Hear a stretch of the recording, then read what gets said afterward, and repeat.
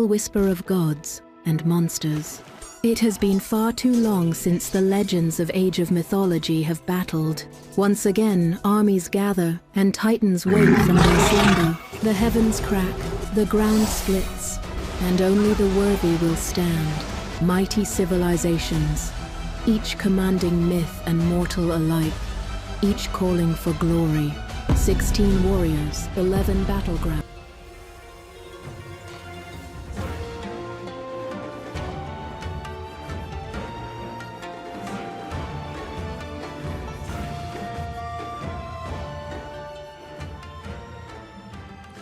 Yes, ladies and gentlemen, another day, another you, another me. We've got an insanely packed day of games today. It's been an absolutely wild ride thus far. 1 week down. We're into our second week. Things are starting to shape out. We've already had one player already finish their games in their division, which is absolutely wild. However, today, I believe, marks the first game that Mr. 3DB is going to be participating in. Kavoth, he's already played one. He has won his first game, I believe, against Zucolo, so he's up 1-0 in terms of series. And 3DB is going to be looking for his very first win. They're currently just deciding on the service. They've already got themselves their draft sorted out. And well, they have to pick maps and all the other good stuff. So let's jump over to the old shenanigans. Check out what these guys have drafted.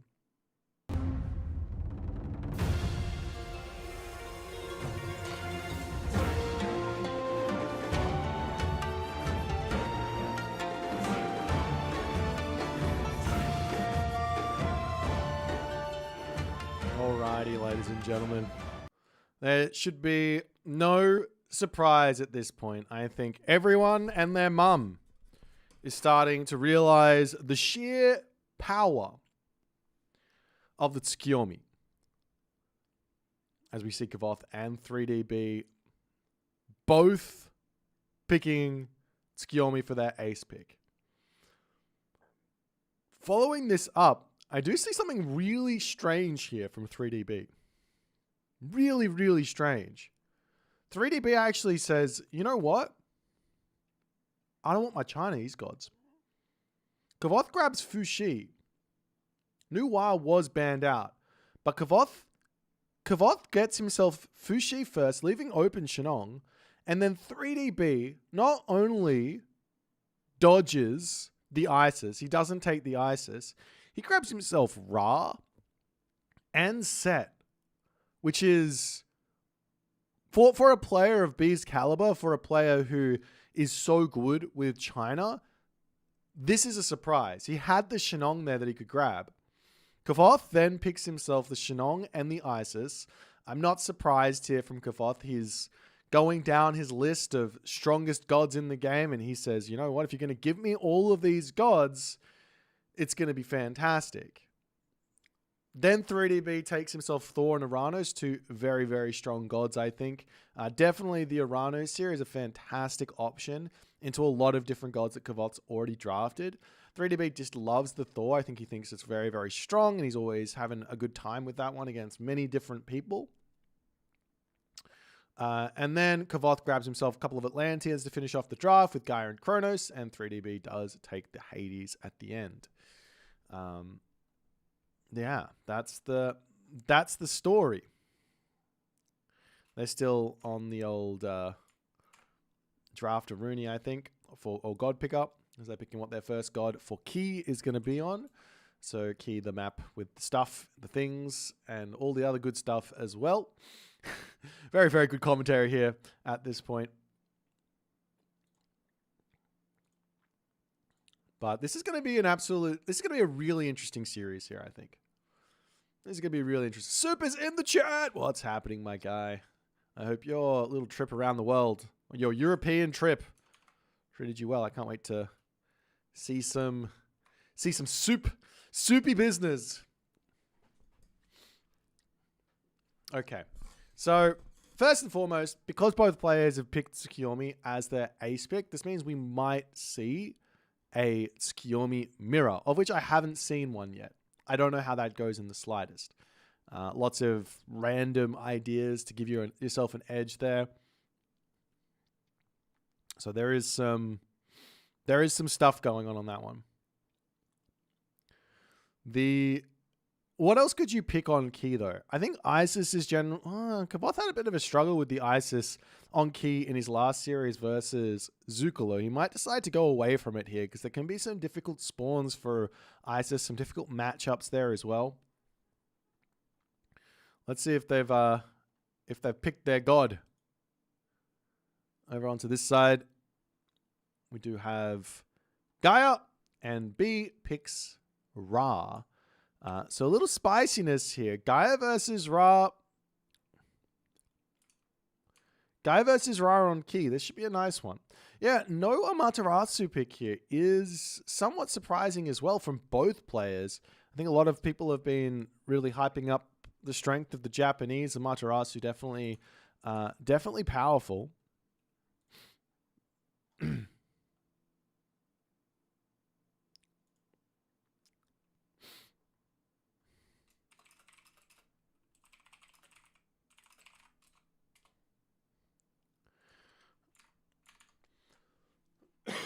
Excuse me.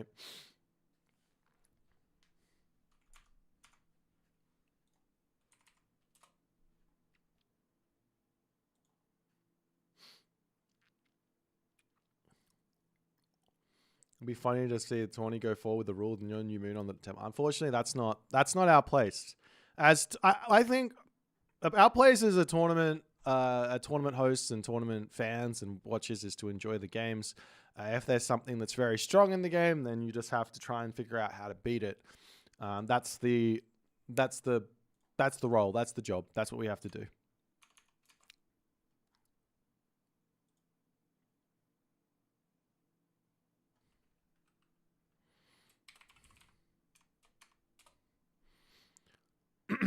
All right. And these guys should be kicking off fairly soon. They're in the game room. Let me see if they've started. Not quite yet. Tunison made Tsukiyomi look balanced. Takes talent. As long as you learn from your mistakes, you grow from them. There's never anything wrong with giving it a go. Don't let anyone sit in this chat and say anything about you. You know, you're you know, that's it. That's the thing. We could talk a little bit about the Gaia Ra matchup. What's their respective ratings? Kavoth, I mean, you can actually go ahead and type in Twitch chat hashtag player, and then you can write Kavoth, and you can see what his rating is. You can do the same for 3DB. But these two players, no matter what you don't have to worry. You could this isn't about ratings. This is about this moment in time and what these guys are going to be able to come up with. Alrighty. So Kavoth versus Beat and all the other good stuff here. We've got ourselves a game starting in approximately 2 minutes and 45 seconds. So, all right, let's talk a little bit about Gaia versus Ra on this map. One advantage here for Gaia is that she is not going to need to worry about wood here, which is going to be a bit of a negative on this map because all the wood's in the middle. So you can say, have the middle, it's fine. I can just keep pumping out Gaia forests, and that's going to be a nice way to keep me going if the Ra player decides to plant a whole bunch of Migdols in the center of the map for whatever reason, right? Migdols plus Bitsukos in the center of the map with a big fat army to boot, very hard to break through. So you've got those Gaia forests to keep yourself going, making siege, making any sort of wood-based units that you need. On the other side here for Ra, things to look out for is, well, I'm not actually sure in this matchup as, something strange just happened.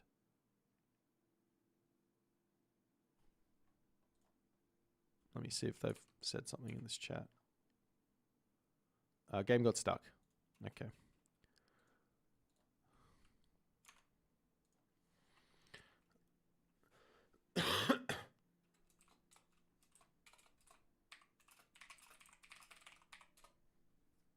Unfortunately, their game got stuck, so they're going to have to start again.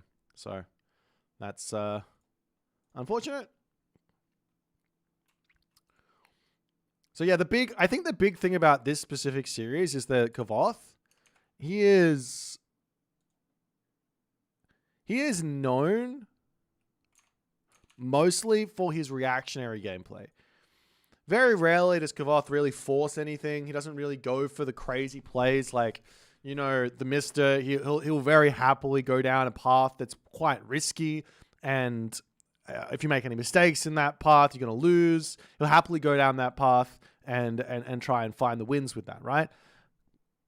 Kavoth, he's more of that. Let the game come to me, and we'll play well into it later into the game, and we'll try and find our advantages where we can. And go from there. So 3DB, on the other hand, this guy, he has the potential to play a very standard game. But he so very rarely does.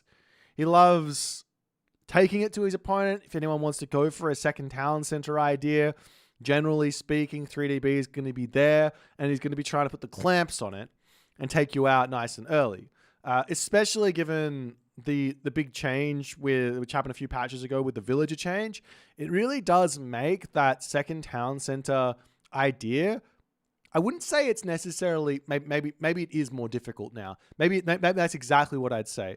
But it's not like if you play a good second town center game, it's very, very hard. And I mean, when I say a good second, I mean a second town center game with very little mistakes. It's very, very hard to actually break the second town center. And it's got to be more of like a choke, more of a siege thing. So it depends on the, obviously, the god matchups and all that stuff. But we do have two very, very economic gods in this first matchup. So while I think that we might see Kavoth play. No, I think Kavoth might even be thinking just playing defensive, getting town centers. But 3DB here, he might decide to go very, very aggressive in this game. You know, Sphinx are always good. Wadgets are fine as well in the classical age, whichever one he really wants to feel like going for. And then he can go into Axeman, Slinger. Actually, I wouldn't be surprised here if 3DB, he is a very, very clued in player when it comes to balance notes and trying things out and having like a knack for figuring out the stuff that is really, really strong.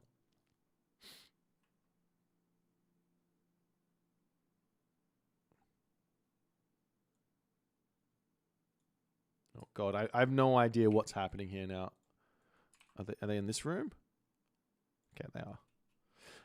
B's got a really, let me finish my thought. B has got a really, really good knack for figuring out what's strong and what's really strong, and then figuring out how to use it in the most effective way possible. So recently there was this interesting change for the Slinger, which might not have seemed like much on the surface. They took the base damage from 3 up to 4, and they took the bonus damage versus archers from 3 down to 2. So effectively, it was a 1 DPS nerf versus archers and a 1 DPS buff versus everything else. And from there comes another very, very interesting fact, which is if you get yourself Slings of the Sun and you get yourself the Electron bullets, these guys have put on a...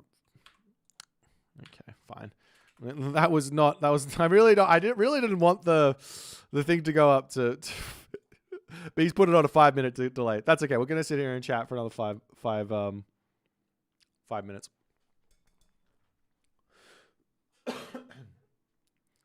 Hang on. What was I saying? Oh, so yeah, this is one idea here for B to go down.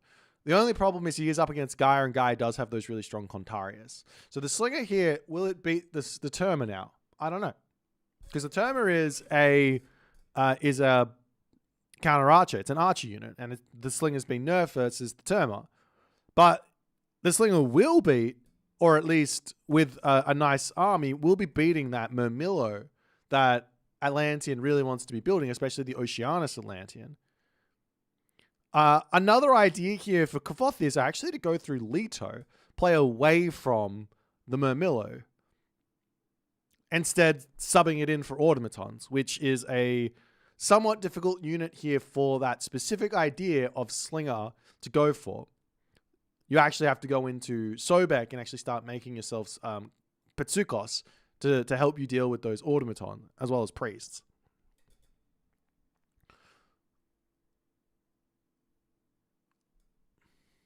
So yeah, there's a lot of spice here. I'm actually really interested because, like, obviously Kavoth is he's come off the back of a win for that Mythic Wars tournament. 3DB had a really good showing in that Mythic Wars tournament as well. I think he might have came 5th or something. So when you compare it, when you compare the pair, someone who's placing 6th, 5th versus someone who wins, like, that's a competitive matchup. That's going to be very, very close. And I do recall Kavoth did actually take 3DB out in the group stage. They're actually in the group stage again. They were in the group stage last time as well. Surprising. But Kavoth did beat 3DB 3-1 in that group stage. But Kavoth hasn't played 3DB since the big fortifications change. So it's completely different sort of meta, a completely different style of play, and all the other good stuff. Also, huge thanks to everyone who's supporting with subscriptions on Twitch or members on YouTube. All this stuff really does help. So, we're gonna keep running this tournament for a while, and it's gonna be some really, really good fun, I think. But the first game here is gonna be a monumental amount of excitement, as we are getting very, very close here to getting into game number 1. We're about a minute away. I don't know how much more I can talk on Gaia Ra, but the more I think about it, the more I do like the idea of Leto in this matchup. There is obviously a really nice counter if you can get there to Leto for Ra, which is going to be getting to your Son of Osiris. So just to break it down and why I think Leto into Egyptian is like completely fine and good and an idea to go for, it's because the priest is doing divine damage. Doesn't really care about your armor. It's all about HP. And the fact of the matter is that when you mass up a lot of automatons, the actual overall HP you're going to have is quite a lot. So they need to build a ton of priests out to actually deal with that. And there's no access to Spirit of Mart from Nephthys for Ra to grab. So Ra has to pay full price for the priests, which is very, very expensive when you're dealing with the cheap automaton. Plus, the automaton versus priest dynamic is actually really similar to, say, a hoplite versus Toxotes dynamic. So it's not like a hard counter or anything. It's just like a soft counter, which does mean that you can kind of micro that fight, and with the automatons and everything, you can kind of make it happen. But nonetheless, it is time for game number 1 as we jump into it, and we'll see exactly what happens.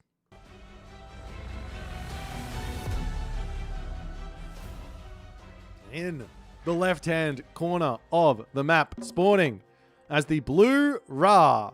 His name is 3DB. His opponent today deciding to choose orange. He's being contrarian here. Contrarian. He says orange is what we're going to be. I don't know why, but that's what he wants. His name is Kavoth, and he is going to be playing Gaia. All right, let's check out the relics before we break out into any sort of interesting parts about this map. Over here, we've got the Nose of Sphinx. Really, really nice relic there for the defensive ideas and all the other good stuff. As the priest here from 3DB is going to start climbing some cows in the center of the map. Over onto this side here, there's another relic on next to this shrine. It is the Hecate's Torch.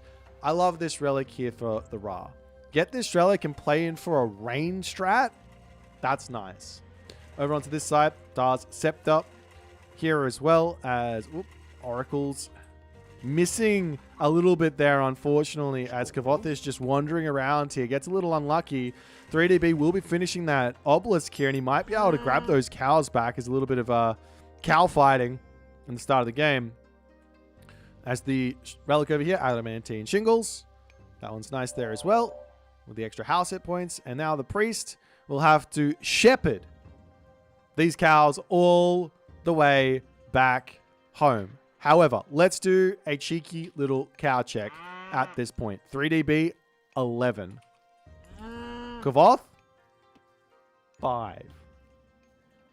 That is absolutely insane. Ra has literally the worst scouting in the game, early game. Like and I don't even think it's close. I don't even think it's close. Who else has worse scouting than Ra? Isis is similar, but Isis you can get the obelisk started 5 gold earlier, which might not seem like a lot. You know, I think she also builds the obelisk faster from memory. Maybe I'm remembering on Legacy. A couple more cows do come over onto Kavoth's side, so he ends up with 7. You have to excuse my cough, so I'm going to be coughing all today, but that's fine. So huge advantage here for 3DB. In fact, I think it's such a big advantage that he probably should be thinking about grabbing husbandry here quite early. Because if he doesn't have to leave his base for food, that's ideal, right? There's another big important thing to bring up here for both players. Town center, gold mine, berries. Really nice for 3DB on this backside. And over on this side, there is the Cerro with the town center. And actually 2 gold mines nice and close. Both players have got those 2 gold mines nice and close. But this is one of those town centers that Kavoth is going to... If he does decide to go for this one, does he see it, the gold mine? He doesn't see it in the corner. But if he does decide to go over here, he'll just drop some buildings here to lock this position off. And then he'll be on this gold mine before 3DB can even think about stopping it. And 3DB, on the other hand, can do something similar, but doesn't quite have as nice of a situation. He's going to have to kind of wall up to the berries, maybe put some buildings here and coming across like this. It is kind of possible, though, to make it nice and defensive. But he also wants to eat the berries there, too. Or should I say pumpkins? I mean, it says they're berry bushes, but they're clearly pumpkins. I don't know what the game is trying to tell me, but it's fine.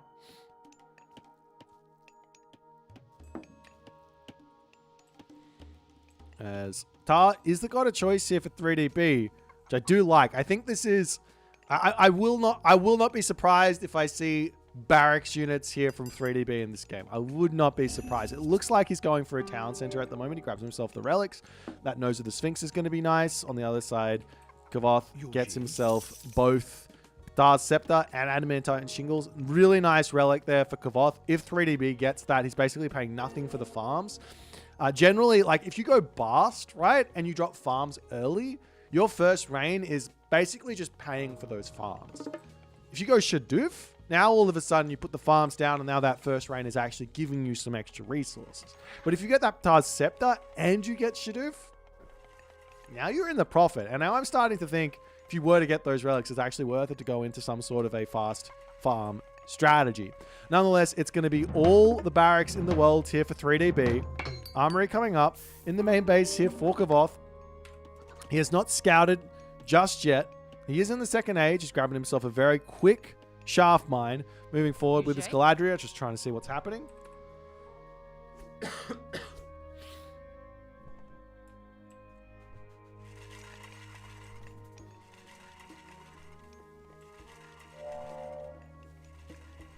Alrighty. As the Galadriel flying through here. I don't think there was a... Man, I don't think there was any sort of notification then, but thank you so much, Christian. You legend. You're an absolute legend. I'm gonna do... I'll be healthy very soon, I promise. Scopos. Alrighty. Galadriel, just trying to get knowledge in. Has Kavoth spotted the... Yes, he has. He has seen the barracks. He knows exactly what he's fighting against. And he's going to just start making some units. He did wait. Took his time to just confirm what's coming his way. And now we will be seeing ourselves a big fat classical fight here, which can be very spicy. Axeman coming through for 3DB as the Murmillo getting pulled back. There's no Galadriel in to save it, but he is able to speed walk that one back. Really nice. Really, really nice play here. Kavoth keeps his units alive, and he gets himself a Carbalister out. Now, 3DB does need to start thinking, ooh, we can't just go pure Axeman here. If there's Carbalister, these things absolutely cook the Axeman of 3DB. So you do need to get into those slingers here. Meanwhile, Kavoth also needs to be really careful in this game, because he cannot get into a position where he's stuck in the classical age. He's going to need to get that heroic age in. Let's have a little look-see at what 3DB's got upgrade-wise. Doesn't have any armory upgrades just yet. He does have his armory on the front. In fact, he's built 2 armories for some reason here. Maybe a mistake, maybe on purpose. The units looking to pop through here as Kavoth is just hanging back. The Murmillo aren't going to be very useful here in the slightest, but those Carbalister are more than enough to push these units back. In fact, if Kavoth can spend a few more resources, get some more of these guys out, he's going to be in a good spot to really get some damage done. He can't chase these units down. Still no slingers out, but Electron Bullets is now queued up, and the slingers and the medium axemen are on the way. As 3DB here, he's got to be...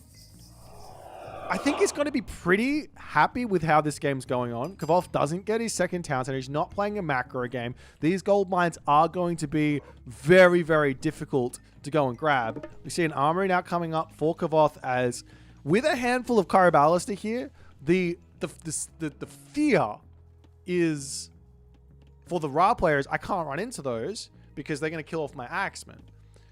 Which does give the Gaia a little bit of leeway here to get the Thea off. However, 3DB here, he's got a few things he can try. One is shifting sands on top of the units, take them all out.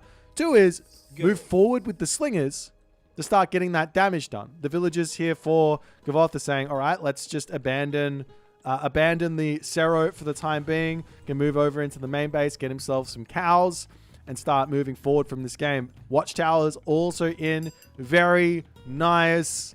stock standard, beautiful idea here. 3DB here, he's going to be just spamming units out and looking to control. He's got shifting sands, so with the obelisk set up on the left-hand corner of the map, he sees everything. On the Kavoth side of things, Kavoth does see a gold mine over here, but look at this from 3DB. He doesn't actually know there's one there. You could make a little bit of a guess that that's the case. He probably should be putting obelisks down on this side as well, so he doesn't get collapsed in on. But heroic age now for Kavoth.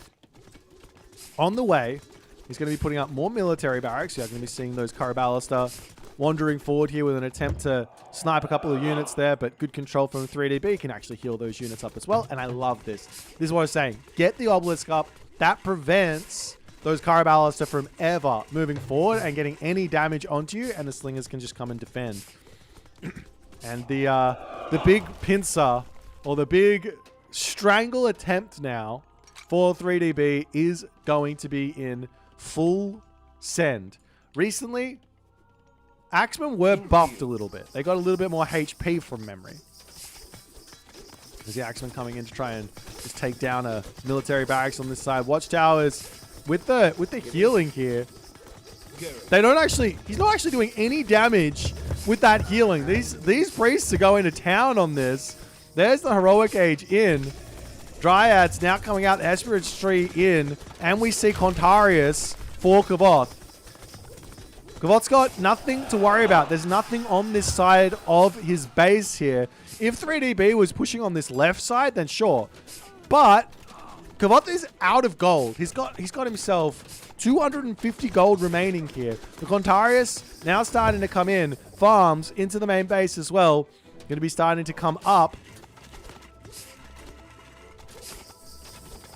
And Kavoth trying his best to create some type of army here that is going to be able to do anything.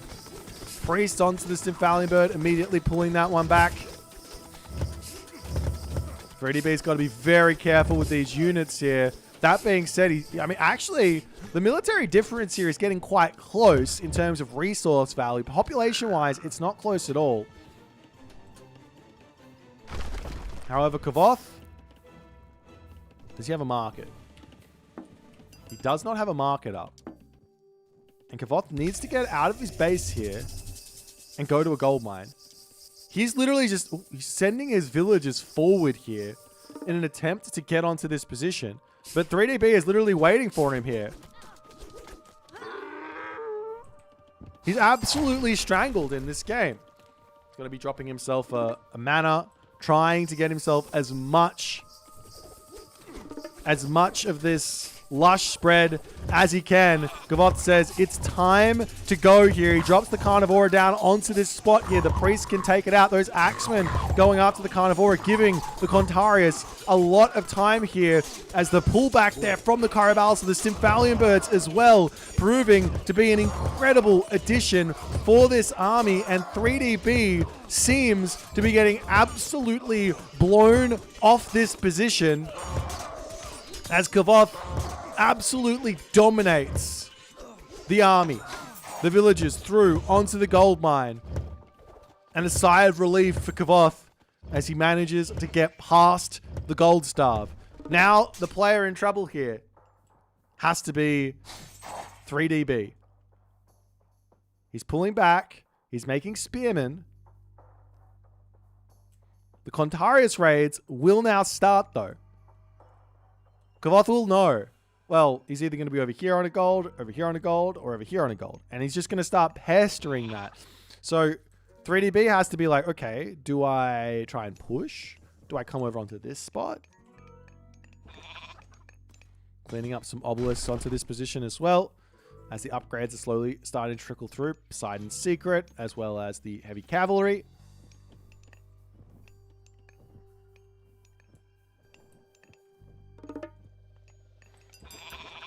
There's all the spearmen slowly starting to come out. We've got that Skin of the Rhino now coming through for 3DB.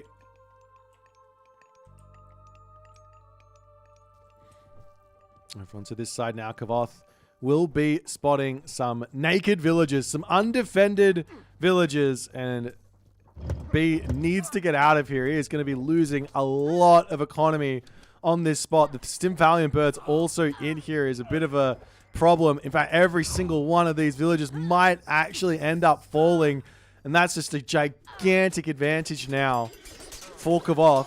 Priests trying to take out the Dryads on the back. Also has to try and take out the Stimfalion birds on the top there. And with only 14 range against the 15 range Stimfalion bird and good micro, of which Kavoth does have, it's incredibly tough. 3DB needs a heroic age here if he wants to actually take any fights moving forward.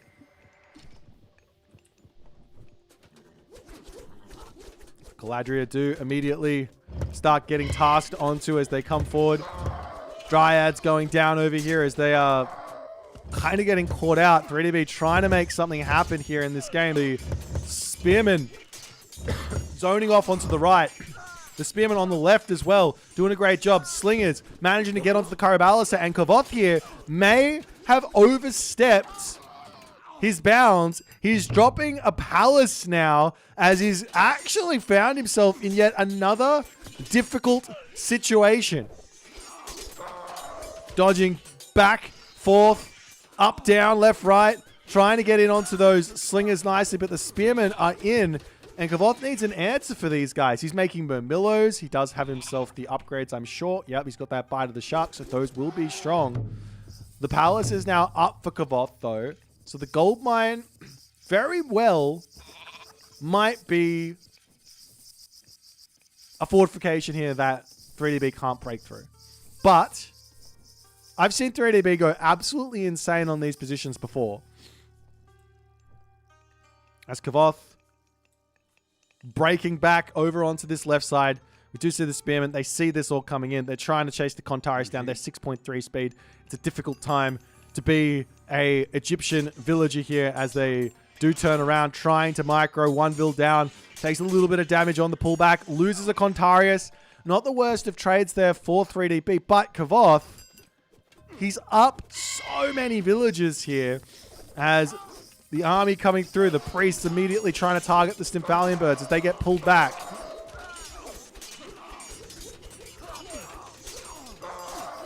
I love this actually from 3DB as well. After the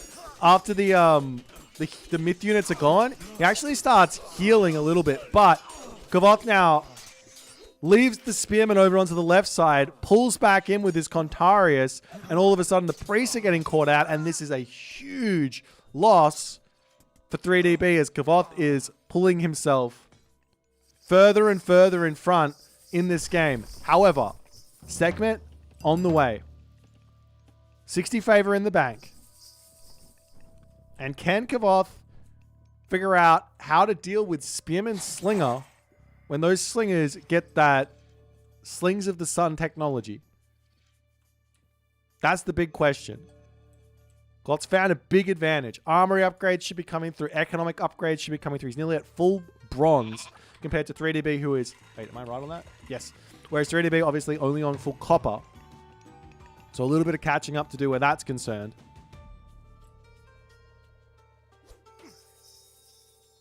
As the villagers here, 4B coming up onto the top side. Got to be careful not to throw these ones away, but he will be moving on to this gold mine, which is a long way away from where 3DB can put damage onto Kavoth.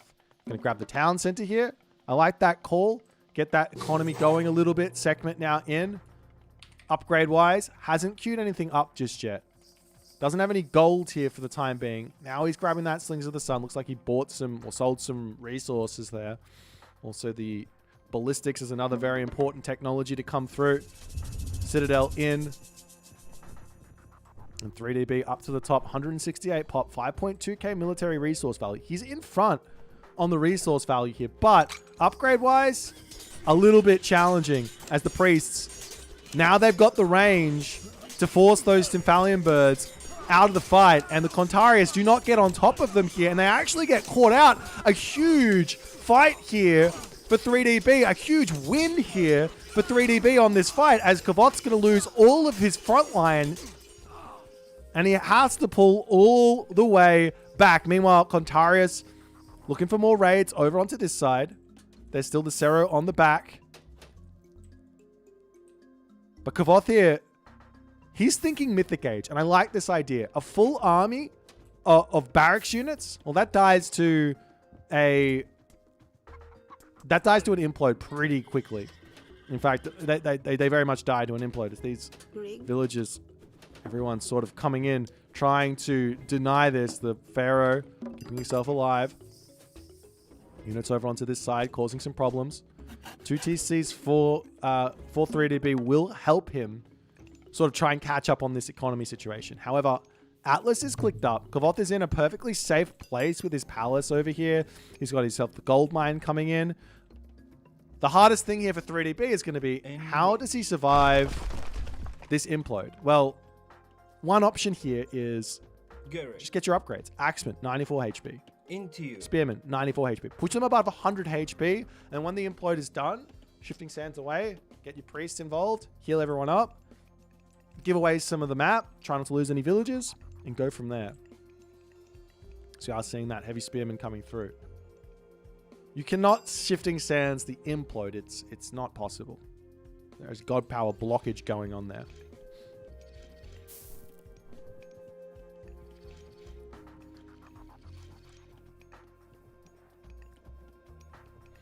Alrighty. Bronze armor now in for 3DB. He's still massing up units. He does have himself the Scarab here, so he has a little bit of pushing power. But no siege. Sitting in the center of the map. I still think B is missing something that is making a lot of the very high-level Egyptian players very difficult to play against, and that's those mass obelisks. Right through the center would be huge. We're going to be seeing Kavoth now looking for a big fight here. He's grabbing himself his town center, going for the main base. Makes so much sense. No citadel here. The houses obviously are a weak point. Fontaria's charging into 3DB's army over here, but Kavoth quick enough to react. Pulls around, coming up onto the top side. Migdol strongholds in as the destroyers now coming through here. We've got the implode to get dropped in onto this point as villagers are going to get sucked up over onto this position here. The base of 3DB is getting mowed down as the army remaining drops down to 2.5k military resource value. And it's all with a sliver of HP. Town center falls in the main base. Houses going down after this. And Kavoth's Stymphalian birds able to kill off units as they spawn. No temple in the main base for more priests to come out. In fact, he lost all of his priests as well. I didn't think he would lose those from the implode, but he did. And now he has to... Oh, dear. Oh, no. Oh, no. Oh, no. All of them die. Oh, dear. Well, that's the game there, is Kavoth does manage to slow the Bees' sting in game number 1.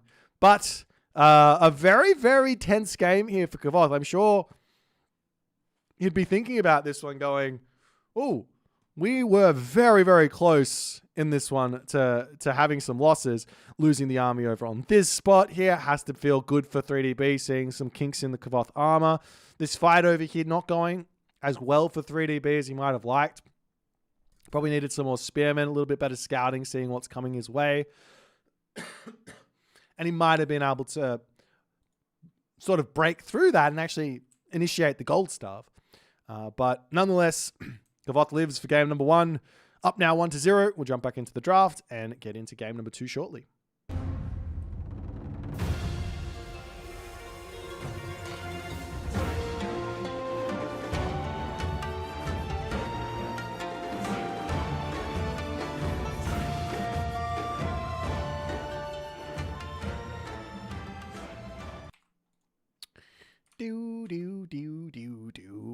Alrighty, so game 1 in the books. Kavoth winning with the Gaia. I didn't actually make any mention of it, but that is Kavoth's main from way back when. Ra dead. Map 2 is going to be on Marsh. And it's going to be a Isis versus Tsukiyomi affair.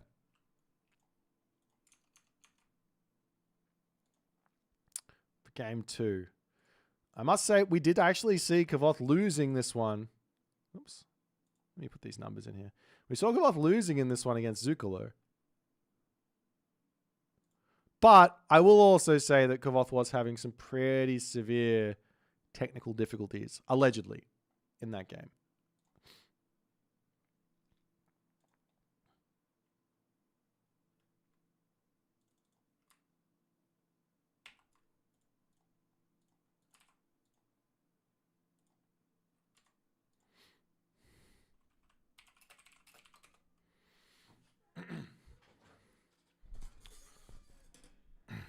All right. Actually, I might at B.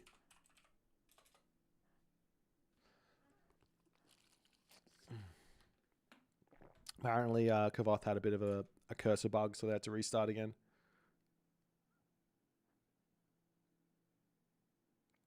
How many games today? Today we have Kavoth versus B, and then we have Hells versus Isomato, and then we have TheRapl versus Aethereal. So 3 series today. Quite a bit.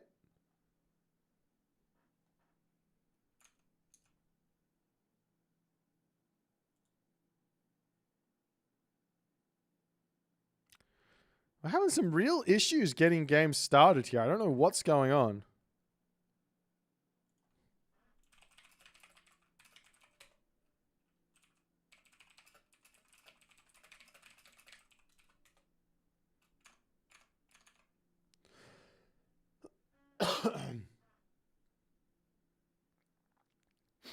Yeah, they both hosted a game. We're having a lot of issues. It's fine. We're just gonna have to sit here and wait, enjoy.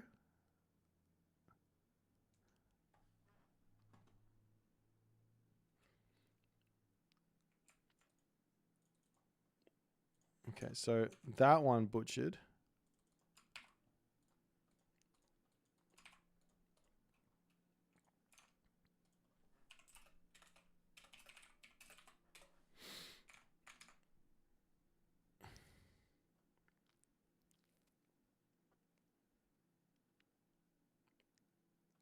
Good opportunity to run a Wordle. I'm not up to the Wordle standards. Wordle's difficult. I want to see an answer to Tsukiyomi. Look, it's not easy. There's a lot of power inside of Tsukiyomi at the moment. When you think about it, he's got, I think New Moon's a really strong thing, obviously. Bushido is a really strong thing. Hachiman is really, really strong. So it's a big amount of like strong things that you have to get over.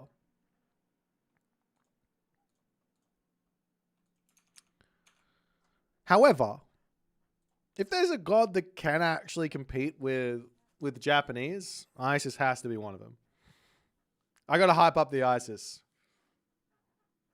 I must say I am a little bit like I was watching on Reddit, and there was some people complaining about Tsukiyomi not losing, and I've quietly been a little bit like stoked that we haven't been seeing every single game being ISIS ace pick.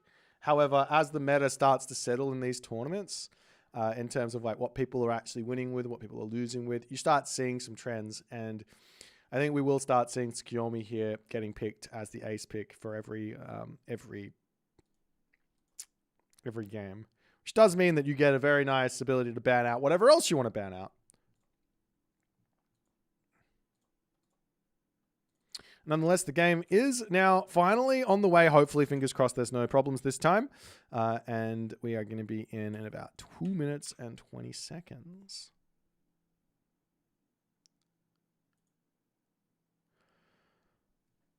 Yeah, so the reason, I think the more I play against Japan or think about Japan, the more I think that fast heroic ideas seem to make a lot of sense, because you don't want to get stuck in the classical age. That's the big problem. If you're playing against Japan and you get stuck in the classical age, then and they just keep fighting you, then they're just going to get to heavy. And then when they get to heavy, you're like sitting there on, at very best, medium plus copper. And yeah, life is very tough. But if you're in the heroic age and you get into that spot, then at least you can have the upgrades or the opportunity to get the upgrades in and keep fighting for a little bit longer without feeling like you're behind. And the difference between heavy and champion in terms of the time it takes for those to come in, it is quite a bit more. So all right, guys, let's move on. Let's move on if that's all right. Whatever that conversation is going on, I don't want to have to like time people out, but let's just move on. I'm gonna do a Japanese minor god tier list. We could look at it at some point.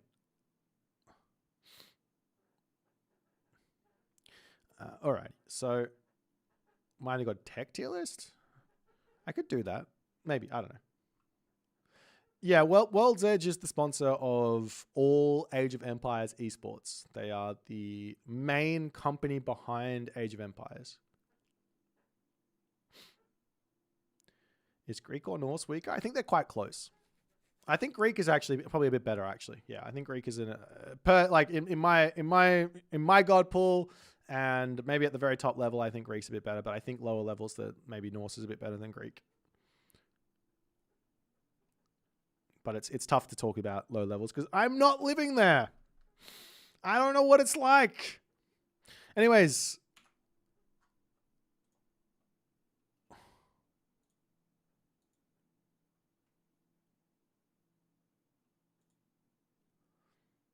All right. We're about to jump into this next game, and I have just realized I've made some mistakes with some stuff. But that's fine. Let's sort this out, and let's get going with game number 2.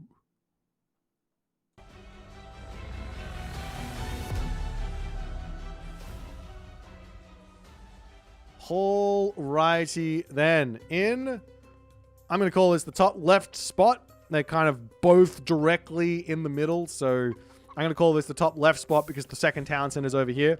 We do have Kavoth, and he's playing as the purple Isis. At the bottom of the map, 3DB playing as Skioni. All right.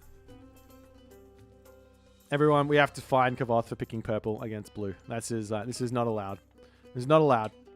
Over onto this side, we have the system of bars. This one's going to be making food with gold cost minus 15% for the villagers. Over here, we've got the 9 cauldrons making your fortress type, your human soldiers for fortress type buildings get stronger. This relic does nothing for Japan because there's no human soldiers in the castle. So at the very least, it does give a little bit of favor income. Onto this side, there is the Blanket of Empress Zoe. It's going to be damage vulnerability to crush minus 15%. Over onto this side, it is the Pelt of Argus with a unit line of sight plus 6. Up here, it is the Canopic Jar of Imseti, making that infantry train time a little bit faster. Over onto the bottom here, it is the Ring of Nibelung, plus 0.5 per second there. Now, let's see what 3DB is going to cook up here. I know 3DB. Now, if I think I know 3DB, which I think I know 3DB, I'm going to go ahead and say I know 3DB. Feel very, very, feel like I've spent a lot of time watching Mr. B playing against Mr. B as well. And if there's one thing that 3DB likes, it's myth units.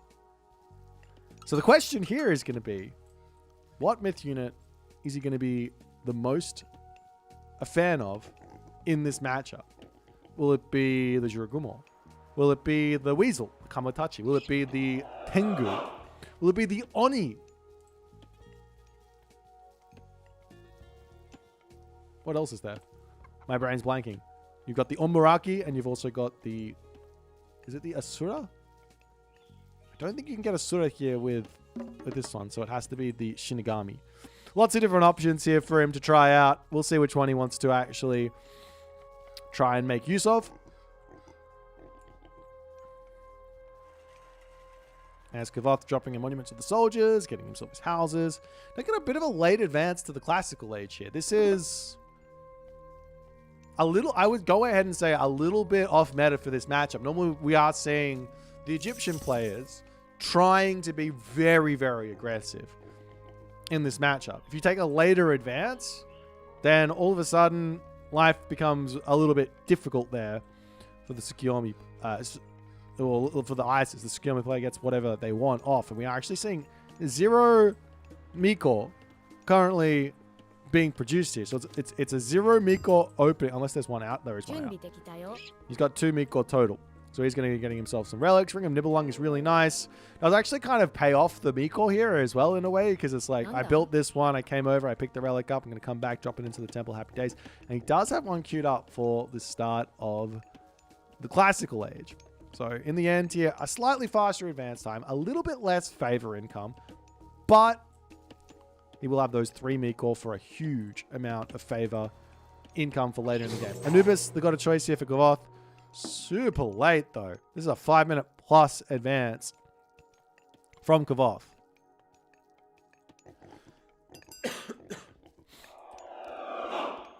As the shrine comes up.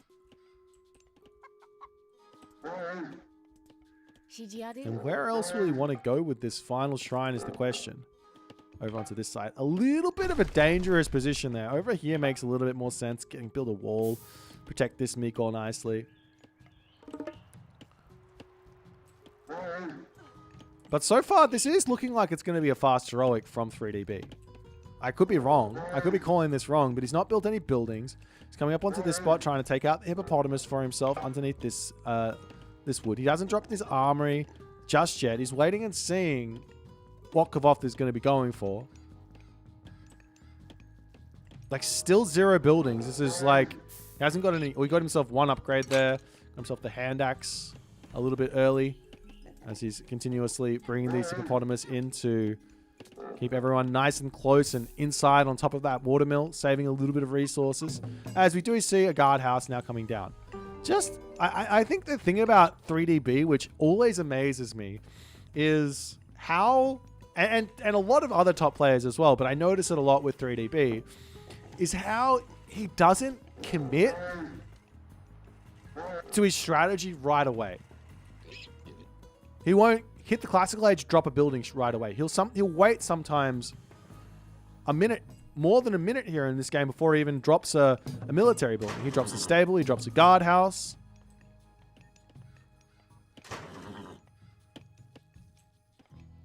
And we are seeing spearmen. We are going to be seeing the necropolis. And it's going to be Bushi coming through. As the Guardian Anubite is on the way. We have got the Jurugumo in to defend up for the time being, as the Anubites will dive forward. One Bushi comes out. You've got to be careful. Can this one get through here? Yes. Is it going to die? Yes, it does actually go down there. Great snipe there from Kavoth, as the Kitsune also ends up falling, and Kavoth is going to have to pull out of this position. However, 3DB, his market's up. I mean, for Kavoth, I can't say that he's going to be surprised to be seeing any type of fast heroic coming. We see the Plague of Serpents gets dropped down. Anubites continuing to make life very, very difficult here for 3DB, as he has to pull back. He's turning in onto into the Serpents here, but he's already clicked up through Hachiman. Villagers going down over onto this spot. He's taken so much damage from all of this. Is it going to be enough? Differential in villages is pretty stark here, as the villagers move across here, off onto the tower. The Nubites snipe another villager. These guys have gotten their value and then some. Actually, how many have they killed between them? 6 kills already. I know that's 1 Kitsune, so 5 villager kills maybe. That's a crazy amount. But Hachiman is in. And there's 60 favor in the bank. And guess which unit is better at jumping around the map? Is it going to be the Anubite, or is it going to be the Tengu? As we do actually see the Sobek coming through. Now, I think I understand this Sobek click from Kavoth. The idea here is that the Petsukos is going to be able to snipe the Tengu down from range. It also does divine damage, at least a little bit. So the Tengu's stat buff when he jumps in isn't going to be that big of a deal. However, the Tengu The Tengu numbers are coming in. The Daimyo also going to be coming through. And we've seen this strategy. We'll see if Kavoth has been able to work this out. Coming in, going to snipe down a priest there before he pulls back. He can bring that one back in and heal it back up as the Tengu dives forward. No real care for the strength of these priests. There's really not that many at the moment, but 2 Tengu going to be enough to force Kavoth all the way back to his base. And this is going to be gold, pure gold here for our man 3DB. As he continues to slap the back here of the Anubites. A nice defense there from Kavoth. Keeps it alive. We'll be able to heal that one back up as the Tengu diving back in onto this spot. Snipes the Anubite. Needs to keep his units alive here as the priests almost sniping one. This one down to a very low amount of HP. The Tengu's still trying to come in here and trying to get more value. But Kavoth, for the moment, has held on. Over here, Migdol Stronghold now coming up for Kavoth. Locust onto the villagers, into the main base. Manages to pick off one villager there as Kavoth is like, no, you don't get to get away with this. You see a little bit of a turnaround as the Miko can come over and start, at the very least, trading back as the Tengu comes through. And that will be most likely a dead Anubite. And the Miko lives with 1 HP. Absolutely gigantic. I tell you the one thing here, though, on the side of 3DB, I don't know why he's gathering gold.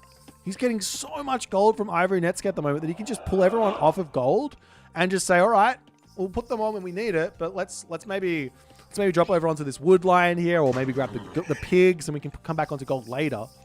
But nonetheless, the Miko get pulled off of their duties here. They're going to be getting everyone back up to full HP. Shogun is now up. Kavoth has quelled the storm for now, but both players are 1 town center fast heroic. Yes, there's a 9 villager advantage here for Kavoth. That, in of itself, is nice. But every single fight that happens is going to be an advantage for these Tengu. He's already gotten 500 gold from the Tengu, basically, there. Which is, with that villager differential, that's 1 minute of gather time. So, I would say village differential here doesn't make that much of a difference. But prosperity in, and Kavoth is doing his Kavoth things. He's got himself 11 camel riders hidden inside this Migdol stronghold. He loves to do this because he doesn't want to give away that he's building the camel riders. And then he charges out. He's going to be looking for something. However, the question here is going to be, is this going to really be able to do much? He's charging around the side, which I like. If he can get in and get the raids happening while the big fat army of 3DB is trying to break through into this position, then maybe he can make something happen here. Another Migdol stronghold coming through for Kavoth as he does see the army barreling towards this position. The Tengu all decide for a little bit of a dive in, but they don't take too much damage there on that jump. As 3DB still trying to just get in and get some damage done, but there's 2 Migdols here for the time being, so this is not going to be the idealist of attacks here, as we do have Swampland getting dropped down. Not the best Swampland in the world here either, as the Camel Riders just dive through the Migdol, get to safety, and Kavoth has played around this power of 3DB so insanely well. Now, the next difficulty here for Kavoth is going to be, well, what happens if the Tengu just go after my main town center or start raiding me? Just going to take out the watchtower. Kavoth still sitting back, trying to mass up a strong army here as the heavy camel riders do start coming through. Juragumo going to be helping out as well. There's also the Shogun in. One Tengu ends up falling, but 3DB will have to pull back for the time being here. He charges back in. The priest can get a little bit more damage off. We'll be able to snipe another Tengu here as the Shogun slowly starting to build up for some samurai here. I think 3DB is just trying to force the issue a little bit too much. We do see one samurai coming through now for the Shogun. He has really not. He actually should have had a couple. I guess he's been attacking buildings. Really hasn't been the biggest of advantages here for the moment. But 3DB still looking for more value in this game. He's now got himself 5 Miko. 5 Miko working at the moment. As the favor income will be through the roof. It does slow down his, or limit his amount of villages he's got. Trying to take out the tower as well as the camel riders coming through. Does he have himself the upgrade Sashimon Abandonment? Answer, no. As these camel riders pushing through. That's Tengu to charge in, and Kavoth very, very quickly pulling back in these positions. So scared of that jump, but he's playing a great game here to just play around all the strength of the Tengu. The surprise here is the 80 favor in the bank, and what is Kavoth going to be doing with that? An armory coming up onto the back here. Camel Rider's going to be looking for a little bit of a raid now. All the Miko in the world to come forward. Are they going to just be healing? Are they going for like random shrines all over the map? What is the plan here?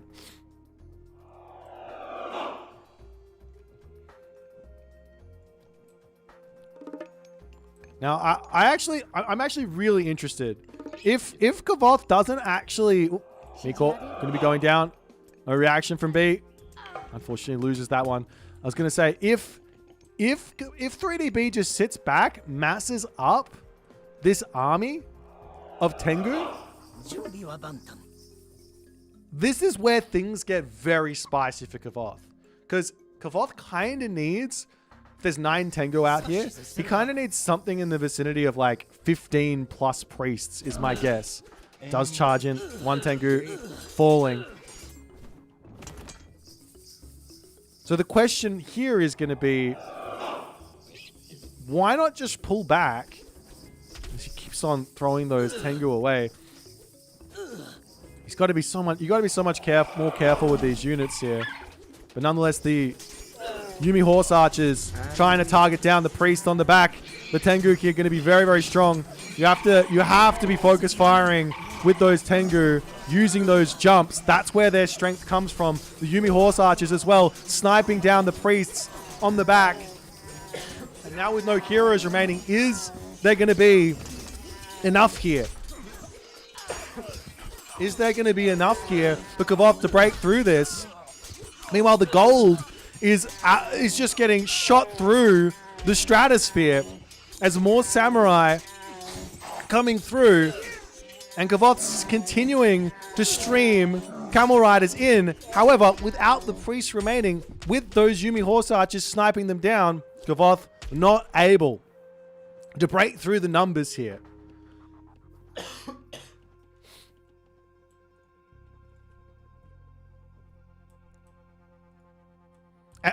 With the 5 Miko coming out again. Now we see the guard houses as B says, hang on, what if I just make some Yadi Spearmen in? Why not? Why not make Yadi Spearmen? Over on this side, Camel Riders spotting a Miko. We'll dive into the shrine, no problems. Tengu on their way. Yadi Spearmen now starting to come out. Another idea here for B would have been to actually buy some food, just go Mythic Age, and then his Myth units get a little bit stronger there as well. The Miko does get garrisoned nicely. Camel Riders can just retreat for the time being here. But B just needs to be super patient, I think, at the moment. He's behind on villages, but he just has to keep building up this crazy amount of units. On the other side here for Kavoth, he's got 3 priests in the temple. He probably needs a second temple here. Like, I'm looking at this army here, and he's got 7 priests. And I gotta say, it feels like you might have enough. But it's not enough. Not against this unit. Not against this amount of units. Camel Riders coming over here. There is the opportunity for B to just build some Yadi out. Another Prosperity now coming in for Kavoth to try and get himself some more gold in. There's the Miko on this side going to be Getting pulled back, keeps itself alive. For the time being, a town center is actually up now for B as well. On the other side for Kavoth, he's still one town center, full send. But with the Tengu in different places here, B's got to be careful. He doesn't need to take a fight at the moment. He's got to be careful. Maybe he can take the fight. We'll see. Tengu charge forward. Camel Riders pulling back. Priests under fire there. Great focus fire from 3DB to take out those priests.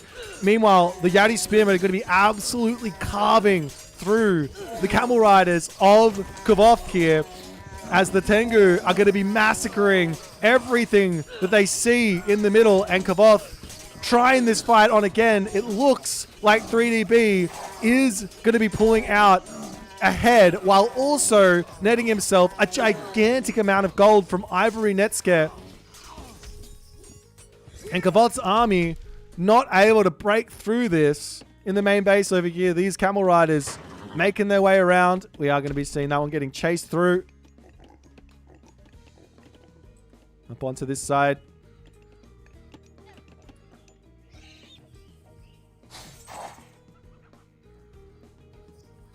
Now, B continuing to sit back, healing up. I just can't believe how many Mikor he's built in this game.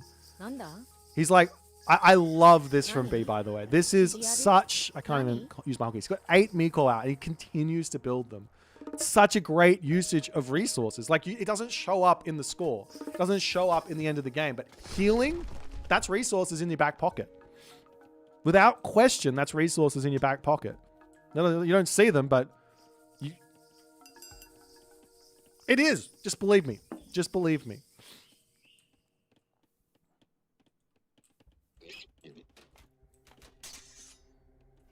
Let's be pulling back. The rest of his army needed on this spot. That's Kavoth. Yet again, doing everything he possibly can to play around these Tengu. Every time they jump in, pulling back. But when he does that, now his priests are out of position. He's losing those. And still, again, one temple. It's this unit you have to kind of think of as kind of a souped up automaton to some degree. a jumping automaton. It's a melee unit, right? That has big HP pool, big armor, big damage. You need 3x the heroes, I think, to actually deal with this thing. And at this point, Kavoth going to be trying it on yet again, continuing to try and break through this. But immediately, the Horse Archers going forward. We've even got Naginata Riders in. Tengu diving left, right, and center in these fights. In fact, that was a manual cast there from 3DB as he dominates the army for the nth time in this game. And Kavoth simply can't fight his way out of this mess. And to add insult to injury, I'm just looking at this queue of units. B has got 10 Mikor queued up. B has got 10 Mikor queued up. Are you kidding me? Well, a absolutely dominating display here from Mr. 3DB. The only thing I think Kavoth could have done better is play much more defensive and grab this town center rather than trying to take fights and things out in the middle. Get this town center, get his economy going, get to the Mythic Age. Son of Osiris here probably could have been a big help, but he just kept on trying to force it in the middle.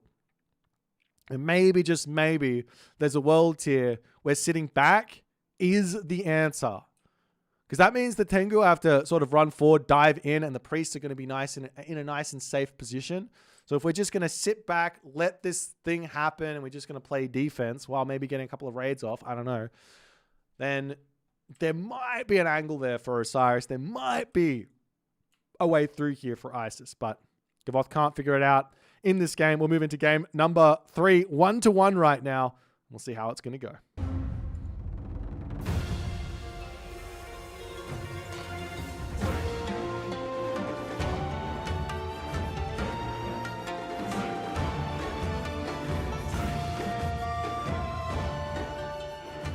Alrighty, we are going in onto the map of Ghost Lake.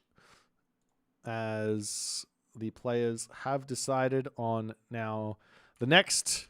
If you didn't get enough Japanese in that game, the next game here will feature another Japanese, as we will be seeing Tsukiyomi from Kavoth for game 3. And no surprises here from B. He's been picking Thor on Ghost Lake pretty much every single time.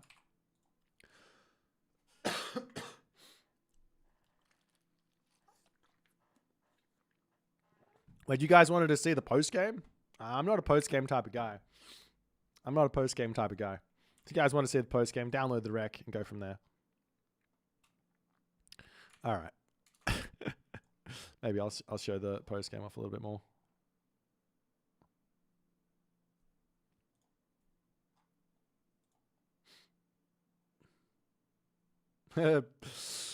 Yeah, but post game is not where the action is for me. But that is what it is. If you guys want, like, okay, type in chat. Would you like me to spend, I don't know, a couple minutes in the post game or not? 1 for yes, spend some time in the post game, go through those stats. 2 for skip out and figure out what's going on. Just show the graph. Okay. All right. Lots of ones. All right. I'll do it. Okay. Thank you guys.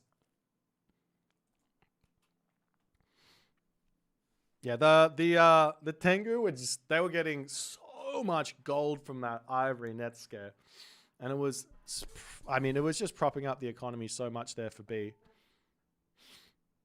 in that game. All right, are we getting started soon?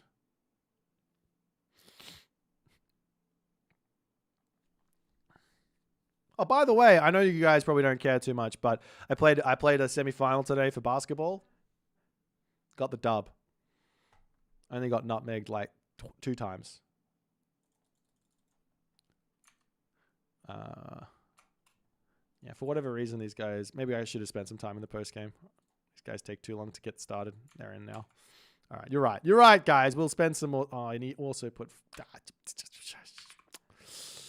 it's fine. Do I play Boit guard? That's right. That's right. No, I was playing the 4-man today. The 3-4-man. Probably more 4-man than 3-man.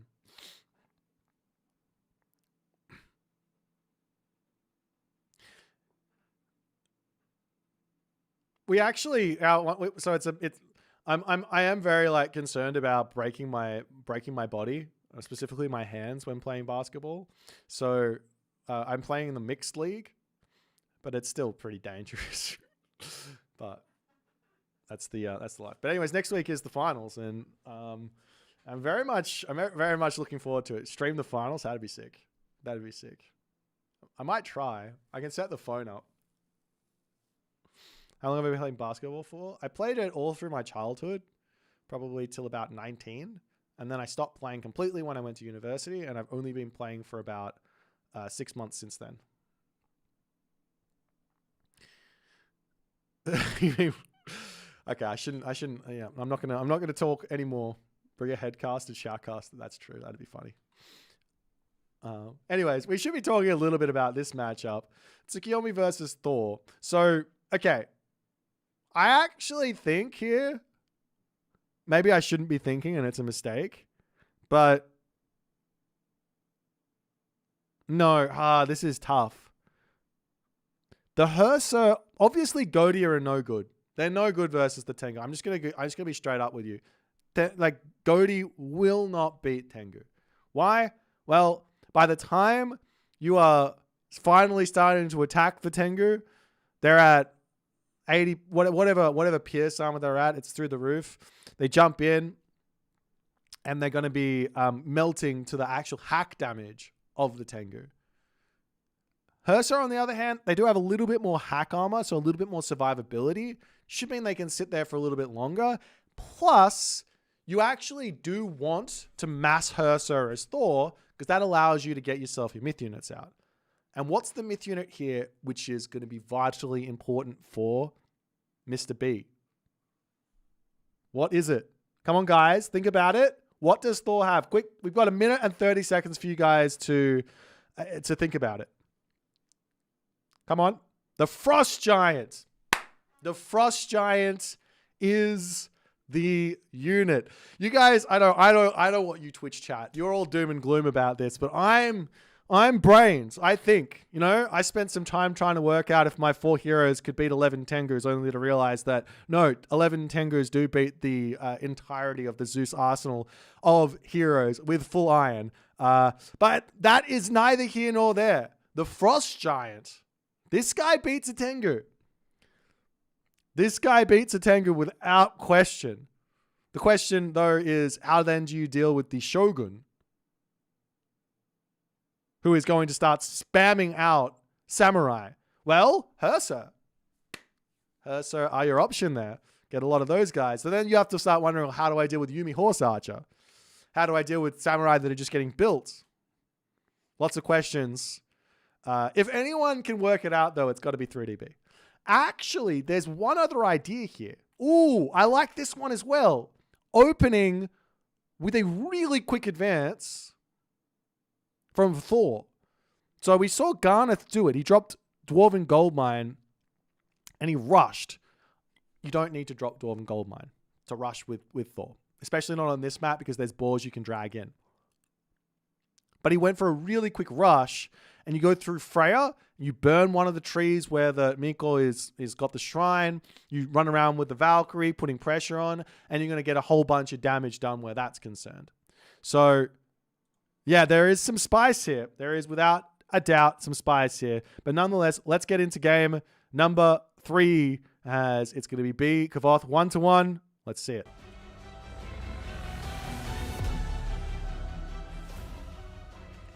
Alrighty, and in the left-hand corner, weighing in at 250 pounds of pure intellectual brilliance. That's just the brain of Mr. B. It is Mr. B, and he's playing as Thor. On the other hand, the other side of the map, taking his ace pick here. It's Tsukiyomi, it's Kavoth, and it's going to be some spice here. We are on the map Ghost Lake as the Kitsune moving forward, grabbing all the goats. And this is going to be a Dwarven Armory opening here for 3DB. So I was kind of hyping up the fast advance. I was pretty excited to see maybe a couple of Valkyrie getting built, maybe a whole bunch of Hersa just charging in, causing a whole bunch of problems. But alas, that is not what we're going to be seeing. We're going to see 3DB playing a pretty self-contained defensive game here. Now, I want to bring something up at this point. Recently, we did see Norse in the last patch having a lot of success. I don't know if it was too much success. I don't want to write the the newspaper of like announcements of how everything's going on. But I do enjoy a good tier list from time to time. But Norse is having some good success in the last patch. Now, Norse has got hit with a pretty hefty nerf. They lost 5% of their economy. But Thor did get some cheaper armory upgrades. So that means he's going to be able to get those dwarves out a little bit quicker. Should be okay for him. And he should be in a similar-ish position that it was in the last patch. Just about in the middle of the like rung of civs. He's always kind of been sitting in the middle. There's one or two moments where people were like, ooh, Thor seems really strong, only to get brutalized by a whole bunch of other stronger gods. But he should be okay. And the question here is really, it's not even about god strength. It's about what does the god do in this matchup. And 3DB has to have cooked up something here. Now, there are a few problems. Now, if I'm thinking about this correctly, it's basically all on, can 3DB either get enough damage done early, kind of keep the Tsukiyomi in the classical age, and maybe look for a gold staff nice and quick, or it's how can he beat the army mass, the death comp, the doom comp of the Tsukiyomi.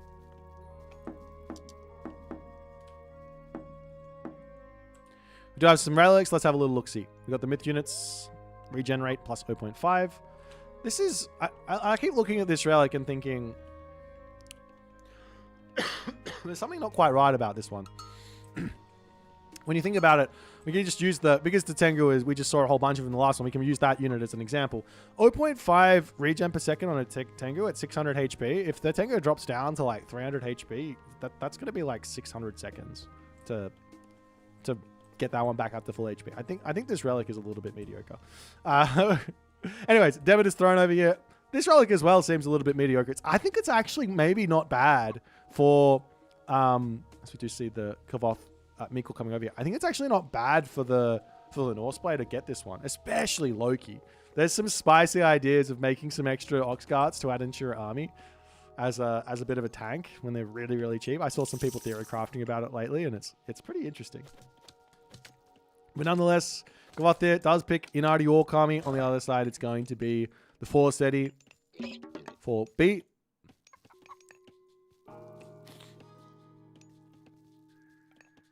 That's a stable coming up for Kavoth on the back immediately. And we'll see how things are going to go. Now, I should bring this up as well. Kavoth, one of his main training partners, is one of arguably the best Norse players playing the game. So, I'm sure that he is well practiced in this matchup. Maybe. Actually, I'm not 100% sure he is, because I've been hearing things from said player about... Anyways, we'll see how he's going to go here. Kavoth should be well aware that 3DB just loves a very, very... I wouldn't call it an inefficient Thor build, but it's very greedy. He goes full in onto all the upgrades. He's gotten 3 of those already. Takes the latest advance you've ever seen at 5 minutes and 13 seconds there. Starts making his Herso, grabbing relics and all the other stuff as the Kitsune's going to be wandering around up to the top. Double Kitsune getting the scouting in. And then from here, he still doesn't put anything down. He's still waiting to see what his opponent's doing. He does drop the Longhouse. His scouting is very, very small. Little house over onto this side as well for some extra defense.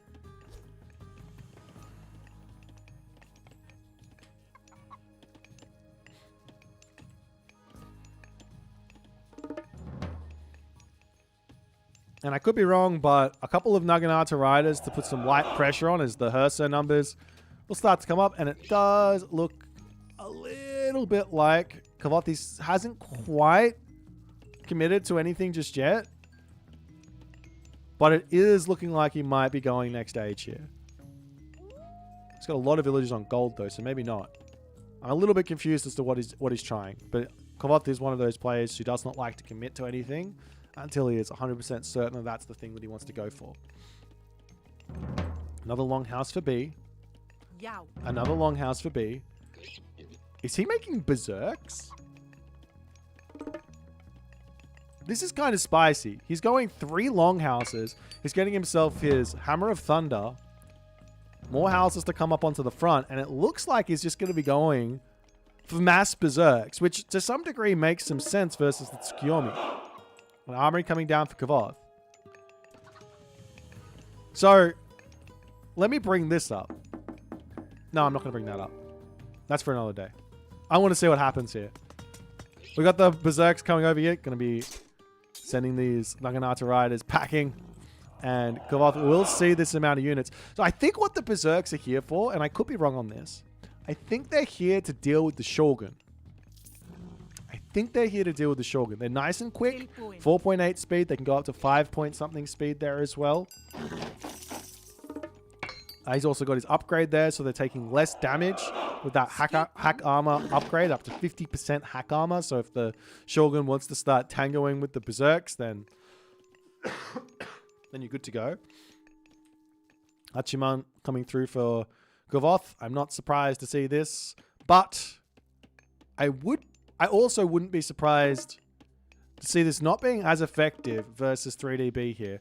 Everybody and their mum knows this is the strategy to beat at the moment. My mum told me that she thinks you really don't have to cheese this strategy out. You can play more of a normal game. There's no rush. Tengu do not fall out. That's what my mum was telling me. I don't know what your mum was telling you guys. But we are seeing Kavoth rushing it out.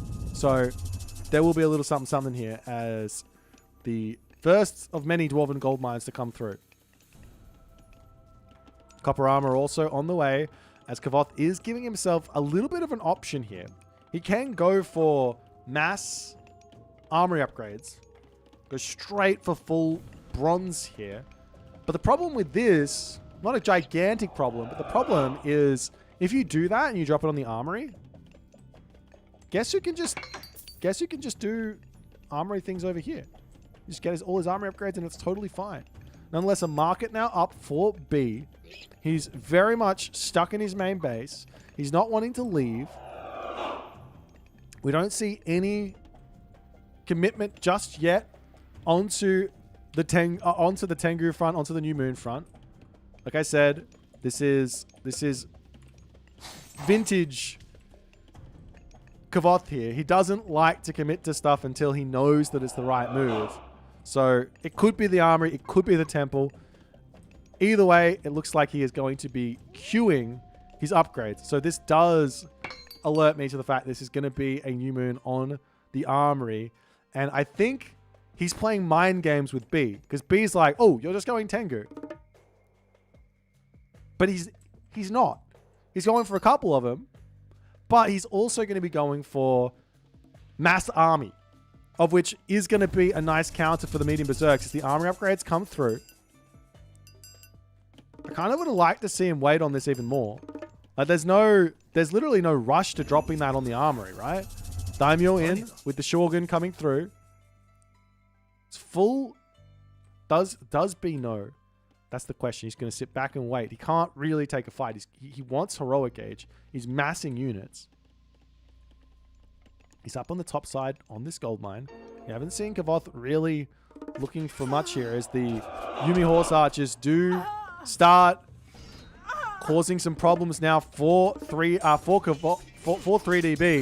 Kavoth here sees the army and goes, oh, hold on a second. Tango on this side does end up getting sniped. And Kavoth here, he's about to get warded off by these 5-speed berserks. 5-speed berserks versus 5.5 speed Yumi Archer. He's going to try and get a little bit of shoot and scoot action happening here. Over onto this side, the Shogun to join in. As the Naginata Riders tanking up against those Hersa. The Berserks coming around onto the back to catch the Yumi Horse Archers from that shoot and scoot. Getting on top of those is huge, but they do have that advantage there as he does drop the Swampland here, trying to take out all of the Berserks, but they are just happily sitting on the Swampland as Kavoth loses a bunch of units here. Up onto the top side as well. We still haven't seen the first Samurai to come through. Kavoth trying to micro this as more Berserks are going to be coming through, and Kavoth shooting, scooting all the way back with his Yumi Horse Archers, but without the Kitsune to help. These guys are a little bit slow. Does garrison his Shogun, and 3DB is saying, hang on, you're in your base now. What are you going to do? We do see the Shogun is able to get on top of the Troll. That's going to start printing Samurai here. We've got the Watchtowers to come through, and now B goes, oh, I have overcommitted. Let me get out of here, and we'll start thinking about the next part of this game to go towards.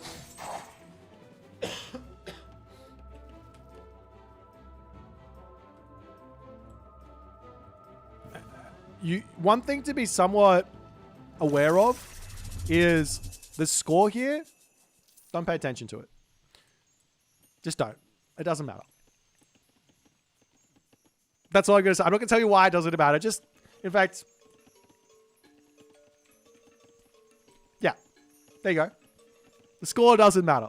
This is going to make the game more interesting, I think. Alrighty. So we got the Kavoth army now coming up to the top. Going to be looking to take out some dwarves over onto this side.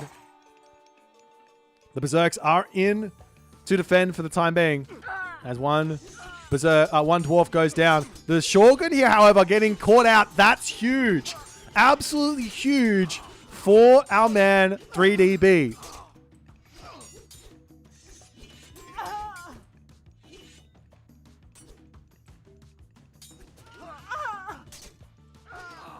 But he's still sniping units on the way back, getting some good value. A couple more Berserks onto the back here. I'd love to see a building getting thrown down or something. He tries to surround these units, but Kavoth continuing his shoot and scoot ways. Get so much value from these guys as 3DB continuing to mass berserks at the moment. And now some trolls are coming through. Tengu numbers still coming up. Does he have the upgrades in yet? Still no upgrades. Missing that that Tengu upgrade. Now he's grabbing it. Aesthetic practices is very, very difficult. Now, these trolls here, you might look at them and go, normally trolls are really good versus human units, right? Especially archers, but this is Hachiman. This is Hachiman. These guys are doing 15.5 times 1.25x.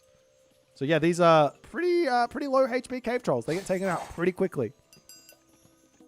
Meanwhile, over onto this side, villagers have been caught out as 3DB gets a huge amount of advantage now on this side. He'll be trying to pull back with his Hersa, get everyone back to safety here.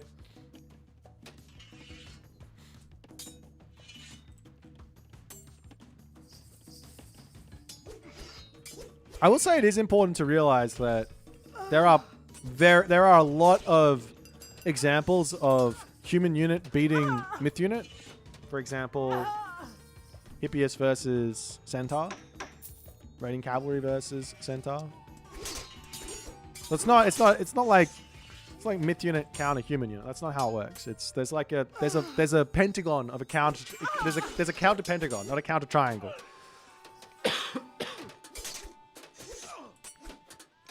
Nonetheless, all the units do end up getting sniped over here, but 3DB continuing along with his mass berserk strategies, now finally deciding, let's try some raiding cavalry. Over onto this side, grabbing some caribou.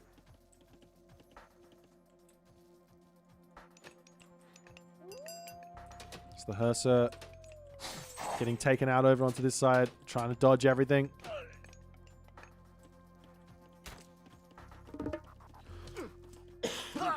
But he does get caught out on this position, and this is definitely the damage here. This is definitely the damage that Kavoth needs to return. As now the cave trolls coming through. Will they be able to get some good damage in? They could start targeting down those Yumi Horse Archers. They throw their boulders, get a little bit of damage off there, but Kavoth already out. Meanwhile, in the main base, however, the Berserks are just killing everything. Kavoth is down to 25 villagers here. Kavoth is down to 25 villagers. He is getting raided into the ground by these 5.3 speed Berserks of Forseti.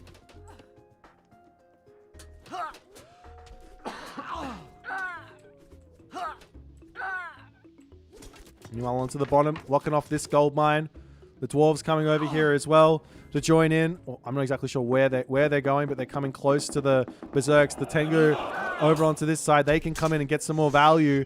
Has Ivory Netscape coming in? It has come through, so he will be getting himself a little bit of gold income as he's sniping everything. Now look at this. When the Tengu is sitting still, it has 35% hack armor, which does mean these Berserks are a decent counter to it. Once it's done its jump, gets the steroid, all of a sudden, not really a counter. SB is still cleaning up over on this left side, still staying classical age and still putting massive amounts of pressure onto his opponent. And with 0 gold income, the Tengu, the Ivory Netsuke Tengu, they are really keeping Kavoth in this game. Like, without these guys getting him gold in, he wouldn't be able to continue building units. And B here, maybe, just maybe, going a little bit too aggressive on all of these raids. The villager differential is now 31 to 26.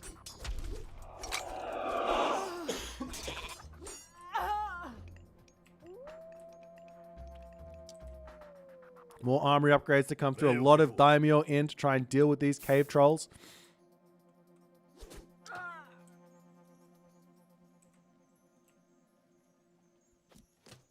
SB sort of caught out in the middle of this fight, moving forward with the trolls to get little bits of damage done, but Kavoth shooting, scooting nicely away. All the trolls falling in the middle of the map. And an absolute bloodbath of a game does end up finishing here with Kavoth finding the dub. And this game was close. 3DB almost had this one. I think you needed to get Heroic Age. If he gets Heroic Age, I think this game is completely different. All these trolls, I don't think these were the right move. Heroic Age, making out the Frost Giants instead. High Pierce Armor unit. Really good against the Tengu to shut that down. While continuing all the raids and all that stuff. It does not need those trolls. I think that was a big mistake there from 3DB. He's trying to make him work versus these Yuumi Horse Archers, but Kavoth's control too strong. And as is promised, the all resource total heavily favoring 3DB, but units killed loss 136 to 38. 38 units killed by 3DB. He killed 28 villagers, but 38 units killed. And that's just because he didn't have the answer for the Yuumi Horse Archer, which is probably a Huskar or a raiding cavalry. He wasn't building, he was going for those berserks. And a good win there for Kavoth, going up now 2-1. Let's jump over to the draft, see what they're going to pick in the next game.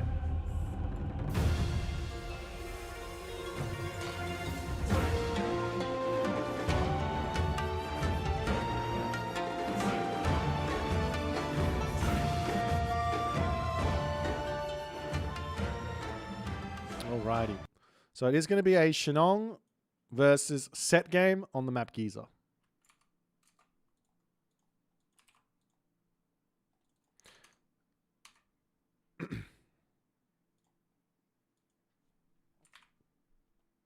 Alrighty. I need to go fill up my water bottle, guys. I'll be right back.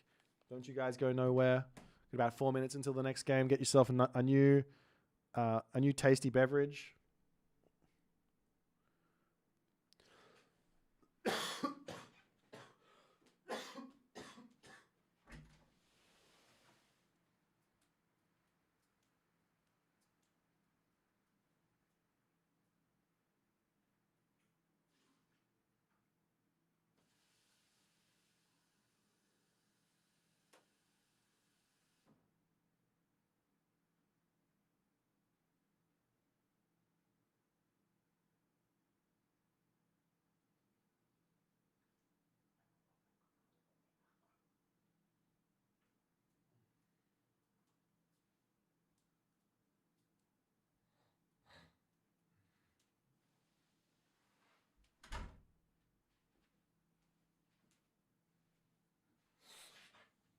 Alrighty.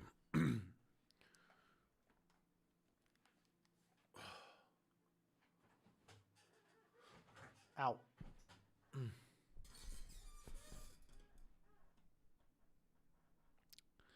Okay, let's get these things happening over here. So the Tsukiyomi there for Kavoth did actually manage to get the win. It was close.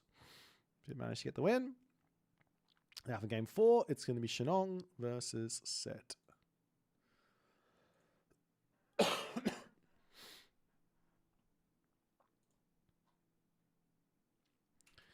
Oh, I hope you guys are enjoying the games. These have been, obviously 3DB is an incredibly aggressive player against an incredibly defensive player from Kavoth, but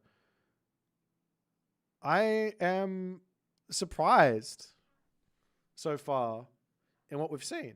Like, I genuinely expected to see a little bit more two-town center play from Kavoth, but maybe the matchups or whatever just haven't been going that way.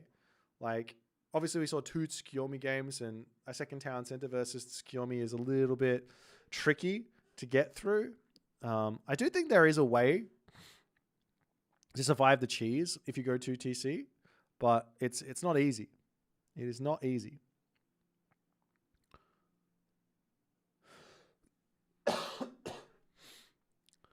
I mean, I guess on the other side, now we're going to see the Shenong. And it's Shenong versus Set. So I wouldn't be surprised here if we do see Kavoth going town center here versus the Set. Very, very tough to deny the town center. You've also got to worry about the the prosperous seeds to defend the villages and things like that.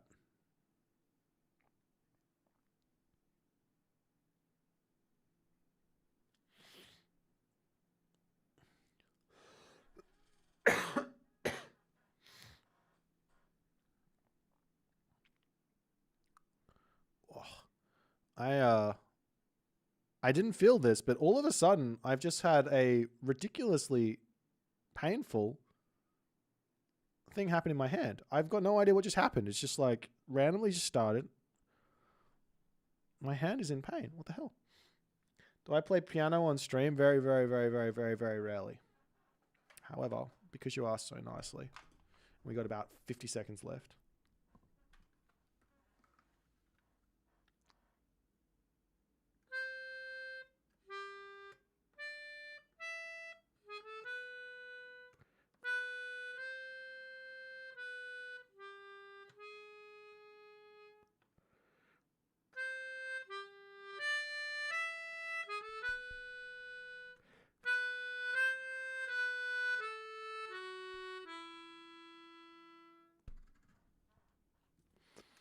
That's the whole reason that sits there, just for that one question. Do I play piano on stream? Just that. We got to keep it quiet. It's 12:44 a.m. The missus is having a snooze. Glad you guys could. I'm just here to have a good time, guys. I'm glad you guys are here having a good time too. We're gonna be getting into game. Oh god, just give us a second. We had a bit of a sync error. Hopefully we can join as the missus play no. Let me get some more water in me. Okay. Let's go. Game number 4.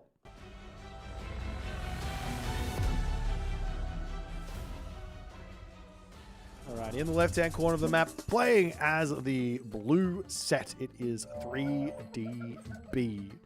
And in the right-hand corner, playing as the purple Shenong. His name is Kavoth.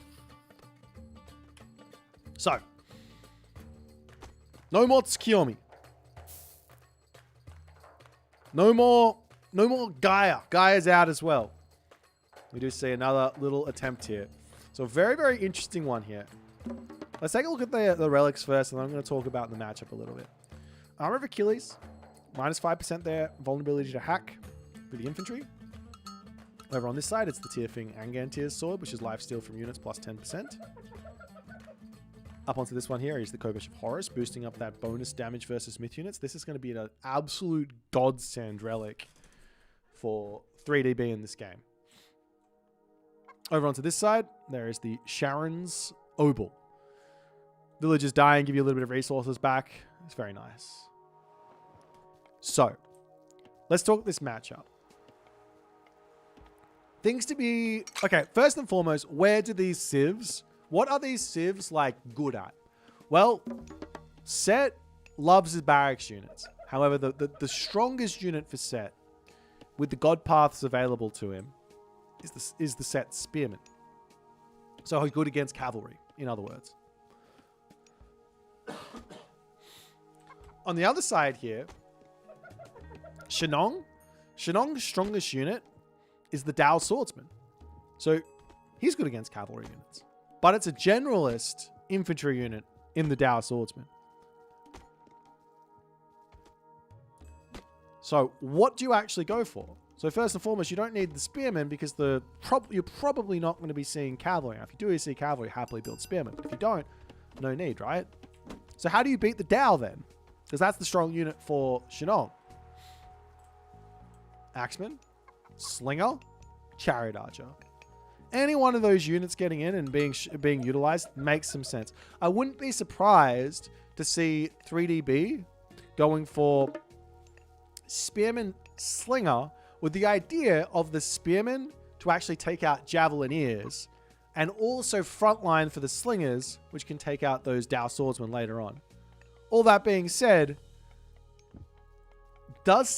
can Set with Horus deal with a Huang Huang Di Shenong. I actually don't know. I have not really ever had that happen. Normally I'm playing silly with Set. Silly Set.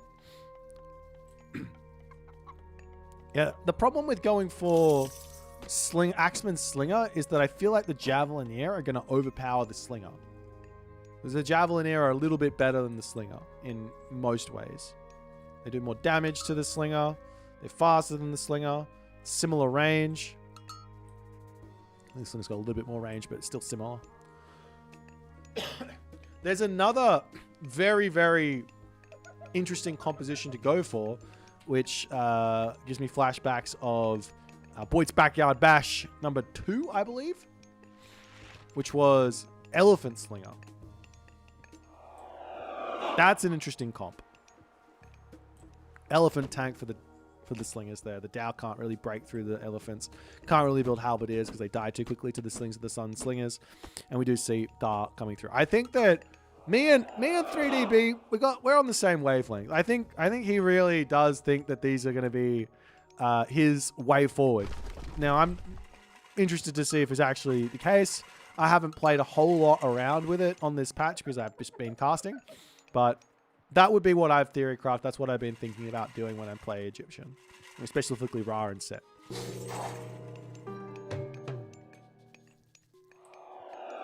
Nonetheless, it's going to be double barracks for 3DB.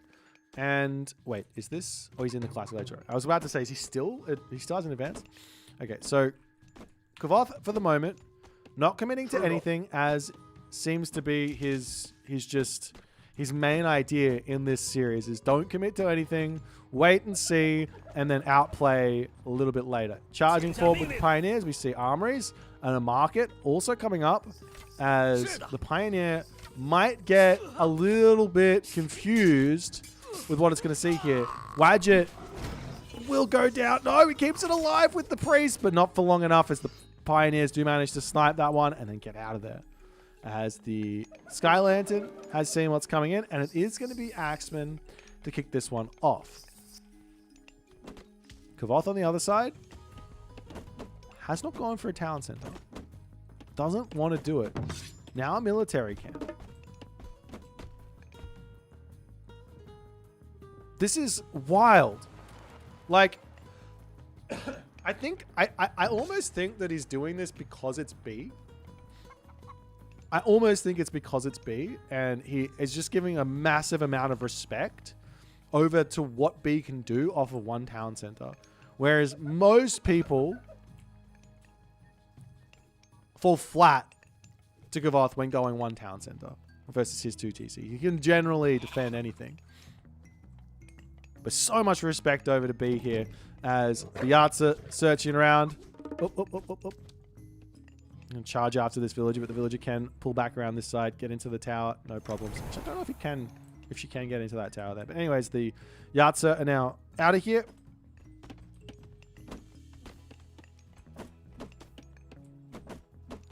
It's the best sounding drum. I don't need, that is irrelevant. Come on, guys, let's focus in. I do find it very interesting that 3DB for 2 games and with Set to boot, I sort of got it with the Ra because it takes a little bit less time to... Oh yeah, Den drums. That's the best drums. So I'm a little bit surprised you did it with Set because you have to spend the entire time building it. With Ra, you're empowering the monument so the armories come up a little bit faster. But he's done it in both of these games because he wants to get all those armory upgrades in. Meanwhile, the Yatsa moving around, and this is interesting because it does play away from one of the big things that... Oh, Priest in. Say, get out of here. It does play away from one of the big bonuses which Shenong has received and China has received, which is Quailfu.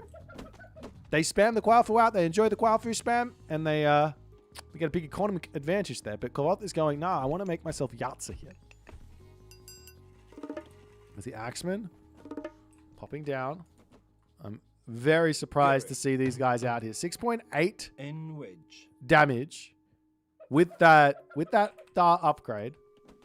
And he's going to be hanging out on this side, looking maybe to come through and get some raids, but I don't know if he's going to be able to do much there. As the Obelisk's getting cleaned. And B now getting himself the slingers, but also onto Clairvoyance.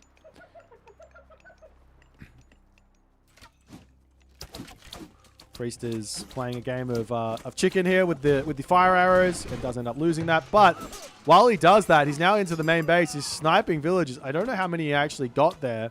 Picks off one unit, but a little bit of distraction action. Kavoth very quick on that one there. As the villagers on this side coming through. You see the shifting sands coming back from B as he's ready to take a bit of a fight. Lightning weapons now coming in. This is all Fire Archer versus Axeman. What is 3DB thinking here? There is no way he wins this fight. The Slinger's going down. Priest going after the Archer here. Pharaoh sort of not engaged either. And I think Kavoth may have just found himself more than enough advantage in this game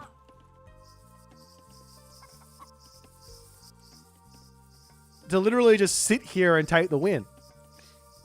I am very confused at what I'm watching here. I think Kavoth, what he's doing makes sense. He sees Axeman, he builds Fire Archer. It makes perfect sense. Like, why would that not make sense? But B looking for raids with an Axeman shifting sanding on top of the Fire Archers.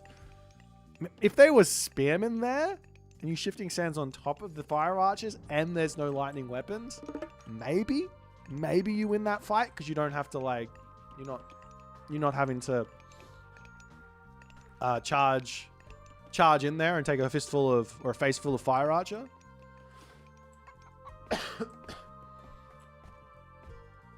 Now Kavoth says, time for a town center.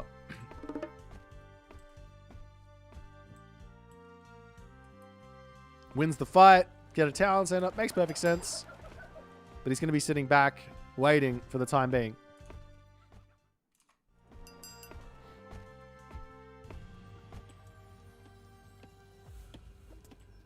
Up onto this side, villagers coming over to get that gold mine. Doing all the good stuff.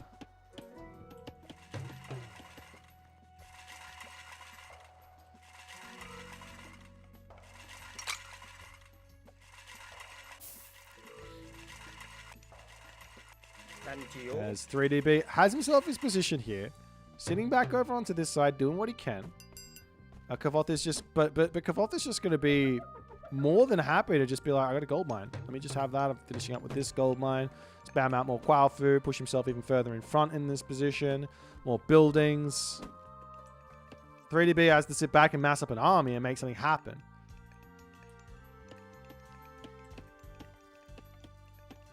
Now, he could just walk forward and drop a town center himself here.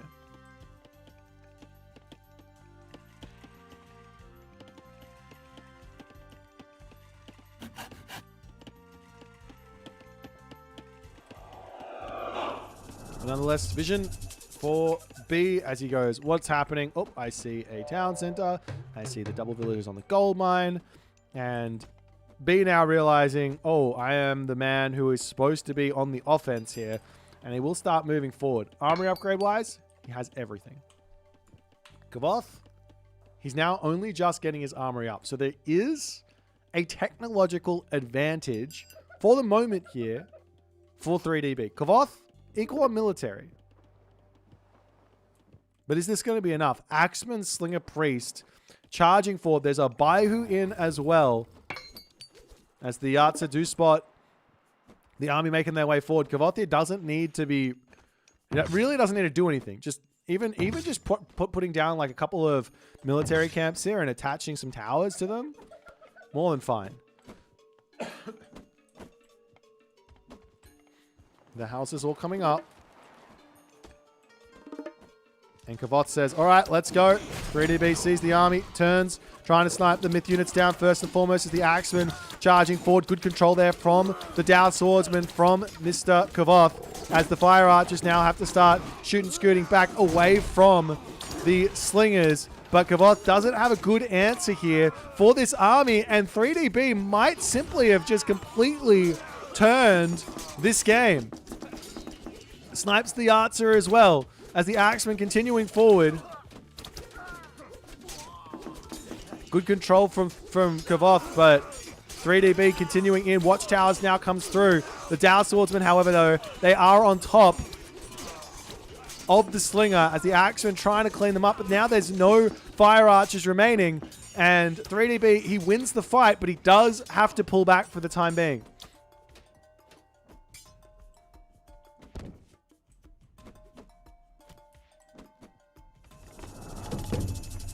Big fat vision from B as he says, I can run forward. He should be thinking about healing these units up, though.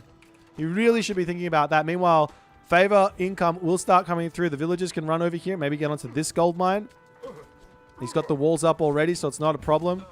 Trying to cut the villagers off. He's got to just say, give me the one Quailfu, maybe two. Oh, he gets another Quailfu here. Great snipes for 3DB as Gavoth is now in some trouble here.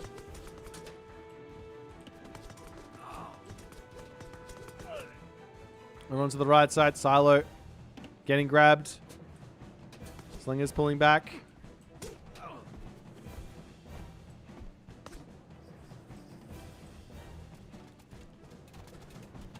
And a market now up as the villagers making their way over here. And Kavoth is now in a very, very difficult position. How do you beat the Axeman Slinger army? Realistically, I was thinking it would be Javelineer, Fire Archer with some frontline Dow, right? But he has no units left. He's coming back over onto the gold mine. B did not put himself in a position here to see what's happening. He did not get those obelisks up, but he will be wandering forward. He's back up to 175 population. It's 47 villages to 60. So Kavoth needs to play the waiting game. He needs to play defense here. As he moves back, we are going to be seeing the obelisk getting thrown up over here. I want to see 3DB moving in here and dropping buildings and stuff on those gold mines. Meanwhile, over on this side, a sneaky gold mine there. Does Kavoth see it? He does know it's there, so he can go for a bit of a sneaky gold mine on the top. As 3DB now has clicked up through Sekhmet, which is huge because he's going to have that Scarab. And that's going to be enough to break through the town center and slow all of this economic problem down.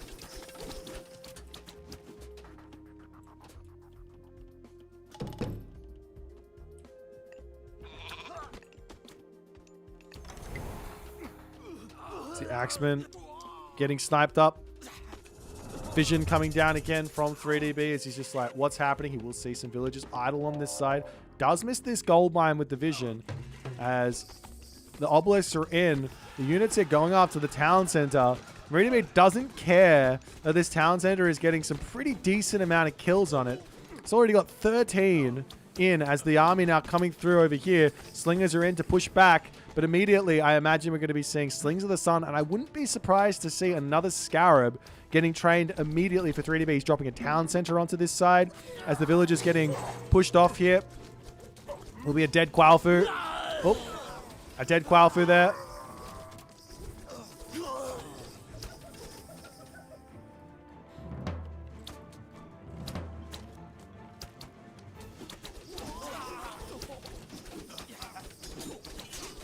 Now the Dow Swordsman face tanking into all of these Axemen.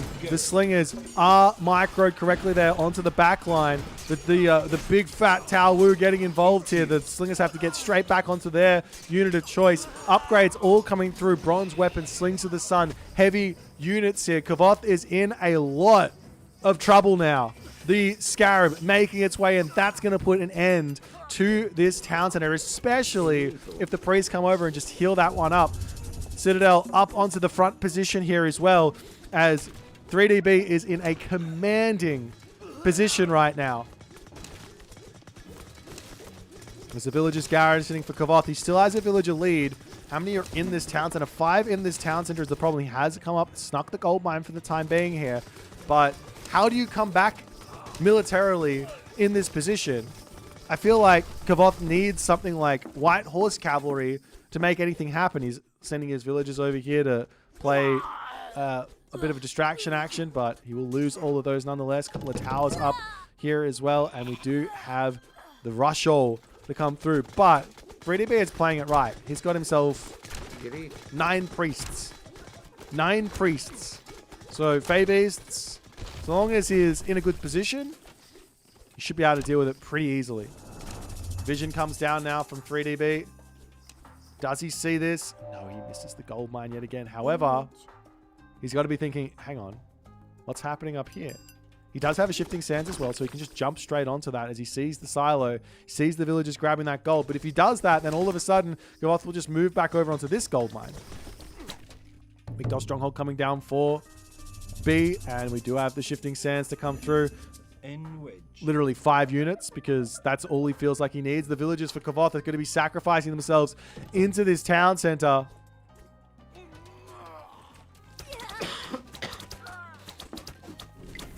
Good defense from Kavoth thus far as the slingers coming forward. Going to take out some more fire archers and all the other good stuff.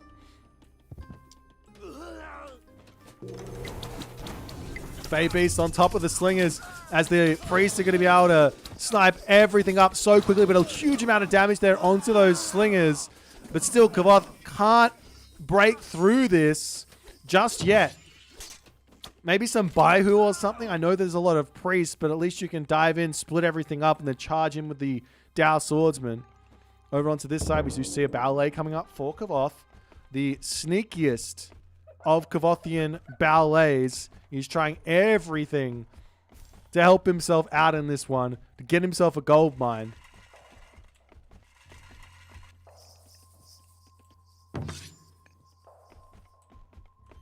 And the ballet will actually finish up here. Now, B's got a couple of options. He does have the Scarab, so he can just break through this. But, I mean, Kavoth is playing a great game to try and bring himself back in, but he is behind on villager differential at the moment. That's the big difficulty here. We are seeing some Baihu from Kavoth, but does he also have his upgrades? He's not grabbing them. It's a hard decision to make, because you're like, do I grab my big fat mythic age, my big fat heroic age upgrades that make my DAOs so much stronger? Or do I make these Baihu, which are going to help me survive for a little bit longer? A couple of those light horse cavalry are going to be coming. Got to be careful with them though.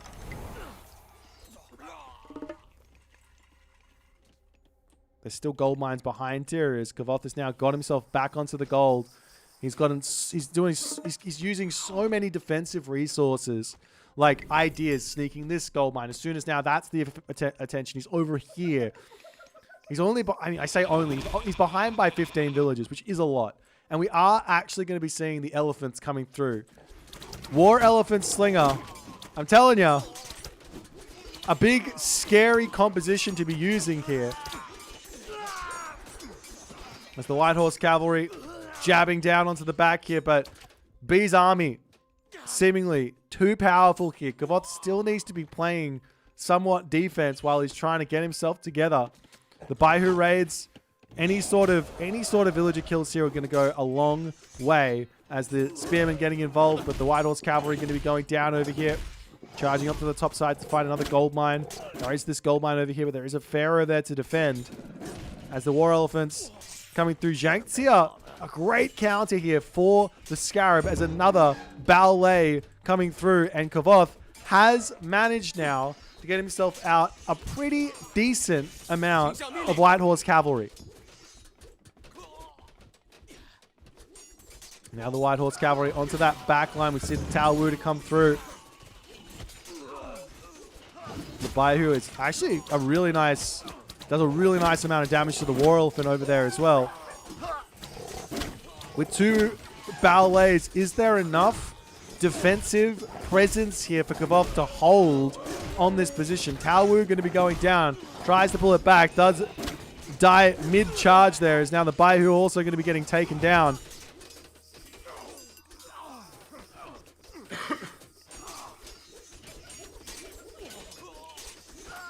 I don't think Kavoth is going to be folding here just yet. He's got the ballets. These are just slingers. Axemen not the best. In fact, all these slingers hanging out here is a bit of extra support here for Kavoth to try and stabilize a little bit. Boiling oil coming through. More elephants, however, on the way. Quick eco check.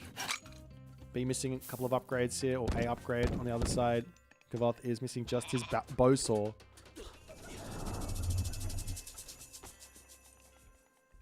Another vision from Boit as he's just checking everything out onto this side. Meanwhile, double siege works to come through, and Kavoth says, yeah, this game seems a little bit too out of hand. And he does give the concede, throws in the towel. Not able to get that eco damage back on after everything bad there happened. Like, Kavoth grabbing this town center and triggering B to just come in, it looked like such a nice position for him, but he didn't have the unit comp to deal with what 3DB was making. Axeman Slinger. Dow, Javelineer, Fire Archer. You need it all, and you need a lot of it. And funnily enough, 3DB, I don't know about this. I feel like I want to ask him. I want to ask him if that shifting sands, which made no sense in my brain, was to force lightning weapons. And maybe Kavoth didn't need to use lightning weapons on that side. It wasn't even to force it. It was just to bait it out because he knew he was going to lose the fight. But if he can kind of tempt Kavoth into doing something like that, it could be a thing. Nonetheless, let's have a little look-see at the military resource value. You can see when the shifting sands happened, that army absolutely gets obliterated.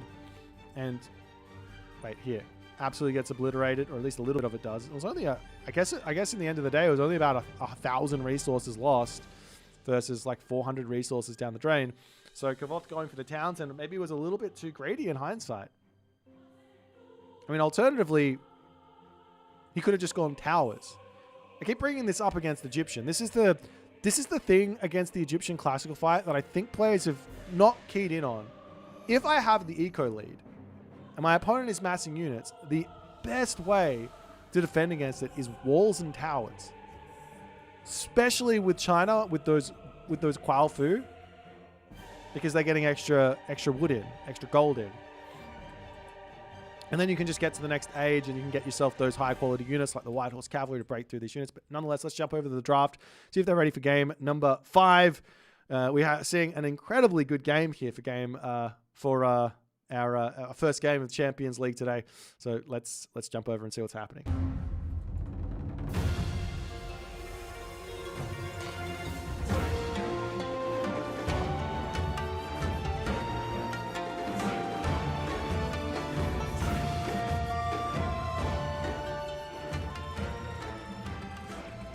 Alrighty, we're just trying to get everything sorted.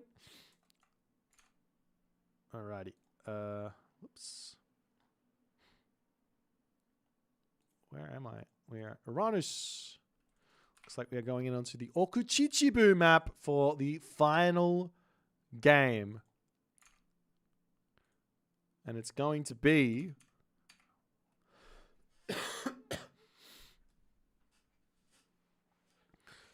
wow. Spicy, spicy, spicy. Let's give the loss there to the Shinong. The win to the set.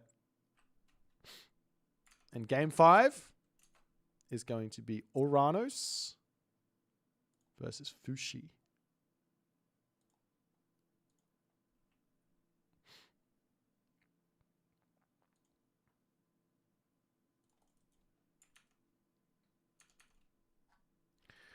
Oh dear. So this is a nice defensive map, but like we still haven't seen one fast second Townsend, a sort of defensive play from Kavoth, which is absolutely shocking to me. Like I swear this is all we were going to be seeing from Kavoth, but he's obviously changed his play style, or either the play style just does not work versus 3DB's God Pool. But Oranos is yet again another very, very all-in type of god. Now, if I had to put like anything on the line here, I would take a stab at Fushi having a slight edge in this matchup. But because Fushi doesn't have access to Hull 2, just no Earth Wall, things are very, very, spicy. This is very, very spicy. I got no idea which way this game is going to go. I have no idea.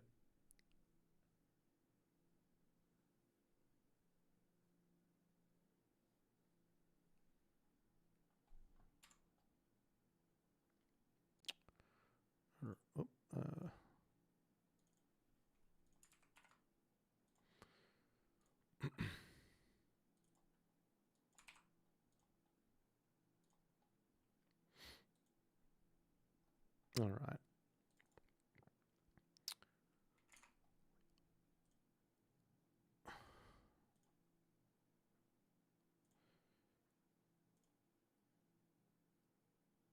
Okay. I don't even know what else to say at the moment. I think we're just going to sit here and just enjoy the bliss. Let me see if I can get some water into me and prepare for what's in front of us.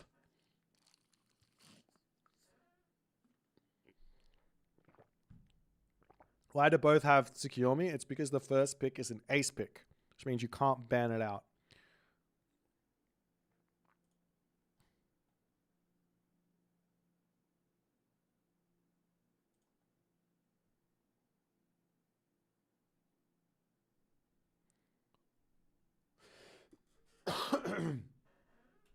Yeah, there's a couple of like big. Here's the thing. I'll give you the Fushi sort of main idea to survive and get to the point where you win this matchup. The main idea is vanish. That's it. You have to be so specific about when you use the vanish though. And it's going to be for the Shockwave Carnivora if need be, or it's going to be for Chaos. And you also have to be very, very quick to be sniping oracles and all that other good stuff.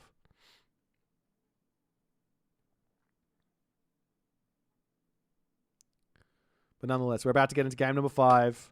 An incredible series thus far. 2 incredibly good RTS players, but only one victor can remain as we get into game number 5.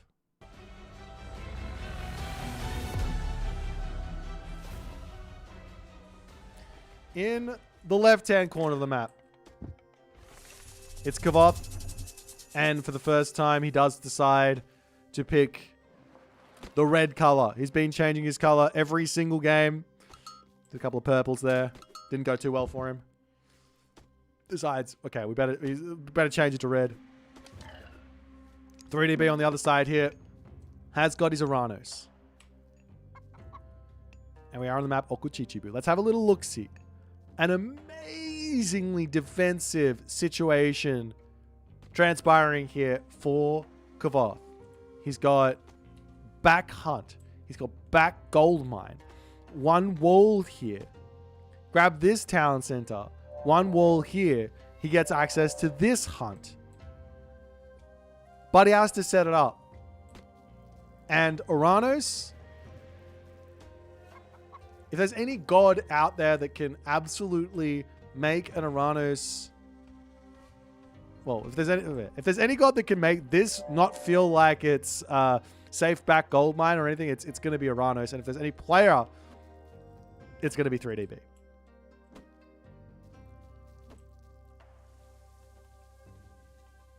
All right, let's check out the relics. Zhurang will regen plus 10. Gungnir Odin Spear. Gonna be boosting up those halberdiers and the catapulties. Even though the catapulti has a mace, I got problems with this. Is there any unit in the Atlantean arsenal that has a spear? I guess the Contarius. It's kind of more of a lance than a spear, but up onto this side, we've got the Tawawara Toda's last arrow, divine damage of ranged attack plus 0.2. And finally, it is the armor of Achilles. True. The Terma does have a spear. It's a javelin, not a spear. So, it's different.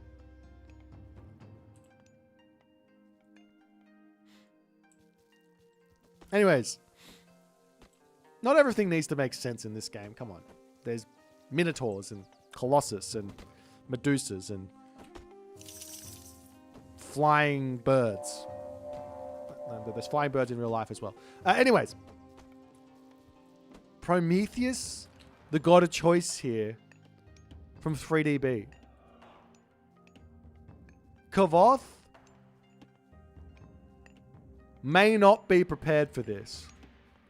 He is an Uranus main. He has played probably more Prometheus Uranus than most people. And he thinks, from what I've heard, this is not a great idea. But this is B. Is B going to go for Prometheans? Is he going to go for a town center? Doesn't look like it's going to be a fast town center from B. But not going for Oceanus does mean he misses out on what? Well, he misses out on the Caladria heals. He misses out on the Carnivora, which helps out a bunch in the fights.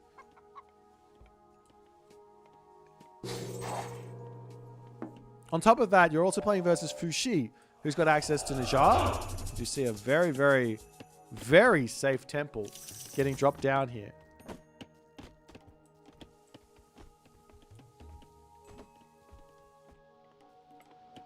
And it will be a counter barracks down very quickly for 3DB. And that does get spotted by Kavoth immediately.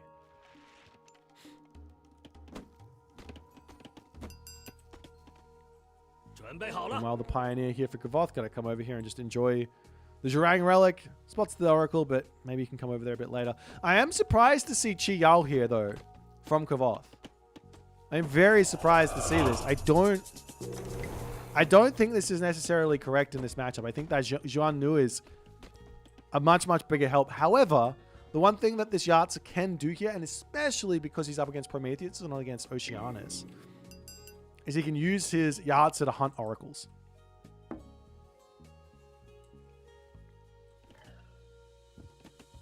As Terma, going to be slowly coming out. B is already out on his second gold mine. He is leaving his home gold mine here. I love this. This is exactly the sort of thing you want to be doing versus any sort of aggressive sort of Fushi. So the Najjar going to come over here.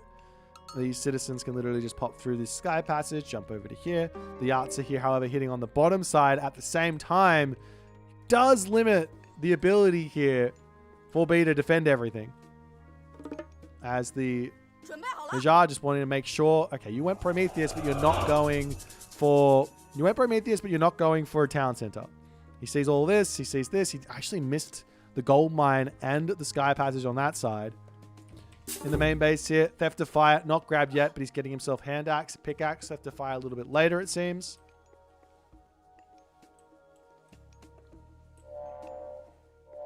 And now the Javelineers will start to come through. Now, the most important thing here for Kavoth, and when you're playing against Uranus, is you need to be so switched on. Lock the map up. Fundamental Age of Mythology. Do not allow your opponent to sneak citizens across the map, get sky passages up, and all that stuff. You've got the slower army, but you do have the fast building Huaofu.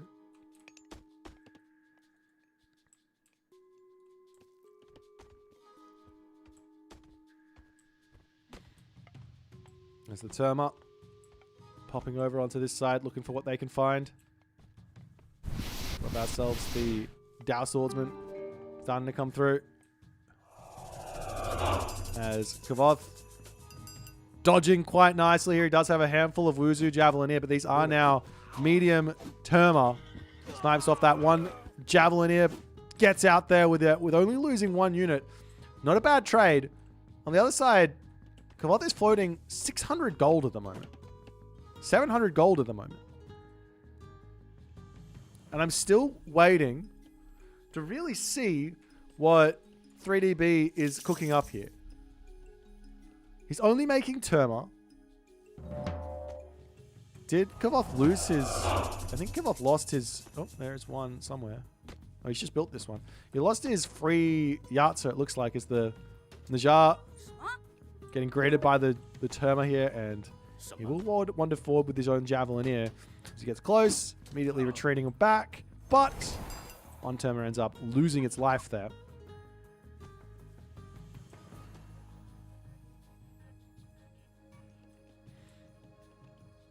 I guess maybe there was a plan to make Dao Swordsman, but he sees what B is making in Terma, and he's like, okay, well, I just make Javelineers, right? And they don't cost much gold, so that's why it's not really chewing through it. We didn't lose the Nija. Not the Nija, the Yatsa. Still has that one going, and he will be grabbing himself the Son of Lung. Up onto the top side. Looking to try and take out these citizens here as the Promethean ready to start beating away. The Nija, but Nija gets out of there. Yatsa onto this top side. You can probably just eat or attack the Sky Passage. You have to be a little bit careful. Fact of the matter is he doesn't know that there's no heroes in. No hero units in just yet. Now starting to see some Murmillos coming through, of which Kavoth will need to confirm. He sees the military barracks and he can go, okay, it's either going to be somehow, some way he spots all of the Murmillos. It's either going to be somehow, some way a fast heroic into Kontaris, or it's going to be Murmillos, and it is. So now Fire Archers will be necessary, and Kavoth is way behind the 8-ball on dealing with these Murmillos. And the hardest part here is we are seeing some walls coming up onto this side. The hardest part here for the Fushi is microing this fight. You have to shoot and scoop with 2 separate units trying to attack 2 separate types of units. You've got to shoot and scoop with the Fire Archers, you've got to shoot and scoop with the Javelineers, and you have to play really, really well to make anything happen where that's concerned. Meanwhile, villagers making their way over to this silo. B now grabbing himself medium infantry, couple shields. Kavoth here, it's looking like he's trying to get a heroic age in. He does dive forward, sees an opportunity to get a little bit of damage done. No heroes in just yet for 3DBs. He makes a couple over onto the back. He's got himself the technology. I totally missed. No, he doesn't. Never mind. I thought that was faster than normal. It's not. As the Murmillo heroes are coming through. A shockwave is an option here to try and get some good damage done. The Yatsa going to be going down. They do have that lifesteal in. Can he get out of here with that one? He will be able to pull back through the wall. The Terma coming around onto this side. Kavoth is trying his luck on a heroic age here. More Javelineers to come through. The fact of the matter is there is still this Peach Blossom Spring. So if Kavoth gets pushed off of this gold mine, he should be okay. Beyond all of that, getting that forest protection and holding this position is going to be everything. But 3DB is in full spam, full send. He's been waiting for this moment. He's coming in to lock off the gold mine. Javelineers on the back. A couple of Murmillo heroes do manage to get in onto those Fire Archers. Gormang is coming through. But 3DB is in full aggression mode as the villagers pulling back into the main base. And Kavoth is caught out here. He doesn't have watchtowers in. He's now queued it up, though. It'll come in very, very quickly with the Fushi bonus, I think. Wait, does that work on towers? I think it does. There's still a little bit of gold. Yeah, it does go in really quick. Still a little bit of gold left in the main base. And like I said, there is still the Peach Blossom Spring. So plenty of gold to make something happen. As we still see the Archers starting to wander into the main base, looking for villagers to kill, but they are very safe out of the base on these gold mines, allowing 3DB access to everywhere. He's got oracles all over the place now. 6 oracles out. Here, Joes. In the corner here, a couple of units do get spotted hiding. They do end up getting sniped, but heroic age now in for Kavoth. Can he break out of this bind that he's in now? We see a ballet coming into the main base. I could be wrong, but Kavoth might be trying it for a fast mythic here. He doesn't have food. He does, sorry, excuse me. He does have food. He's got the chickens. I'm looking at the wrong person. He doesn't have gold, but he has the Peach Blossom Spring. As that gets turned over onto this one. And now why is this such a good counter to what 3DB is doing? Well, 3DB here is going full send on full army. He doesn't have any pushing power. He can't break in to Kavoth's base here. So Kavoth has got basically a free mythic age to come in, especially with the ballet on the back. Units coming over to grab the gold. But the other thing is, 3DB doesn't need to be forcing anything. He can actually give the gold mine over to some degree with half of his army like locking it off and get and lose half of his army to a Great Flood. So long as 3DB plays around this Great Flood nicely, he should be okay. But Gong Gong coming through. Mimilo's getting taken out. The other thing here is 40 favor in the bank. Not much, but it's probably, by the time he hits the heroic gauge, mythic gauge, it's probably going to be enough for about 2 Qinglong, as well as he might be able to get himself the Yangwick. Yangwick might be an option, as we are seeing some Prometheans also getting mixed in, but okay. When you're playing against China, I never find myself having success making myth units versus China, so we'll see if it's going to be a success for B, as we do see some White Horse Cavalry now moving out of the base looking for raids. A couple of villages over here have been spotted by 3DB's Oracle. He actually pulls a little bit back just to make sure he stays out of line of sight there. And on the back, 3DB says, okay, town center, and we are going to be going as full send as we possibly can in this classical age. He might actually, no, never mind. He might be going heroic age here. In fact, he is. And we are going to be seeing Hyperion. There is still lightning weapons available, mind you, and shockwave. And all the other good stuff. There's going to be chaos to come through. I wouldn't be surprised to see a whole bunch of oracles coming out. And onto this side. Yatsa taking a look for some things. He will be spotting the town center coming up here for 3DB with these Yatsa. He's hunting oracles for the moment as 3 hero citizens. He can't get much done there. He will be able to come over here and take out the oracle. We have got a forest protection into the main base from Kavoth. And he needs to get out of his base here. He's still got a little bit of gold. He needs to get out of his base onto a gold mine, maybe getting a town center. Villagers over here have been sniped. Now it's still searching for something to take out here, but 3DB is in a great spot. Military barracks coming out all over the place. The citizen there does go down. A couple of Mimila heroes are back. Is there any forward sky passage?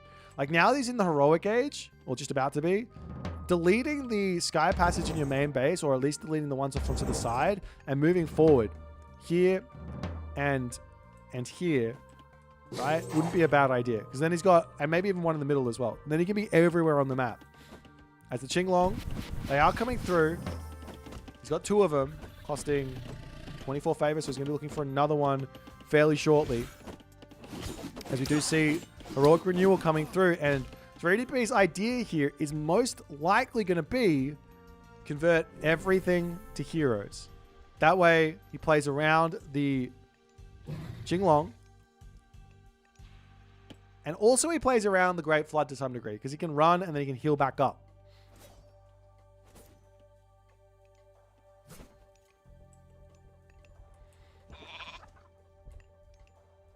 Now the villagers to move over from Kavoth. He's going to grab his gold. It's a very, very spicy moment now in this game. He's got himself the adult Nijar. He's got himself his Yangjian. And Kavoth is looking here for any amount of damage. He's so far behind on population though. That's the scary bit. Look at this split here from B. Charging in, trying to take out some heavy Karabalas are on the back. Does have his Sage doing some good stuff. Meanwhile, Chaos to come through here. And we do have the Great Flood to come through. It does manage to hit the majority of the units here. Shockwave onto the army as that one comes through. Is there going to be enough here for Kavoth to actually break this army and help him continue in this game? The Qinglong's getting huge damage on the back. Those Termi heroes there are going to get sniped very quickly by the Javelineers. One Qinglong ends up falling, but the army flood here from 3DB looks like he will be able to continue completely fine after everything is said and done. Qinglong can come back in, get a little bit more damage done. As we have now got the Tiger Cavalry coming through. Hero Terma on the back coming in.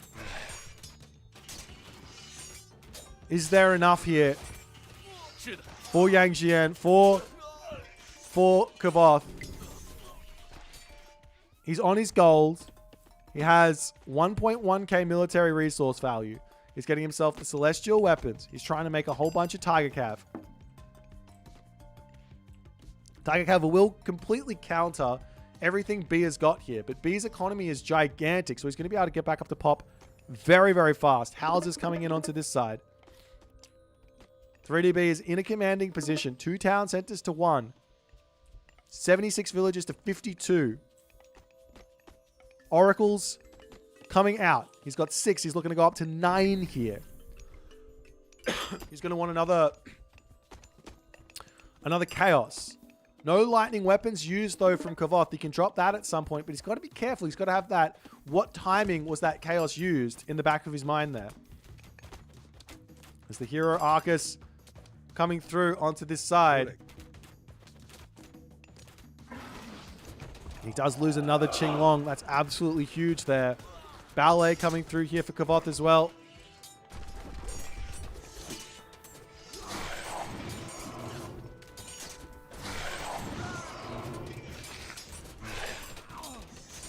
But is this even going to be enough? 1 ballet versus all the economy that 3DB has? Tiger Cav going down. We've got the Najjar coming in here. Going to be trying to get a little bit of damage done with that fire trail. But it will get sniped down eventually. As can Kavoth hold? There's now a couple of catapulties in to try and deal with these naked Tiger Cavalry. And Kavoth is in a world of pain now.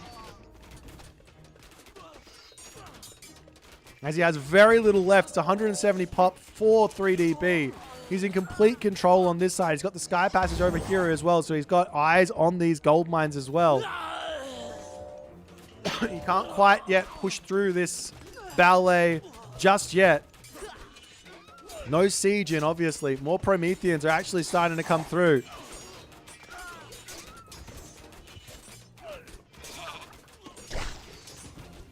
That's the Tiger Cav trying to break this army.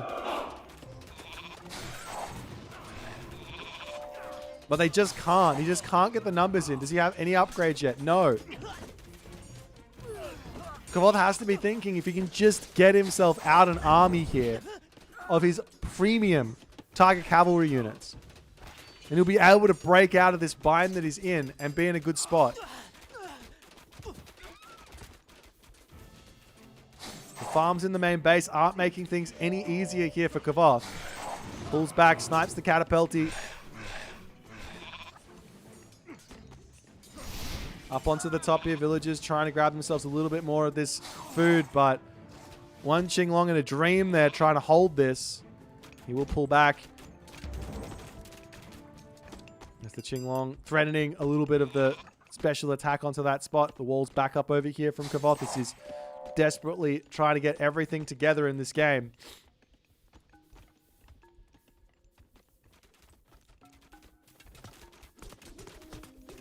As Kavoth's wooden wall gets broken down, villagers falling. We will be seeing a cheeky little palace up from 3DB on the back there.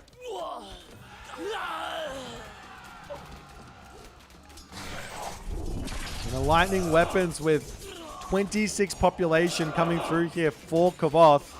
3DB says, it's go time. I'm at full pop. Why not? Gonna snipe off the Najjar here as well. Nice and early. All the Tiger Cav going down. The farms up onto this spot. Gonna get denied fairly shortly as well. Villagers gonna be falling. Yes, the ballet is helping a lot, but there's just nothing left here for Kavoth.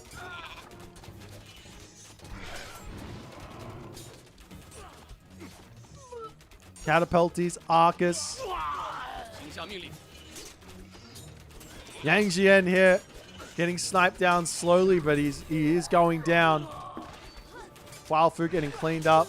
1 Tiger Cav, 1 Hero Tiger Cav left. Kavoth trying to figure it out. He's back over onto the right side, onto that Cerro, but he just can't get an economy. He's half the economy here of 3DB, so even... Like, 3DB can just keep throwing units forward at this point.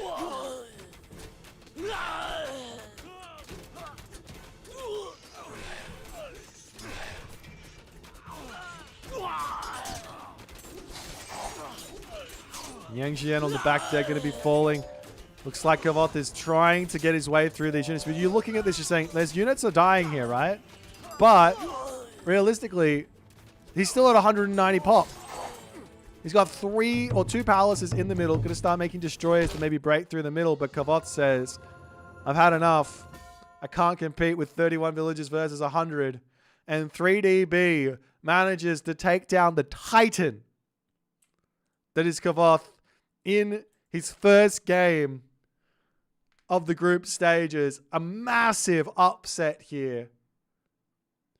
But an incredibly well-played series from both of these players from start to end. So much wild things happen. So many wild things happening in this series. I can't. I don't believe it. I don't believe it. And ladies and gentlemen, that's just the start of today. We've got more games to come. We're going to be moving on now. Actually, before we move on, let's check out the post game and look at this resource differential at the end. Gigantic.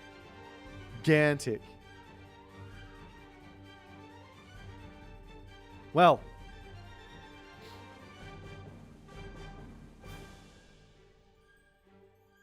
what more can be said? We're going to be jumping over to our Challengers League as Hells and Izamato are waiting for it. So these guys are going to be starting to some degree, and or they already have started. I don't know. We're going to be jumping into the Izamato Hells series and continuing along.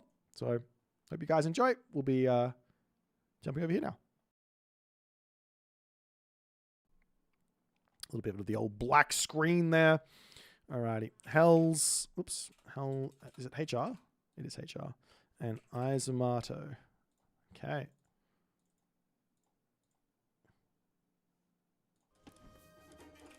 Are they actually in the game? Yeah, they can start. Alrighty. Just going to grab their old draft Roonies and we will be off to the races.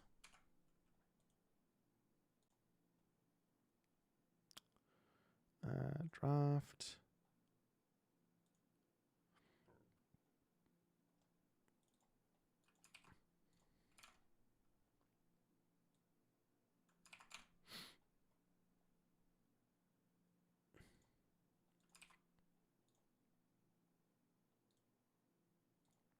Alrighty, let's jump over to our draft and see what's going to happen here, as those guys will be already on their way.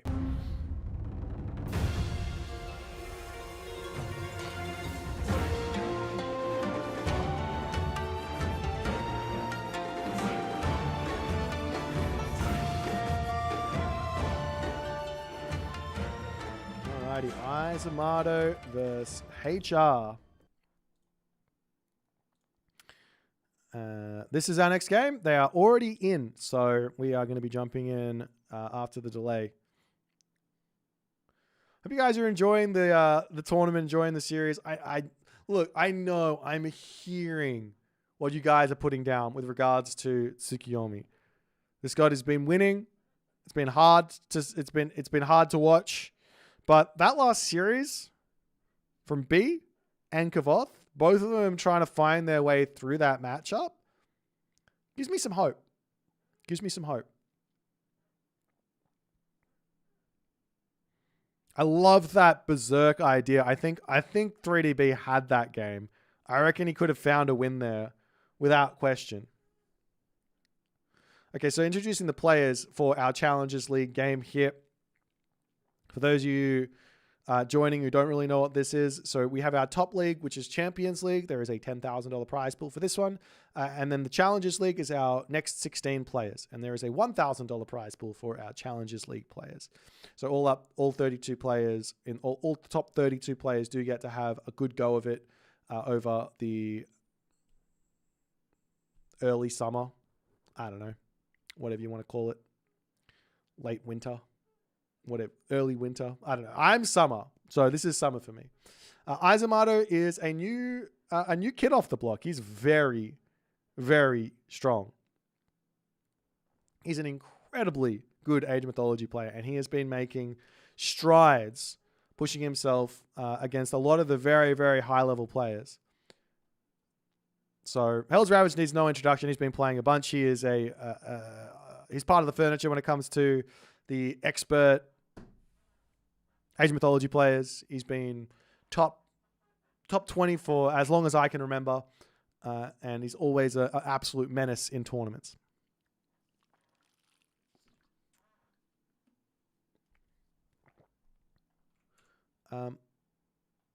What is going on here? Are you guys okay in the chat? Are you guys okay in the chat?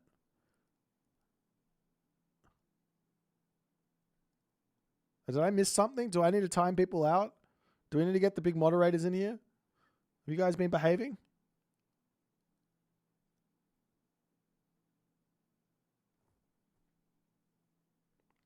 I don't know what's going on.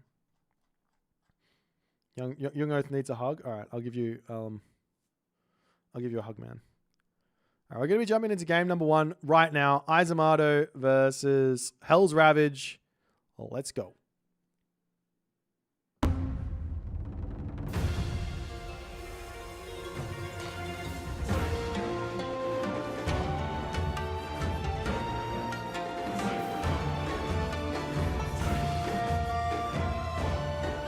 Alrighty then, in the left-hand corner of the map, spawning as the Blue Zeus. I'm sure a lot of people are going to be rejoicing. We haven't seen a whole lot of Greek recently. A lot of players are definitely focusing in on the other 4 pantheons, or the 4 or 5 other pantheons. The Greeks have been really, I've only really seen them picked by like the Mista, seriously. A couple other players have had a go, like Matrius, Mosca. But Izamato, he is a Greek main to some degree. He definitely plays a very, very strong Zeus. He has a whole bunch of different gods under his belt, as do every one of these top 32 players. They generally have a very nice god pool. Hell's Ravage, on the other hand, does pick Loki. So somewhat of a rare mix of gods for game number 1 here. Generally, we see people coming out of the gate strong with their best picks. But Hell says Marsh, good for Norse, lots of hunt. I'll enjoy that. Oop, stole some pigs away there. And Izamato says, you know what? I'm gonna try and play some Greek here and see how it goes. Relics on the map. We've got ourselves the Kopesh of Horus, which is going to be a +1x versus heroes there for the 1x versus myth units there for the heroes. Over here we've got the Feather of Befang, a really nice relic there for our Zeus player to get some huge bonus versus buildings. Another relic up the top here is going to be the System of Bast, making the villagers' food wood gold cost -15%. Over onto this side, there is the Tawawara Todder's Last Arrow. It's going to be making those ranged soldiers have a little bit more damage. Over here, we've also got the Cathedra of Apollo, which is going to be +10% of base there for the villagers and their movement speed. And finally, Little Crow Circle, making the armory upgrades food and gold cost go down by 50%.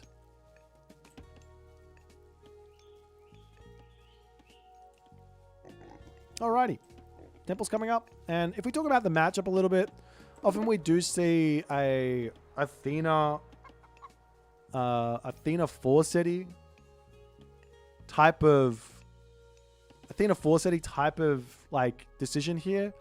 You can go Hermes, but Athena does tend to be the more normal one, and you can go Heimdall, but 4-city does seem to be the more chosen god in this matchup.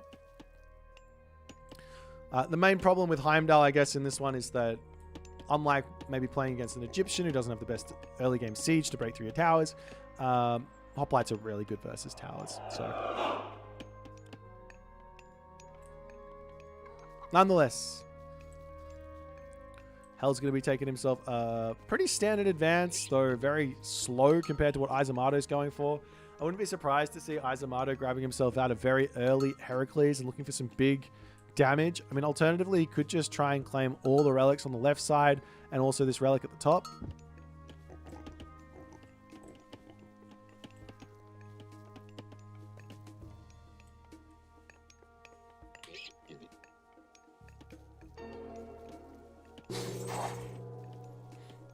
And yeah, we'll see how it's going to go. Athena is into the main base here. Minotaur hanging out, and we will be seeing an immediate archery range here for Izamato. So he doesn't want to drop the military academy just yet. He is getting himself out the Heracles as well.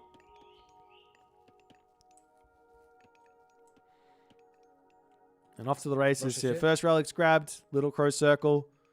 Gonna bring that one back in and see the military academy up as well. As Hell's Ravage slowly starting off here. He is going through Forcetti. We see the Eyes in the Forest as well. We've got ourselves the Longhouses as well as a great haul coming up for Hell's Ravage.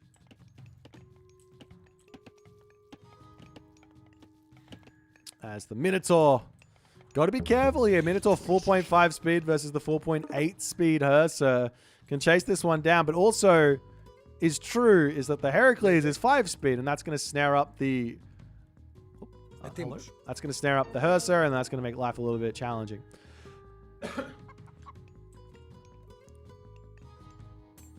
As he's going to have to get out of there. No problems here just yet, though. The buildings are up. The units are going to be coming through. We see the troll getting involved. Throwing a big boulder at that Minotaur as he shakes it off. Says, what is that? That's nothing. Izamato going to try and take out Hell's Ravage's home tower here as the Hersa make their way over to try and take out that Minotaur. Good control from Hell's Ravage thus far as he gets a nice little ghost building down with the house, but Heracles, he is a big boy. He can beat his way through. He can push his way through anything. As the Hersa get a couple of whacks off onto the Minotaur, we are seeing a Hoplite starting to join in here. As the Throwing Axeman, raiding cavalry numbers will be very, very important here. Snipes the Minotaur down. Great win there early game for Hell's Ravage. As Izamato has to pull back pretty quickly here. As his army is looking a little bit worse for wear. Losing that Minotaur is really taking a pep out of his step here early game. More Toxotes coming through. More Hoplites coming through.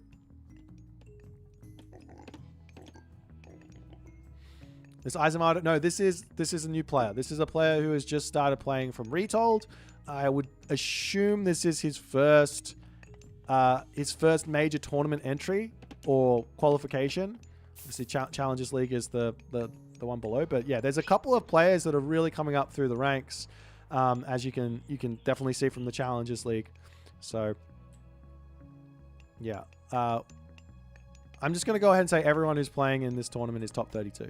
That you can just take it like that.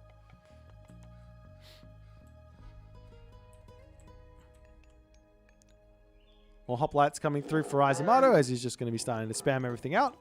And, whoop, bit of a fight now coming through as the Hersa do come in. We have a nice healing spring in. Bolt onto the troll there on the back as the Hoplites isn't going to be enough. Raiding cavalry onto the back of this army does manage to catch these guys from doing a whole lot, but Izamato bites off a little bit more than he can chew there as the Hoplites going down. Toxotes joining in there, also going to be getting sniped, and Hells probably doesn't have to go too crazy all in here, but if he can snipe maybe one extra Hoplite, retreat over to his healing spring and just get himself healed back up, that's going to be really nice. Does not have to overstay here, going after some villages, trying to get maximal amounts of value, but the Hoplites are back in, getting involved. The Throwing Axemen are nowhere to be seen. So a couple of units falling there. A little bit of over-aggression from Hells as he has to pull back to his healing spring. He's got a couple of low HP raiding cavalry and Hersa that he can get back up to full HP, but a really nice start here from Hells. Getting out that healing spring, not the healing spring, the restoration, that early ends up being such a big advantage. Such a big advantage.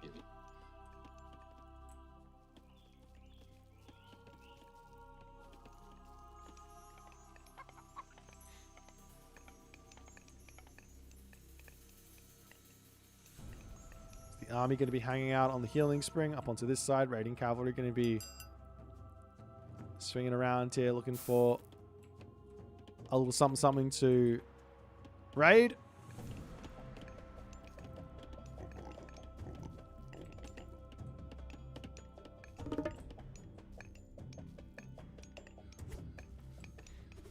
Does come through. Izamato turns and can shank. See, one thing that happened here with these raiding cavalry, which maybe people didn't realize, was that they did lose some hack armor and gain some pierce armor. What that actually means is that their effective HP goes down, which means that the villagers can turn around and defend themselves a little bit easier versus those raiding cavalry. So if there's a whole bunch sitting there trying to get themselves some wood in, then they can just turn and say, excuse you, please leave.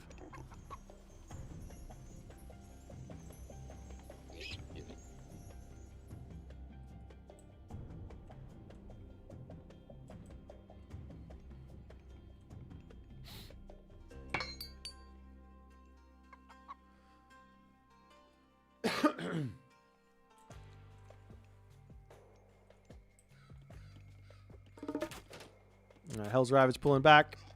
Now going to be seeing the army making their way forward.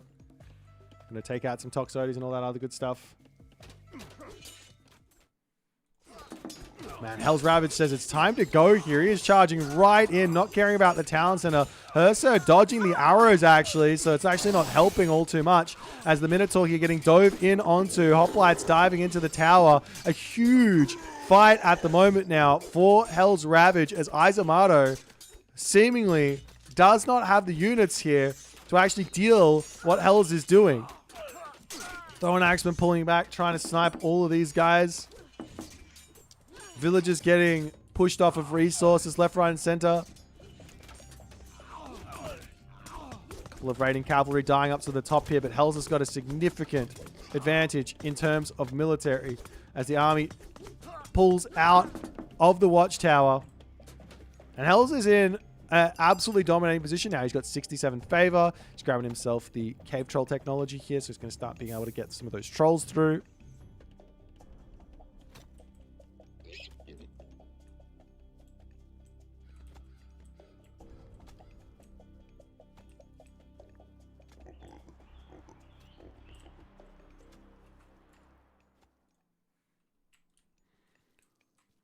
Good little micro here from Hell's trying to see everything. He does have this one tech which gives him a lot of line of sight when you run through. Take a look over here. You can still see all of this stuff. Comes over here onto the forest. That gives him some vision for a little bit. So he's just going to get so much information here. Got the dock as well as the big problem now for Izamato, as he is working towards a second restoration though. But the big problem for Izamato is going to be gold. He's got 700 gold left. He wants to walk over here. And what Hell's can do, regardless of walls, is he can use a transport ship to get in here. You have to wall it like this, this, and this, right?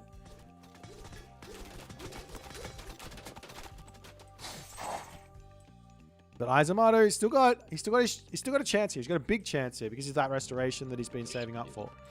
I mean, on the other side, considering how low the amount of Hersa are for Hells, I wouldn't mind seeing Izamato actually go for a whole bunch of Minotaur here rather than the restoration. Obviously, it does chew through his gold, but it can be a nice little assistance versus what Hells is going for. Transport ship is out now for Hells. Going around onto this side, looking for any amounts of raids here. There is a gap in onto this wood line as Izamato gonna lose so many villagers to that. Absolutely gigantic. Minotaurs are starting to come through. Can Izamato get over onto this spot and deny the raiding cavalry? I don't think he can. He's just going to pull up and around. One cheeky raiding cavalry hanging on that gold mine there. And we will be seeing a Bragi coming through very, very shortly as my guess. I doubt we see Njord here. It will be Bragi. The villagers moving now onto their gold mine. It's going to be 90 seconds until that flaming weapons. But military resource value now is equal. So Hells has to be very patient here.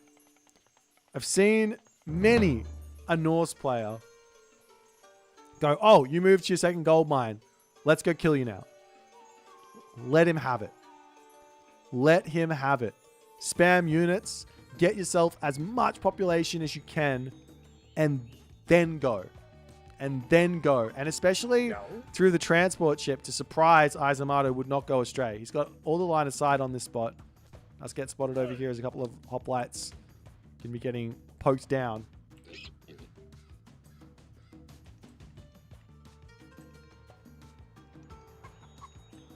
Slowly starting to walk forward, but Bragi not in just yet. He's got to be careful. And half of his units are, not even half, a couple of his units here are chasing after hoplites. As the Thrown Axeman playing with fire here.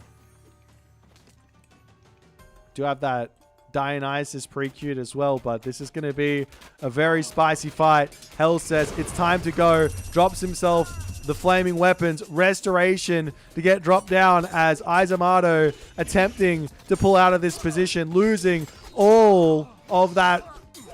Well, not all of the units, but a good, hefty chunk of units. The villagers make a break for it, but there's a spy on that pack of villagers. Izamato trying to pull a sneaky, but there is no sneaky versus Loki. As the raiding cavalry say, where do you think you're going? Where do you think you're going? Even the crocodiles are causing some problems over here. But the raiding cavalry will spot this, and Izamato is in so much trouble now. He's got 0 gold income. He's going to turn and shank. But he does decide, okay, we tap out here. So many resources in the bank. I feel like he should have just turned and fought. Sure, it's flaming weapons, but you've got restoration, which means that the first little bit of that flaming weapons is not going to be killing off any units. So that means you can actually trim the amount of damage that is possible here by limiting the amount of units that are out. Especially because he's spamming units. If he'd spammed them all the way and got all of these resources spent, chances are he actually holds on that fight. Check out the postgame.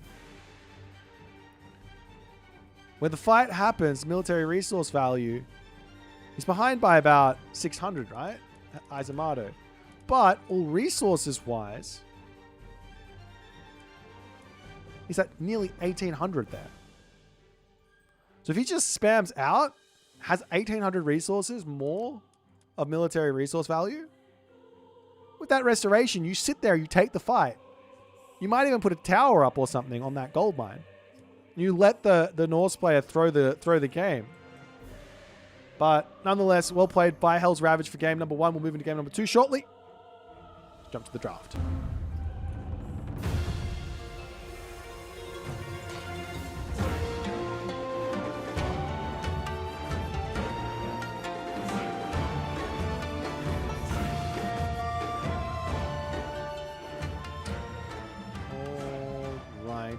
Then looks like we're going in onto the map Giza.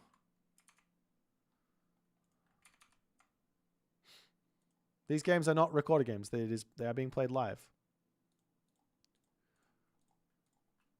If they are recorded games, I normally say.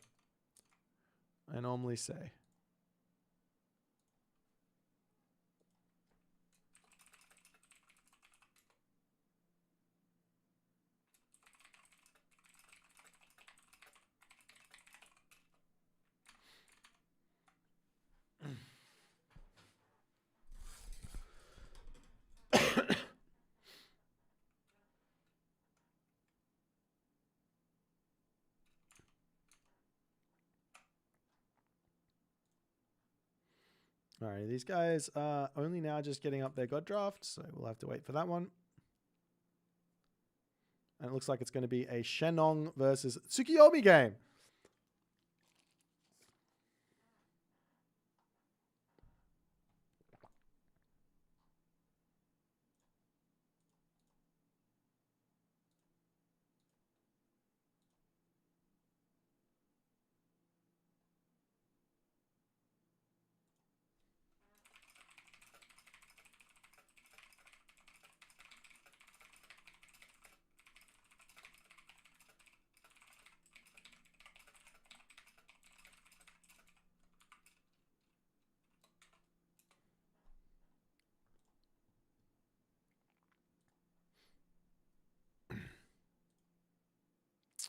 Alrighty.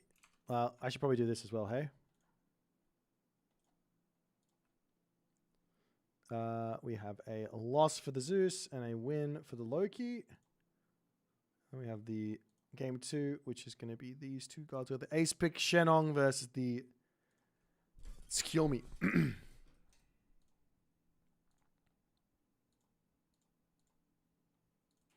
They have begun, so we're going to just wait for the timer here.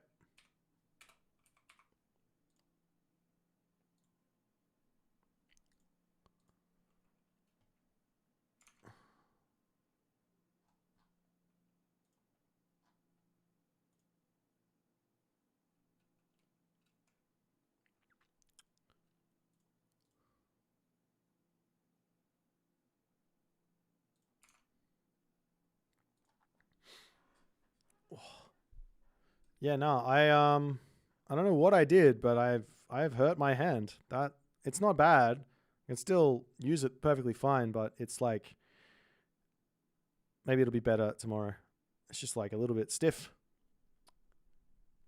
I think you have to cast Restoration every fight to win versus Norse. I don't think so. I think where you want it, what you want to do with Norse, what do you want to do with Greek versus Norse early on, is you don't really want to fight them because you lose. What you can do is you can try and get some value with early Heracles in your opponent's base, maybe early Bull Minotaurs or something that are nice and quick. But realistically, you just want to be massing up units and making sure you're actually on the defense first. You should be on the defense versus Loki versus Norse. If you're on the offense as Greek early on, then chances are things are going to go bad for you. That's my takeaway from it anyways.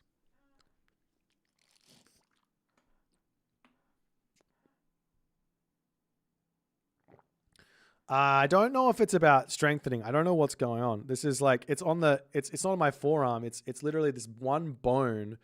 If I show you, it's just in here. That there is like so sore. I hope you guys are enjoying me trying to fiddle with my wrist.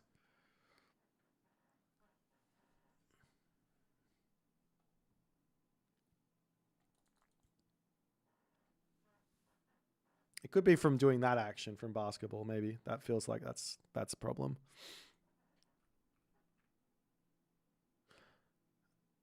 I don't think it's carpal tunnel, no. I don't know what carpal tunnel is, though. So, anyways, we're 30 seconds away from this game. It's going to be Shenong versus Tsukiyomi, everyone's favorite god right now. Trying to figure out how to beat this god is definitely one of those things that is part of learning the new game, learning the DLC. We had a similar thing with the Chinese when they came in. And I think we are actually, if I remember it correctly, China was nerfed for the Clash of the Immortals, the Clash of Immortals tournament. And it took until around about halfway through the tournament for everyone to start picking the Chinese. So it was kind of wild. And now in this one, we're obviously seeing everyone picking the Japanese, and I wouldn't be surprised to see people starting to work out some counters and things. We're already starting to see it happen. But nonetheless, oh my God, a man after my heart. I'm in game right now. You guys can't see it. Let's jump into it, and I can tell you exactly why I'm a big fan of somebody in this game.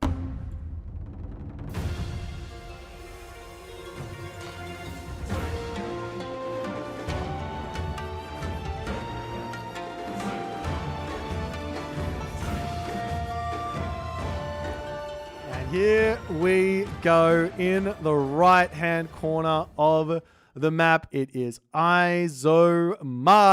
He is playing some Shenong. In the left-hand corner of the map, it is Hell's Ravage playing as Tsukiyomi. And we are going to be on the map Giza. And I was just alluding to it before, but look at my man Izomato. He has been watching. He's seen me complaining non-stop about Shenong players dropping their Prosperous Seeds farms on their town center. That's big thumbs up from this side of the world. Big thumbs up. I'm a fan. Let's go. This means that the gold mine is completely safe from raids. He could also... Wait, hold on. I need to know. He doesn't have the wood. He might be able to squeeze another farm over here.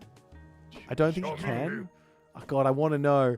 I'll check it later. He might be able to squeeze another farm over here and then have his wood line nice and safe as well. But we're not going to find out for quite some time. Actually, maybe I can do it over on this side. No, you can't build farms. Anyways. Finally. We've been preaching this for years. Not years. For months. Let's check out the relics on the map. We got ourselves the Chariot of Sibel. Always nice. Over on this side, there is the Anvil of Hephaestus, which is minus 50% of current gold research cost. Over on this side, it is the Oseberg Wagon, which is plus 10% for movement speed of the caravans. And on the top side of the map, it is 9 cauldrons. We've seen this relic just keep on popping up here. I need to make a note of this. Tell people to fix this relic in some way, shape, or form. Maybe the Onmyoji can get a buff. They're not human units, but... Anyways, Temple coming up now for Hell's Ravage on this side, as he is just going to be probably getting himself out those early Miko. Miko over here, Miko over here, doing all the good stuff.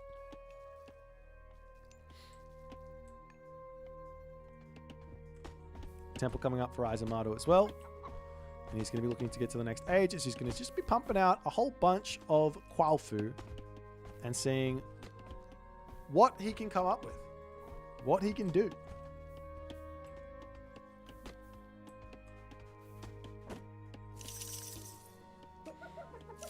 Temple up for Hell's Ravage, and he's going to be looking to go up through Inari or Kami most likely. We haven't really seen much Tsukiyomi in any real situation going for the Goshin Boku, going for that Ame no Uzume.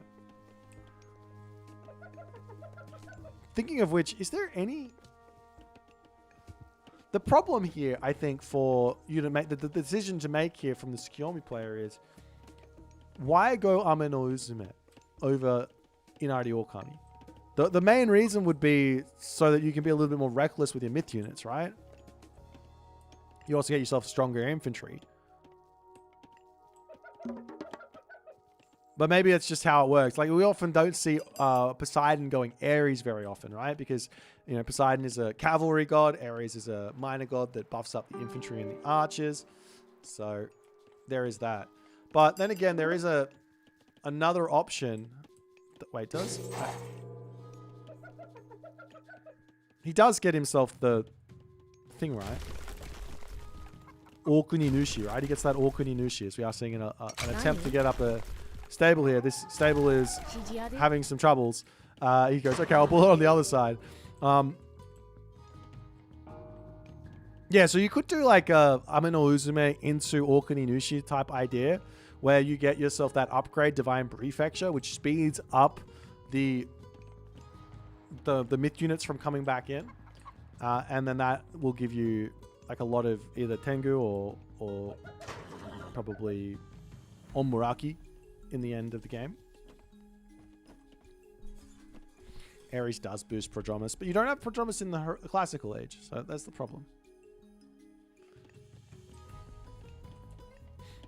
Nonetheless, villagers making their way over here. He's going to be going for some units, so he's not doing any sort of crazy fast heroics ideas. Just going to be playing a nice slow opening against the Yatsa and all the other good stuff.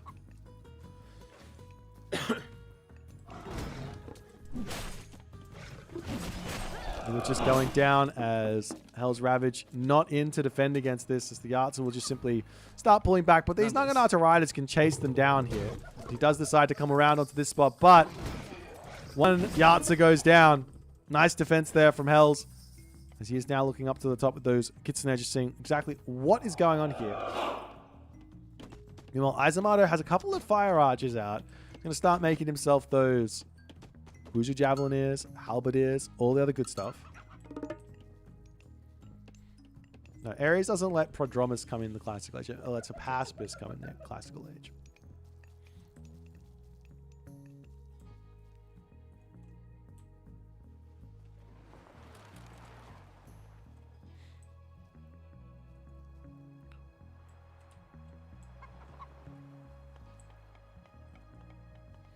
Is this the second Tsukiyomi versus Shinong game? No, we haven't seen Tsukiyomi versus Shinong. We haven't seen this one. Haven't seen this matchup yet. This is fresh for today. It's now Izamato on the march forward. You see the Yatsa diving through. The villagers get pulled off of the front food line there. Bushi in to try and take out the Yatsas, but it's looking like Hell's Ravage probably will need to drop himself that Swampland tier if he wants to win this fight. As Izamato is full send tier, he's causing some big problems for Hell's Ravage at the moment. Hells is behind on villagers in a big way. He's pushed up his food over here. He has to jump onto goats. Does have himself some berries on the bottom, but he's not going to be wanting to be there just yet, as all the pioneers dropping those sky lanterns in here.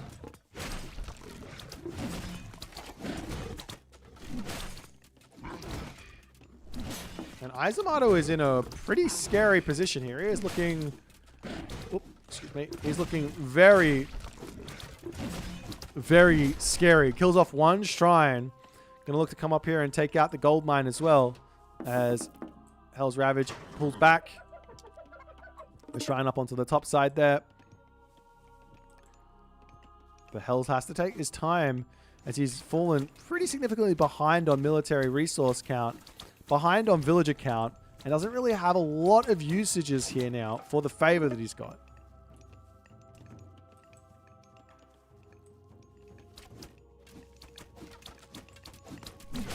Now, there still is this swampland. There is also that lightning weapons. There's the temple slowly going down on this spot. Not making any samurai here might be a little bit of a mistake from Hell's Ravage, especially versus this type of an army. Yes, there's going to be some fire archers, but if you can hide it a little bit and get the numbers up, then you can catch your opponent out in a big fight.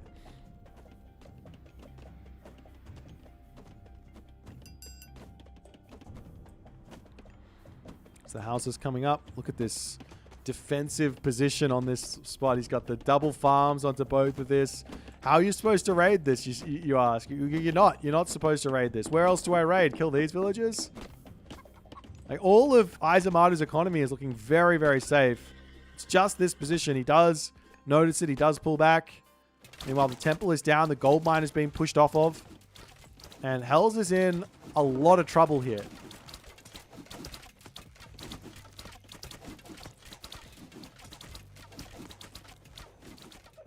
Wanders over onto this gold mine. Has to bring all of his units over here and be looking for some defense, because the archer just come in and just start sniping villagers. Just not ideal. Over onto this side. Master of Weaponry is through, so these Naginata riders might get snared into their death. One does end up going down. The archer is onto the villagers over here as one goes down. Does turn around, start shanking that one. The Bushi are in to get some damage in, but he doesn't pull them over here, and Hell's losing even more villagers. The army now comes through. Juragumo gets sniped down. And now the swampland does get dropped. Can he keep the units in this swampland for a little bit? Answer, no, but he will get some great revenge fire in here, as Izamato doesn't have his halberdiers in, but as soon as they come forward, then he's got to start pulling back.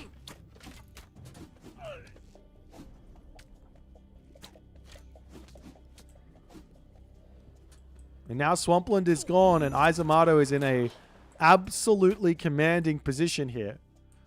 There's still no medium upgrades either for Hell's Ravage, so this army that Izamato has is looking very strong. He does dip from the gold mine. Can move back up onto this gold mine over here as well if he wants to, as Jimmy Arch is just getting sniped.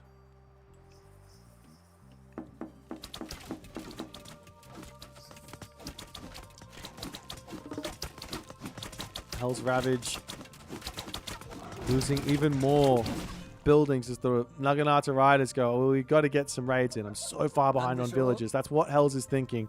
Get in here, snipe some villagers. Look at all the Quailfu on this spot here. He's got 6 Quailfu total. A market coming up onto this spot, going to be thinking about getting to the heroic age. Hells, on the other hand, is thinking to do the same.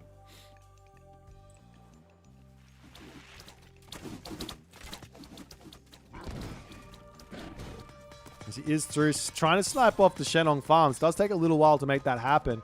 Naginata riders over here, hitting everything left, right, and center. There's a couple of halberdiers to come through. But any distraction here is what needs to happen, as now Izamato says, excuse me, you need to defend yourself, my good sir. He's going up to the heroic age through Hachiman. Hasn't started just yet. It is very, very quick here. It's only 56 seconds to get to that next age. But with the Tao Wu, the town center is simply just going to die. And Izumato looks like he's going to be getting to a... he's going to be leveling this series very, very quickly here. Hell's losing villagers left, right, and center. Down to 29. The numbers are falling. The town center is actually, unfortunately, targeting down the Tau Wu instead of anything else. As the Naginata Riders to come back in, but it is too little too late. And Hells gets absolutely bodied in game number 2 from Izumato, who catches him out trying to get that heroic age in. I have to ask where the samurai were. I get wanting to make these bushy, but I don't think you want them in this matchup. I think you want samurai and you want Naginata Rider if you're going to be seeding it out in the classical age. But nonetheless, Izumato takes game number 2. Resource advantage sort of speaks a lot to what happened in this game, but also, more importantly, this kill loss seems absolutely gigantic as Hells just couldn't get value out of those Naginata Riders in the slightest here. Thinking about it, maybe, just maybe, not going Cav in this matchup versus Chi Yao is the right play. And maybe, just maybe, Amino Uzume belongs in this matchup for Tsukiyomi. I could be wrong. But let's go back to the draft and see what's going to happen in the next game.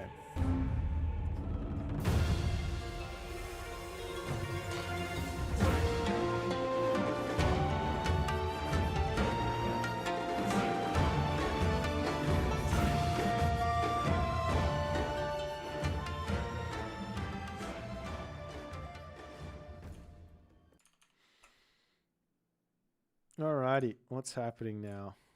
What's happening in the next game? Well, they haven't drafted anything just yet.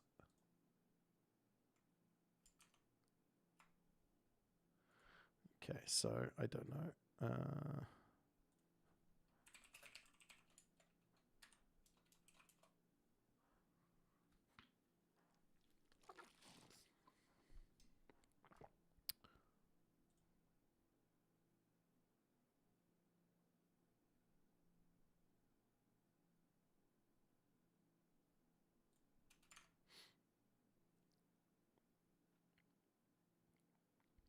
All right, let's get this all fixed up. I'm a little bit confused as what's going on here. Shenong victory. Tsukiyomi loss.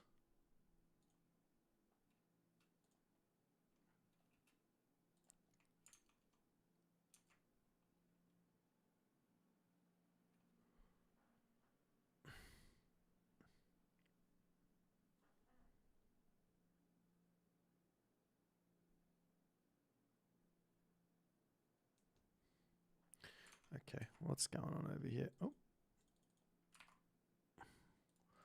Looks like they're on key.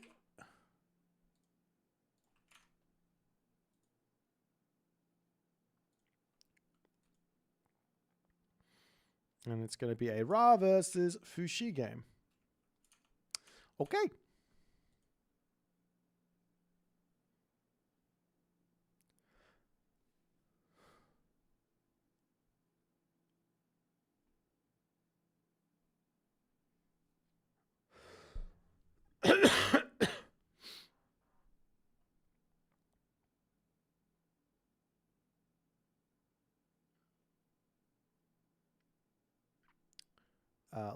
Let me add these in. I'm getting distracted by random stuff. Okay, we've got this one and we got this one. Okay, Ra versus Fushi. I am almost ready to go here. Let's have a little look-see. Looks like they are in the game. And I am going to have the quickest of breaks while we're just loading into this next game. For game 3, I'll be right back. Don't you guys go nowhere. Time is there. You can have a look. I'll be back before then. 1 second.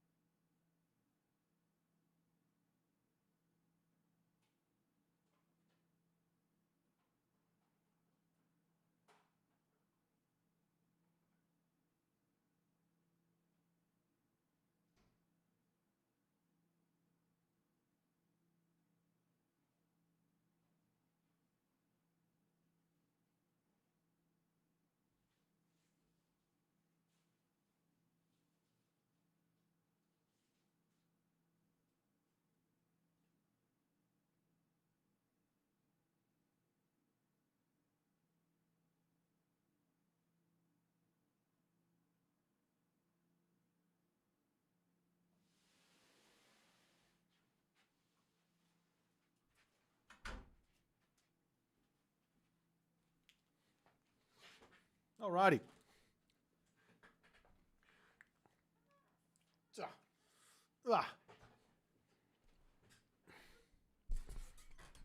We are 1 minute.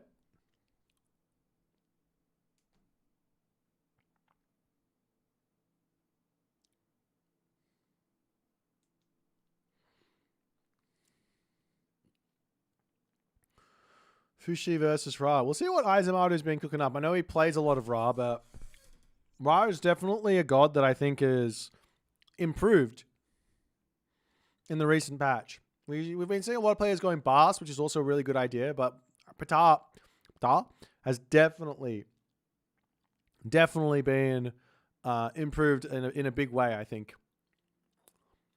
Excuse me. I needed to get some sugar into me. We're trying to power through. It's 2:25 a.m. Let's go for the Age of Mythology.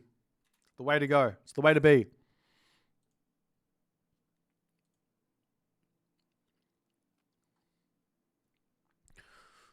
So we're about to jump in. Ra, Fushi on the map key. Let's have a little look-see at what's going to happen here.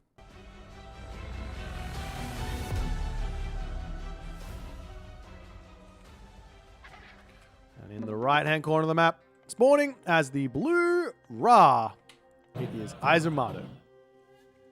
And in the left-hand corner of the map, we have the red Fushi. It is Hell's Ravage. Okay. So, I swear, I'm not... maybe I'm going crazy. Ooh. Maybe I'm going crazy, but... there seems to be a distinct lack of defensive 2TC plays happening today. Maybe I'm misremembering what all the other games have been. Like what's been happening in all the other games. Now, I know Hells.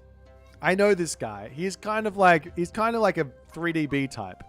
He doesn't want to sit back and let you just play your game, boom up, and then fight a little bit later. Nah, he says, I'm going to just be aggressive and we're just going to see what happens. But look at this town center and tell me you don't think this is an amazing town center for the Ra. Or alternatively, this top one with the green pheasants and the snow monkeys over here, the berries on the back. Absolutely beautiful as well. I couldn't think of anything I would like more than to play Ra on this specific map. Fushi, on the other hand, has got something similar. He's got town center, he's got the green pheasants, he's got the gold mine. Or on this side, he's actually got a little bit of the same stuff, but the gold mine a little bit forward there. They're pumpkins. I don't know.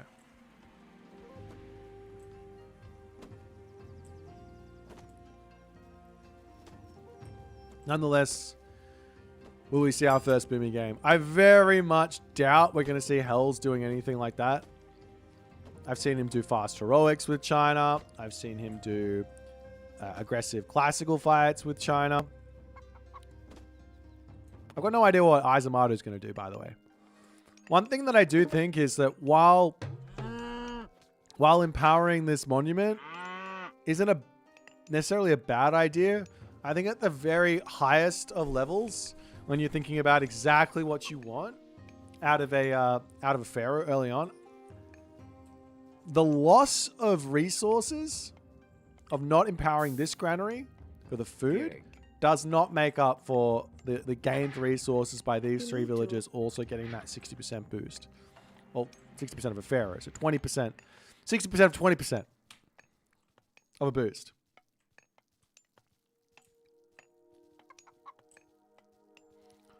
How do you disable the well, you go into the things and you there's, I think it's in the UI maybe or game. Go into game and there's probably a disable seasonal events setting.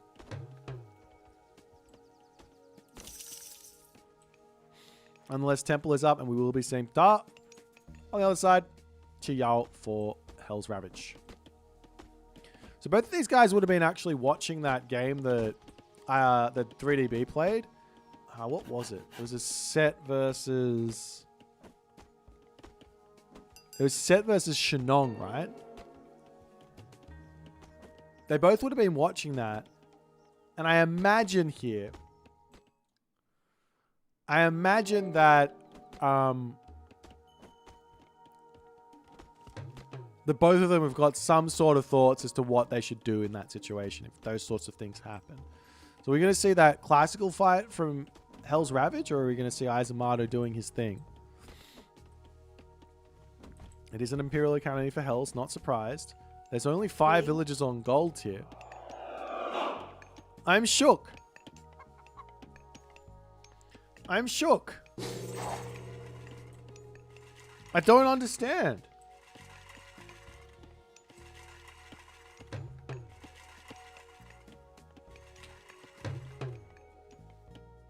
Turkeys are not hunt. No, they are just... Turkeys are like chickens.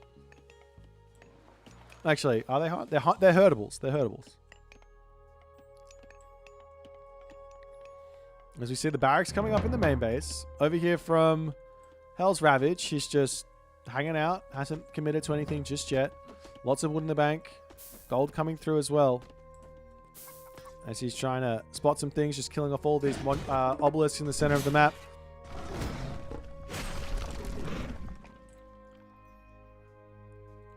And it will be a couple more Wadgets. It will be the barracks coming through.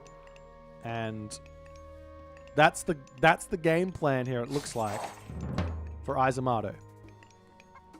Wadget, Spearman, Slinger. Maybe Slinger, maybe not.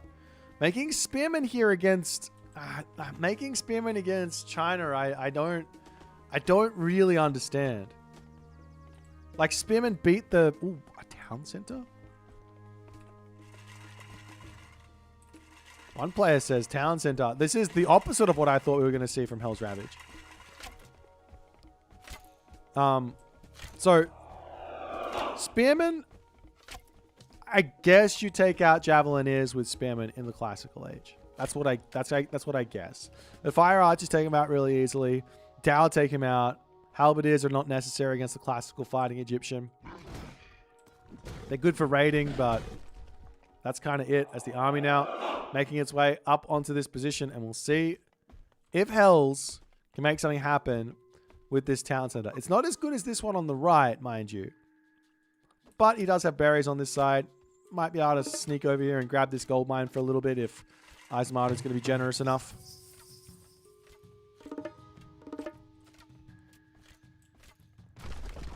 Daniel, this is still... They're both sort of part of the same competition. So Challengers League is the lower league. So we have Champions League, which is the $10,000 event, and Challengers League is the $1,000 event. So from 32 to 16 is Challengers League. From 17 and 16 to 1 is Champions League. But yeah, these guys are all like literally top 32 players. So you're still watching you're still watching high level games at this point. These guys are still really, really good. You can learn a lot from them.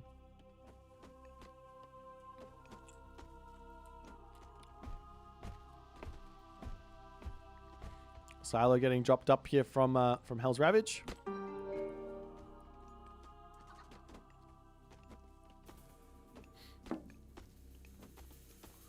And Izumato does actually say, you know what?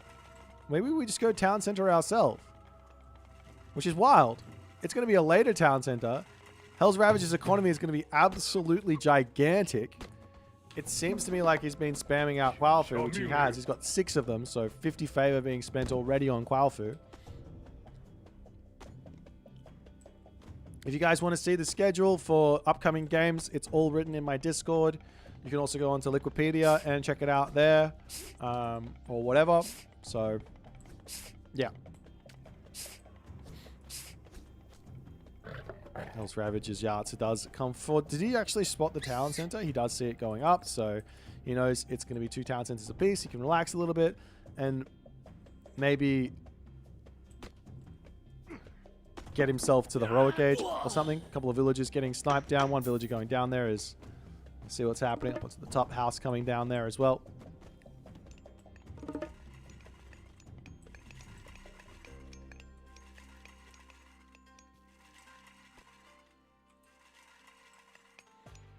Izamata just pulling back, and we have a little bit of a standoff here for game number 3. I think there's not many units being built on the side of Hells. He wants to get to the heroic age. He's going through Gol Mang, kind of getting whatever he wants in this game so far. He's going to be going in for a pretty quick ballet on this position as well. I have to assume to secure this gold mine and massing up a very, very strong army here.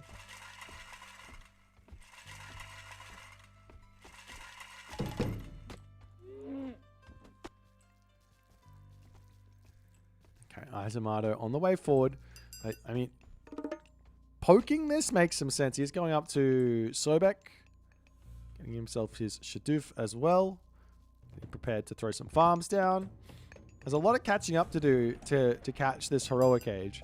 But he's really not managed to put much pressure onto Hell's Ravage in this game. You sniper peasant. Doesn't get the peasant there. Loses an axeman for it. It might die after it pops out from poison. Nope, stays alive. And Hells is just... He's just managed to sort of play around everything thus far. More barracks to come up. We are seeing all these upgrades. I'm a little surprised to see the Sobek in this position. Sure, you've got some favors, so making Patsukos makes some sense, but... I guess it's Gormang, so... yeah, so you do need to worry about cavalry. So maybe making some... whatchamajigits. Camel riders to deal with the enemy white horse cavalry or something like that makes some sense. As the Yatsu goes down, gold mine can be pested here, even if there is a ballet in. It's only going to be defending to about here, right? So you can set up to harass this gold mine, no problems.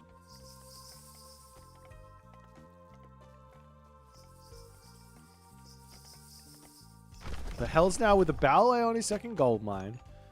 He can stay heroic age if he wants. He can go mythic age here if he wants.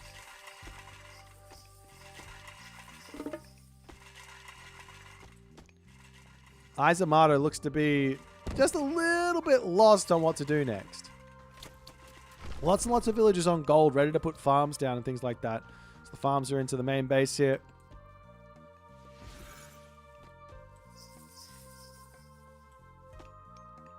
But still a lot. That's it. I was complaining that there was no defensive gameplay. We are seeing a very, very, very defensive game here. Both of these players.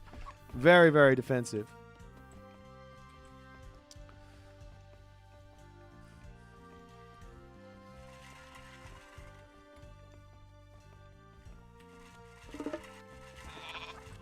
That's the obelisk from Izamata, just continuing to get a little bit more vision in. His vision's a little bit lacking on the top side of the map. He definitely could have been planting that. Another ballet to come through as far as protection also gets dropped. And Izamata has to pull back as the Mythic Age is now on the way. Gong Gong is coming in. A rain to come through here. First rain for Izamata. Given that he's got how many farms? He's got 22 farms. I wouldn't be surprised to just see this rain just continuously getting cast.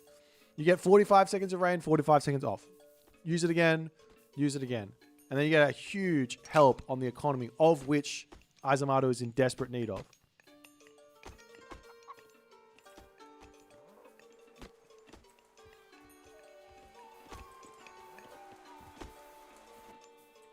Leather frame shield, medium spearman.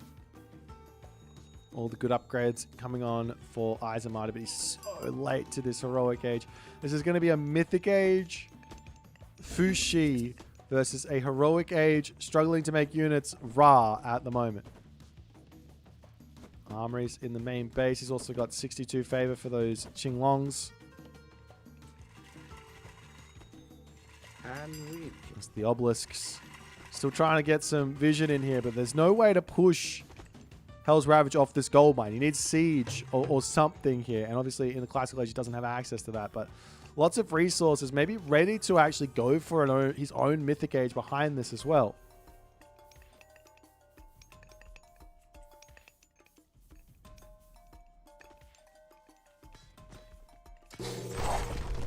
We hear the White Horse Cavalry poking down the obelisks. We're pulling back into his main base. We are going to be seeing that immediate sun-dried mud brick before putting the Migdol down, as that can come down. It's also getting empowered nicely with that forward monument to the priest. Love that play.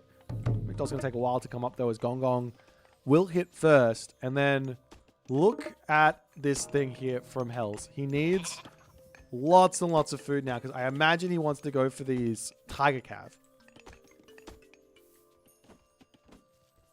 He's making Fire Archer, Tiger Cav on the way.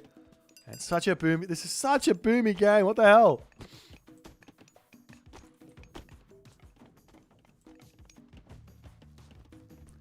Movement up to the top. There is a world where like a shifting sands onto this could be half decent.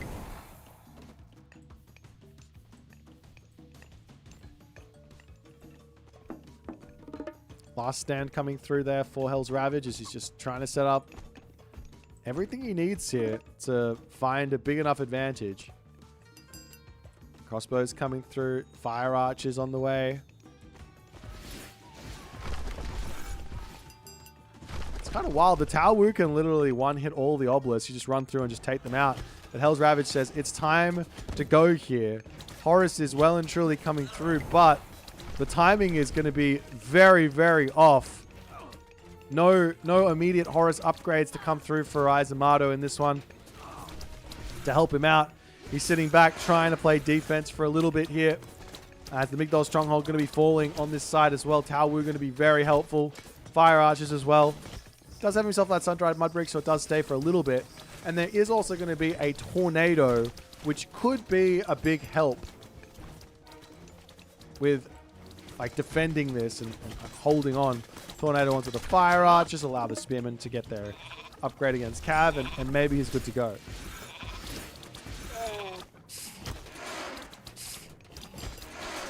Cells wandering forward. Priests coming through. We do have that. Lightning weapons. Shifting sands though. Wow. How many did he save? That was huge. I don't think I've ever seen that. He's shifting sands out of the Great Flood. He literally shifting sands out of the Great Flood. I don't know if it's going to be enough. There will be a tornado to come here for Izamato a little bit later. But the other Migdol Stronghold going to go down. The town center is cleaned. Now there is an Avenger in. A tornado in hand. A tornado in hand, but can Izamato actually break out of this bind now? This is the first time I've ever seen a gold mine in the center of the forests here on this map, but there is one in the center of the forests. And these low HP units are going to be getting melted here. As the Petsukos, with that range, they're actually a really nice counter for the Qinglong. I've never really thought about that. Then again, the Petsukos kind of counter every single myth unit, right? Is there a myth unit that they don't counter? Tornado getting dropped down, and now who's in trouble? All the Fire Archers, almost all the Fire Archers getting cleaned up there. He does keep a couple of them alive. As the heavy Tiger Cavalry getting taken out. And all of a sudden, military resource differential is now quite close. We are going to be seeing that Shaker of the Heavens technology to come through, making his heroes even stronger. Trying to finish off those Petsukos. And Hells has just got no resources now. He does see the... Well, no, he's about to see the villagers in the middle. And now Izamato is going to be looking for some snipes here. Huge raid from the Avenger as he takes out 3 villagers in a moment there. The Pioneer coming back. Another Avenger getting created here from Izamato. Getting some Vil picks here is going to be huge as the Avenger comes through. Big damage onto those villagers there as the Pioneer going to be going down as well. Also some big fat camel riders on the way. But the revenge here, Terracotta Soldiers in. Trying to take out this one. We do have a big fat Locust getting chopped down onto this position, taking the farms out. Heads up play there for Izamato as he is going to be doing his best to try and pull himself back into this game. Look at the wood situation. non-existent for Hell's Ravage. He's lost all of his farms. That was one of the highest value farm killing locusts I've ever seen. Villagers dropping left, right, and center as Izamato looks to be pulling himself not just back into this game, but into a good position. He is down 1 town center versus 3 town center, however. Villagers dying up onto this top side. Camel Riders coming through here. Got to be careful with these ones underneath the ballet, but he also really wants all the kills he possibly can get. Migdol's over here. What's next for Izamato in this game?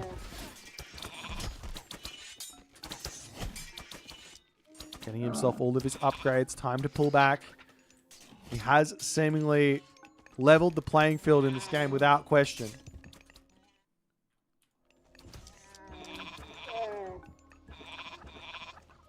All of these units are needed up onto this fight now because he can start sieging this main town center if he wants. There's no problems here with the Petsukos, maybe setting up a Migdol stronghold in the front here. Siege this, knock this out, kill off all the farms, kill off the villagers here, or at least prevent the villagers from gathering resources in the middle, locking off the bottom from the right, and then you can move up here and clean this up.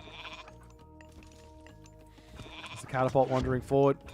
Has he moved those Petsukos yet? They're still sitting in defense for the moment as some villagers to come forward and grab the skull mine over here. Villagers here trying to keep themselves alive, but Izamato is doing a fantastic job of limiting the income of Hell's Ravage in this game. He's trying to repair up the town center. The Halberdier are through. Imagine if those Petsukos were in here. That would be a huge help versus these Halberdiers and things like that. Now they are through. Does unfortunately throw one away on the front. Doesn't actually lose it though, so very lucky as now Hells has to pull back.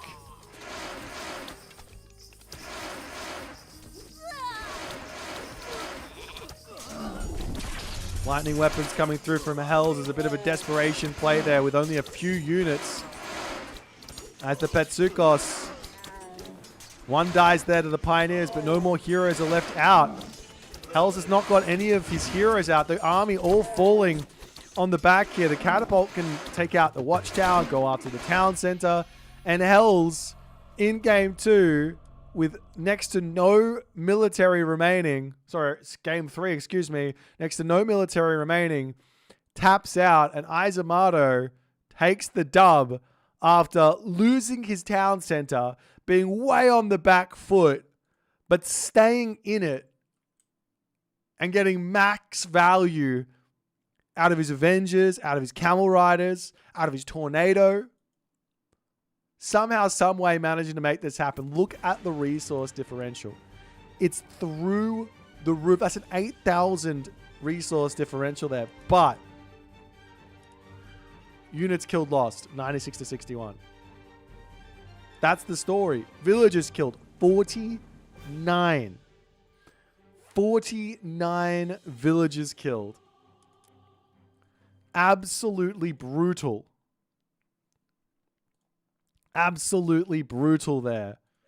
Well, ladies and gentlemen, Izamato will now be on match point. He just needs one more win. One more win. And he will be off to the races. Hells has to bring this back. He's got to win the next game. Let's check out what they're going to be going for in the draft.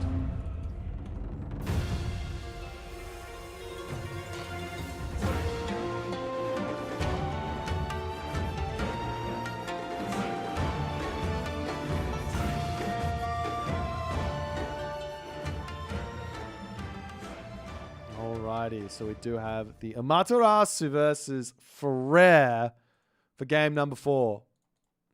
The spiciest of spices.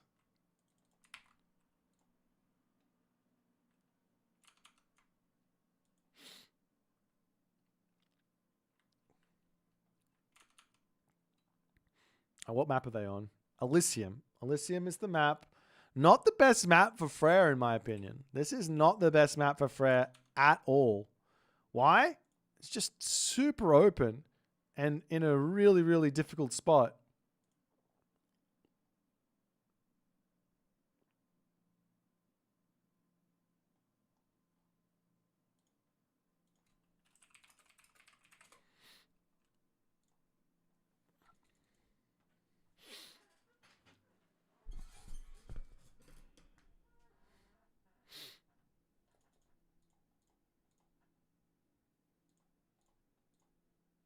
All right, we're going to be jumping into game number 4.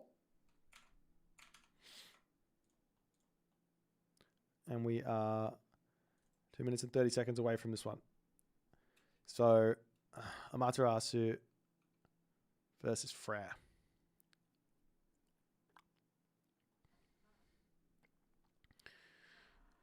So what can Frere do here to make his life a little bit easier? Has to be concerned with the weasels, with the solar shield, obviously, but he can play defensive anyways, and he's happy to do that. You don't want to fight. That's the big key here for Frere. Run around the map, grab town centers, no problem. Keep villagers alive. Sack town centers for other town centers. Like you just lose one, build one on the other side. Make sure you're using your Gullenbursty and Tempest together for all the good stuff.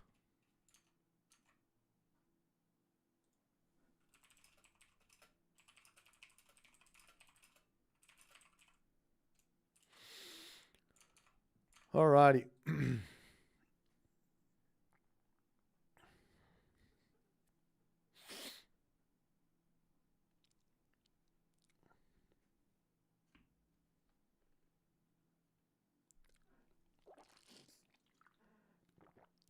Is Hell on Frere viable? Yes, I think so.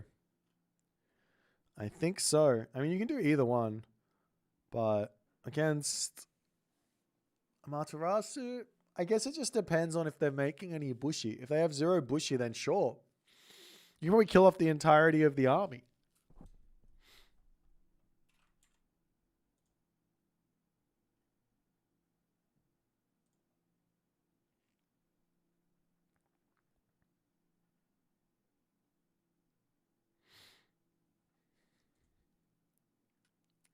Anyways, I don't know what I'm so my brain has completely left my body.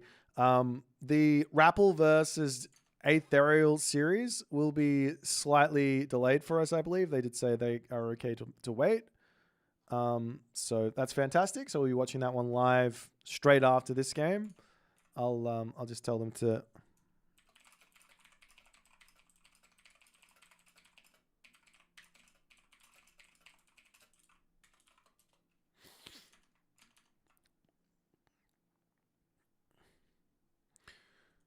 Alrighty, we are now ready. We're going to jump into this game. Izamato up 2-1 against Hell's Ravage. Let's get it.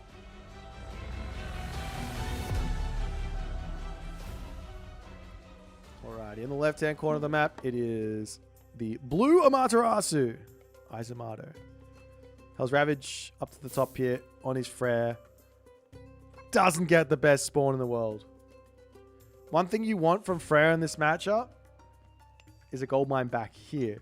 Swap the chicken placement with the gold mine, and you're a very happy camper here. Because all of a sudden, you just need to put like a temple over here, maybe a wall over here, maybe you can put a building here, and maybe a building here and a wall to here, and there's no way for you to get raided on your wood line or your gold mine. So now you just have to worry about the food. Some keys to there's some keys to victory here for Hell's Ravage might actually be to go Freya. Surprisingly. As good as Uller is, Freya might be the better option. Reason being, it's for the Valkyrie to snipe down those weasels before they even become a problem in your main base. Alternatively, you just get yourself out some raiding cavalry nice and fast with some Herser, and then that can be a nice defense against the attacks. Make sure you're scouting, make sure you have your walls up, and all the other good stuff.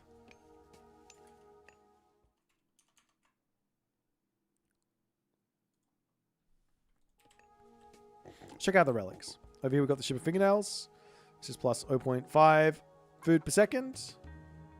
And on this side we have the Bridle of Pegasus, which is going to be a free Pegasus every 60 seconds. Up on the top we have the blue Crystal Shard, which will be gather rate for golden wood plus 5% of base. And onto the bottom it is the Feather of the Fang, which is 0.2x for the human soldiers.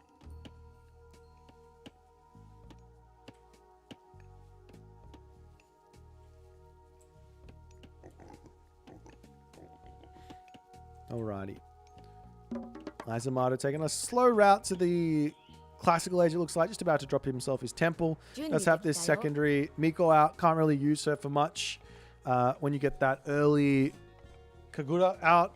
So you have to drop the temple. You can, if you want, to take a bit of a slower advance, drop villagers over to wood a little bit earlier and plan for the Kagura to come out so that you can drop your shrine immediately.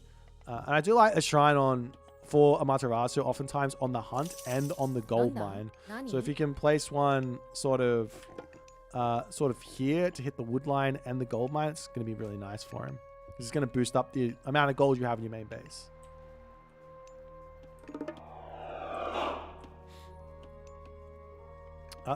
Have I totally have these guys in the wrong spot? Okay, and we are going to be seeing Ameno Uzume in for Izamato. No surprises there. On the other side, for Hells, we are going to wait and see. Actually, there's a world here where doing something absolutely crazy might be brutal. Like, for example, Nani? you know how I said you can't use this Miko for very much? What you could do is, as soon as you get 5 favor in, send the Miko forward and look to drop the temple in the center of the map. That way you're going to be even faster to be hitting the resources of your opponent. And you can hide it off into a corner as well, so your opponent doesn't really know where those weasels are coming from. Especially Fred, who not the best scouter in the world. A little bit of a spicy move. Nonetheless, Goshinboku does get dropped down right next to the temple. And the Kamatachi going to be making their way across the map. 4.8 speed, 300 HP of pure terror. Like, look at this thing. How could you not be terrified of this guy? Look at him. He's just galloping forward.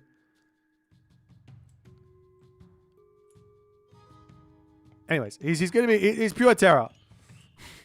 It will be Ulla for Hell's Ravage as well, as the Weasel is in and looking for some damage. The villagers need to pull off the gold mine as the Hersa are out. Almost getting that ghost building in would have been absolutely huge. Another Weasel now coming through as Hell's not paying attention onto this one. Gets a little bit of damage in. One Weasel down over here. As this one on this side can take a solar shield, but losing both of them this quickly, not ideal. Great defense here from Izamato as he does decide to dive back in, continuing to try and just limit the gold income. However, solar shield here against Norse and taking all this damage. Look at the favor. Look at the favor. This is something you really don't want to give over to the Norse player. So Hells is going to be happy with that.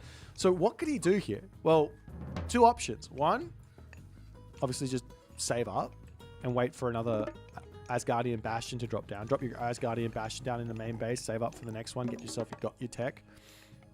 Option number 2, grab this tech and make Draugr. I don't believe he lost his Draugr. Did he lose it? Maybe he lost his first one. But Draugr are really, really good here because the Amaterasu player doesn't really want to build all too many range units. No Bushi. Wants to build on the Musha, wants to build Samurai, wants to build Naginata Riders.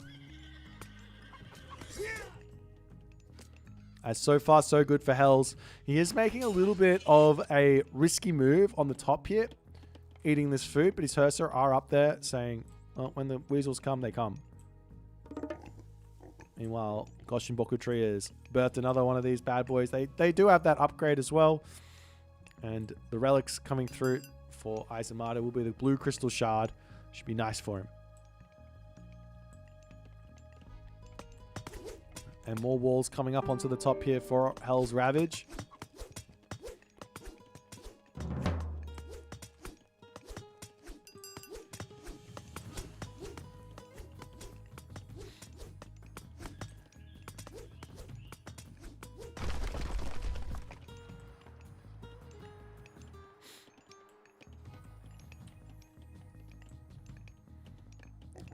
Meanwhile, the Reizu Kamatachi to come through.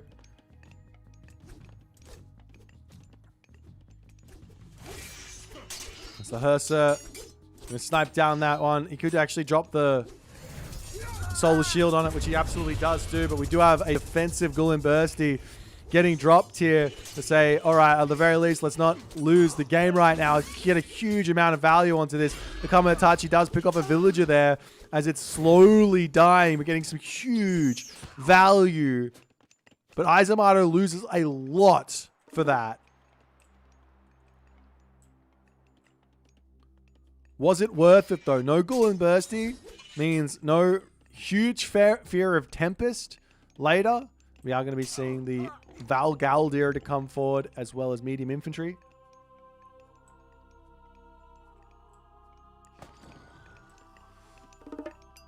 Samurai on the Musha getting trained out. All the good stuff.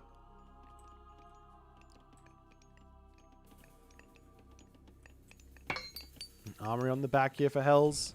But, I mean, Izamato getting that Gulin Bursty out, that's scary because there's another way to use that, which is to wander forward, drop your hill fort, and then Gulin Bursty, if they come and try and stop you, you can send it forward and defend that position, get the hill fort up. But Hells is going to start grabbing himself his own armory upgrades as this wall getting broken down yet again. Meanwhile, over onto this left side, does Izamato have an inkling of where to send this bad boy? He does. He's going straight for that food. This is going to be brutal for Hells. He hasn't walled it off completely. There's a big opening over here. But he is defending nicely on this spot, as Izamato's got to be careful of those throwing axemen. It's a little bit out of position. There is now medium infantry on medium just in general in, as the throwing axemen shoot and scoop backing. But look at this. Kamatachi killing off the villagers as Hells is not really paying attention there. He's full focus on trying to take out these samurai. The villagers still haven't started to run. Now they're moving through the wall, and it will be 2 villager losses. I think 2 villager losses. Maybe not. Never mind. He gets away. But Hells, for the moment, another Solar Shield getting dropped down, as this Kamatachi is just going to be sitting here getting value. It's absolute value town population Kamatachi, as it's charging in full HP, ready to get more kills as the Ondamusha tries to chase down the Draugr here. Throwing axeman turning around to get that damage in. 1 smack, 2 smack, and the Draugr lives though, as Izamato may simply just be going a little bit too ham at the moment. Asgardian Hill Fort up isn't the biggest of deals. You've already got Gulin Bursty out, so you can take your foot off the pedal a little bit here.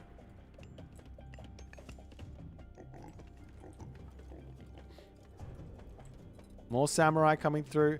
It is important to get yourself those Yumi archers or some sort of an answer for throwing axemen, because these samurai just kind of melt to the throwing axemen in a way. What are they doing? They're doing like 4.4 hack damage a second times 3. That's 12 plus damage a second onto these samurai, which do have 40% armor, so you have to take off 40% of that, but still that's more than a Toxote would be dealing against the samurai. It's more than it might not be more than a chariot archer, but I think it is more than a chariot archer is dealing versus a samurai. But nonetheless, walls up onto the top here as Izamato's grabbing himself some crowned crane. You do also see the villagers happily sitting now over onto this forward hunt, as Izamato is like, all right, we're up to medium here. He's clicking up through Raijin. I actually, man, I'm gonna say it. Raijin is just wrong here. Hachiman is the right call in this matchup with this God Path and with this amount of favor already coming in. You get Shogun. Great raid, actually. No, never mind. I'll leave my rant alone. I'll leave my rant alone as the villagers pulling back. You could turn and shank this. It's not the biggest of deals. The Naginata Riders to come through. You will get some revenge fire onto the raiding cavalry as those will pull away. All right, let me finish my rant. You get yourself the Shogun. You get yourself the Goshin Boku tree already, but that's going to help you out with the Tengu spam. You've already got 3 villages on favor. Sure, you have to buy the aesthetic profits. Unfortunately, you don't get New Moon to get that 1 tech for free, but just add them in. Like, obviously, the Raiju are also really, really good. But you're missing out on that Shogun, which is an amazing answer for the Revenant Draugr.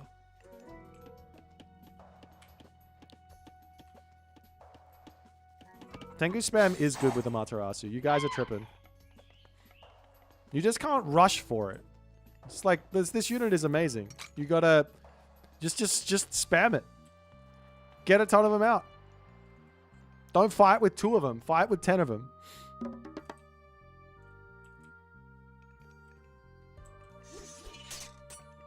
Nonetheless, second town center now up for Izamato.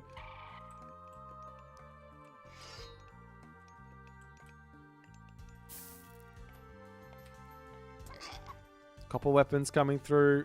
Couple armor as well.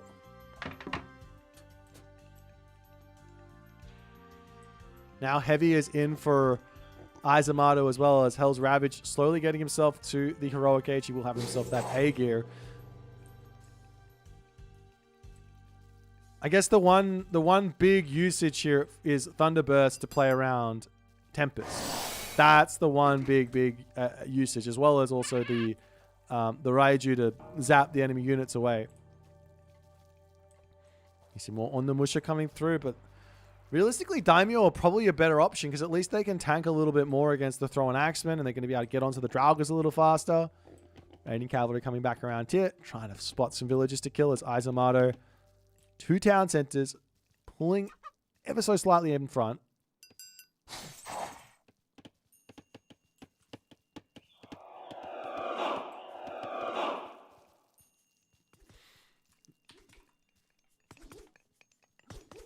Some houses up onto this spot. All getting bashed down. Izamato trying to just wait as long as he can. But here's the thing. He's got an advantage here for the next... It's already 75 seconds minus a quarter. 60 seconds. 55 seconds. He's got an advantage here because he has heavy. His opponent has no upgrades or only medium upgrades. As the village is getting pushed off of this position, Izamato now in position to defend. He's looking to potentially drop a castle down. He's got a lot of resources in the bank here. Almost enough as the army to come forward. There's the Tempest. Thunderburst needs to be dropped down. He does oblige. That allows him to pull out of this position. He says, I don't want to run. Let me fight this. As he says, I can sit in this Tempest, no problems. And Hell's Ravage goes, I've got to pull back. There's a whole bunch of Shinobi here. Super rare unit to see against Norse.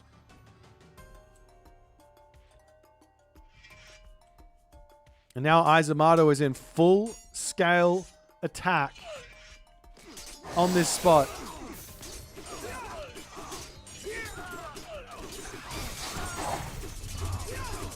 Solar Shield coming down. The big Rock Giant is going to be a problem. A couple of units not in the fight here, but the Samurai breaking through onto the backside. Ondamusha here needs to start targeting down those Draugr. He's now going for it. The Draugr are going to be falling, and Hell's Ravage seems to be losing a lot of his advantages in this game. He's now, oh god, he's at 900 military resource value at the moment. And Hell's Ravage there does say, GG, well played. Izamato takes the dub and takes the series in 4 games.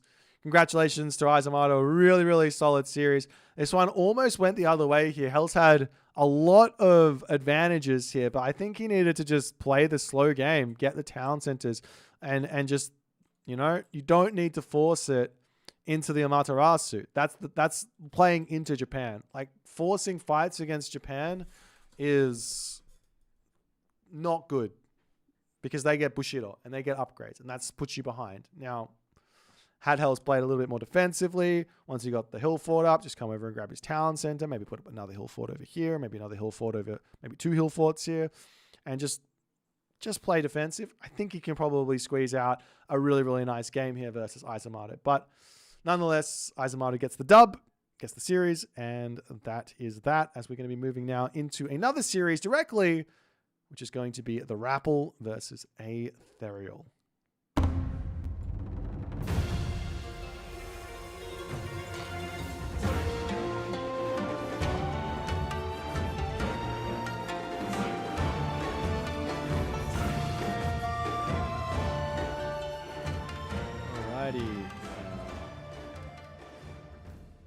We've got TheRapl versus Aethereal. Okay, we're going to jump over onto our other thing. Going to be a little bit of black screen, but we will be going into our Champions League now.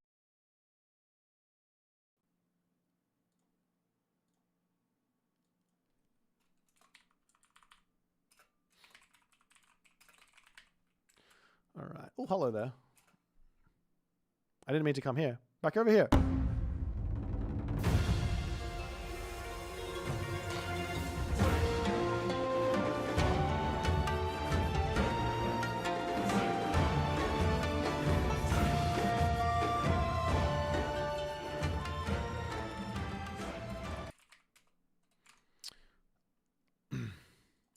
Alrighty.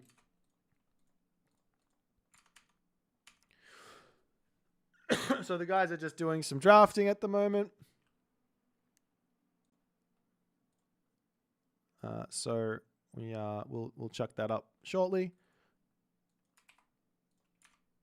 I think this will be Rapple's first game of this tournament as well, which is exciting.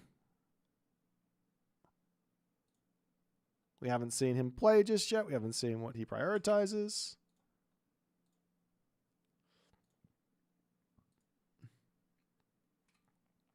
I'm going to take the shortest of breaks.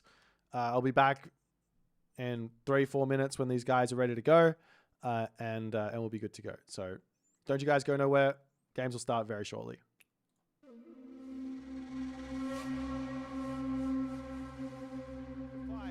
The Hephaestus Revenge technology is not in. Priests slowly sniping down those automatons here. Population differential. It's very, very close. Both players losing units left, right, and center. The Pharaoh coming through, not getting taken down. Those slingers now taking down units beautifully here. And Mosca defends the big attack. Hephaestus Revenge too late to come through.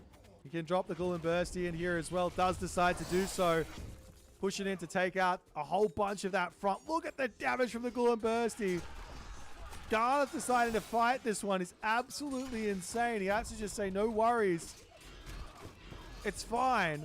We'll just run into the Migdol stronghold. He gets those catapults back to safety, but the front line falling is absolutely gigantic here. As the Chariot Archer's pulling all the way back in onto this spot. The Ghoul and Bursty still getting damage done. That area of effect auto attack damage is absolutely insane. Now Aethereal charges in. He is fighting under 3 Migdol strongholds, but the portable rams coming through. If he gets onto the Titan Gate, it's all over. You can't finish that one. 40 seconds remaining because he hits every villager. He kills every villager with the strikes.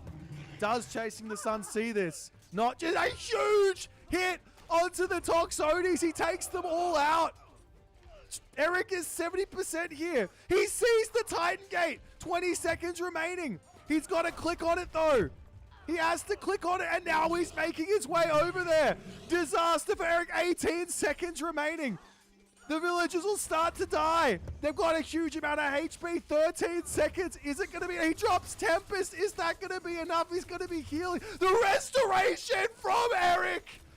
5 seconds remaining. 2 seconds. The Titan falls and the game is over. Can Hells break through here or not is the big question. Lots and lots of Halberdier. Should be very, very strong here, but the Chaos gets dropped down.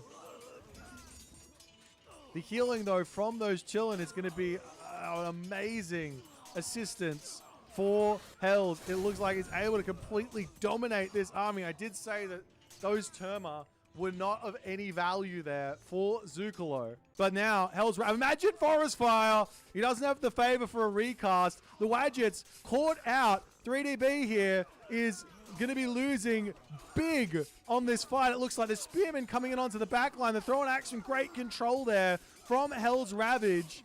But does it matter? I don't think it does matter. Hell's head first into this army, loses the entirety of his raiding cavalry force. The choke point was too insanely powerful, and all of a sudden, Hell's Ravage is the one on the defense as 3DB manages to clean the army. Gullenbursty is in, trying to take out these units here. The Tempest on top of all of these units, is it going to be enough is the question. All of those Hippias seem to be melting to the Herdman. The Cyclops also getting frozen up here, but Hell's army does seem to have taken some significant damage. Like the infantry are out of position. The Caraballista are getting collapsed onto here, as this is a huge fight now for Hell's Ravage. He gets himself a Draugr over onto the side. There's no answer for the throwing axe for now, as all the Caraballista are getting demolished, as even with that beautiful choke point, it's just not going to be enough. This one, he charges through. You have to keep going. He doesn't go over the Caraballista. Does not get that value as the Terma trying to get onto the back line there, but they are in a pretty good position there. Caraballista here getting some big damage on as the Yartser to charge forward. Yet again, B trying to take this fight off of Lush as the Tawu does go down. Population-wise now, however, it is looking like B is managing to hold on. The Terma are doing work on that backline, and Hell's Ravage's army melts there. Is this going to be... Surely not. He's going to be dropping Earthwall on the front here. Really? That's wild. He's got it set up. He's getting the double military camp up. The force city is on the way. Earthwall gets chopped down. You could bring the villagers over here to shank this wall down, but Nullus, he says, I don't have it. I don't have that in me. I'm going to retreat. I'm going to pull my dwarves over to and look, the Cheongchi is already in here. Midi Yeti pulls off the cheese of his life right now. Upgrade. The Raiju goes down immediately. There's the Thunderburst. The Fey Beast gets dropped down onto the back army here. As it looks like Adapessu says, I am just going to face tank this. Tries to stay back, but that allows the Samurai to get on top of this army. The population for Adapessu looks like it's dropping.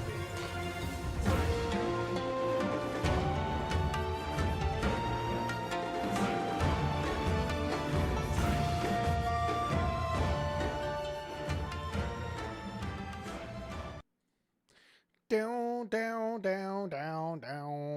What's happening, everybody? Another day, another you, another me, another game, another series.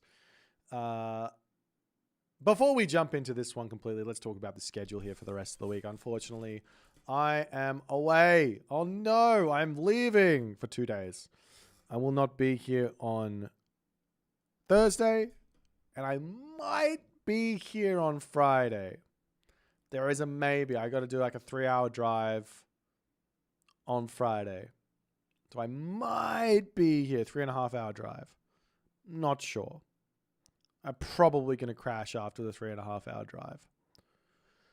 Nonetheless, the games that are upcoming this week. For the Champions League, we've got TheRapl and Nyan playing Friday at 1900 GMT. So I might be there for that one. I don't know. We got Matador versus Mosca Saturday at 1500 GMT. Then the Mister and Grass on Sunday at 1700 GMT. And then we've got Chasing versus Tunison on, I believe that's... Oh, I've got that in the wrong spot. No, I don't. It's Mister and Grass are on Saturday at 1700 GMT, excuse me. Chasing the Sun versus Tunison is on Sunday at 1800 GMT.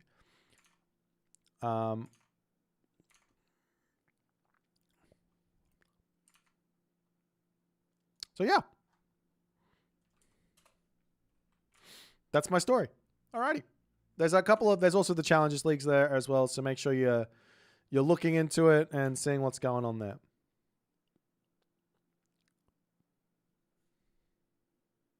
Where can you rewatch the Aethereal versus Garneth game of the Titan? I can't remember exactly what game you mean, but it was in Qualifiers 2, which you can find on my YouTube. You can also find it on Twitch, I believe, in the VODs. Probably easier to find on YouTube, but if you go to the VODs, you can check it out.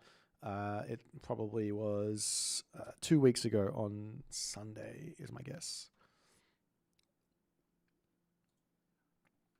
All right, let's talk about the draft as these players have picked their first gods, which is going to be on Blue Lagoon. It's going to be Tsukiyomi versus Amaterasu.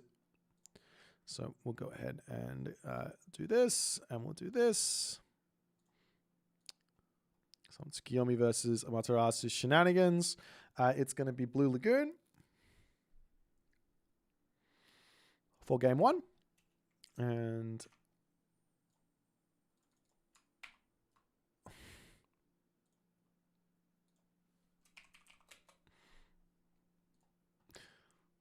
I've been alerted that observers are allowed. That's good, because if they weren't, I would cry. Also, huge thanks to everyone who's supporting the channel, subscribing while the tournament's going on. It's literally a tournament that goes on for, we're kind of in the middle of the second week, and there's about 3-4-ish weeks of group stage, and then we have the playoffs. So we've got 2 more weekends of groups, and then we have the playoffs starting on the weekend after that. So if you want to get you want to get rid of those spicy ads that Twitch loves to run, and you can subscribe. If not, then watch the ads. Love you. Okay.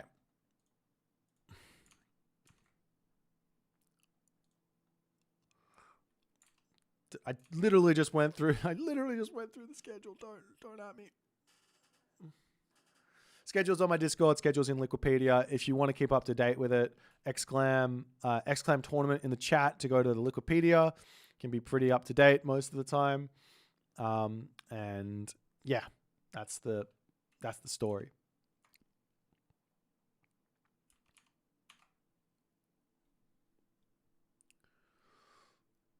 Thanks, Notes. Appreciate you, man. There's been a lot of good games as well. I know that there is going to be... Okay, let me put it like this. I know right now for the group stages, we actually did see one Tsukiyomi loss here, so rejoice. We haven't seen a lot of Tsukiyomi getting killed. However, let it feed you. The fire will burn. Someone will take down the mammoth, the beast. Someone will make it happen in a real big way. Absolutely shut down the Tsukiyomi, all right? In like a gigantic way. When the Tsukiyomi has actually gotten to the points which Tsukiyomi is strong at, you know? I find it like, okay, random sideline about balance. I find it very, very hard to take any game where someone makes significant mistakes seriously when it comes to talking about balance. You need both players to be playing a well played game, basically, where they both get to like execute their game plan, and if they don't, they made a mistake or whatever, you just kind of have to discard that game from any sort of thought process that's going on there. So for example, what we saw earlier today was Tsukiyomi versus was it Shenong? And the Shenong player just kind of A-moved through the Tsukiyomi to some degree. It was like pretty nicely played from the Shenong, but we didn't see our Tsukiyomi player really get to do much. Could not quite get their feet set in the game. So you can't really take a lot from that. Because we have seen the Tsukiyomi player getting through that portion of the game many a times. Unless we see that every single time. In which case, then you go, oh, okay, then there's a problem on the other side of which the Tsukuyomi player can't defend themselves, right? So either there's a problem or a B problem.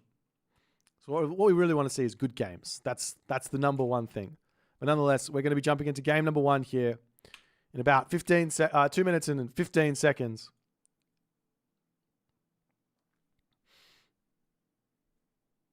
Aethereal is divine.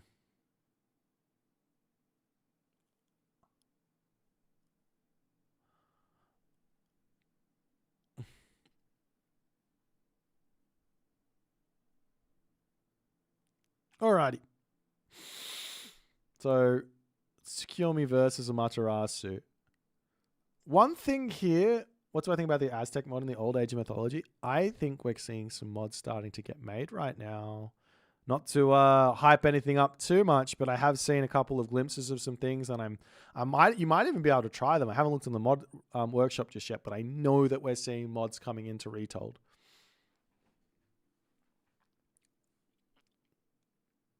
Okay, so TheRapl here.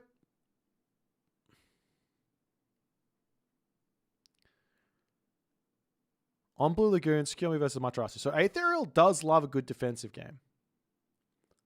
Aethereal does love a ridiculously good defensive game. He loves that second town center play. Does work with Amaterasu completely fine. You have that Shrine of the Hunt. You can go for it.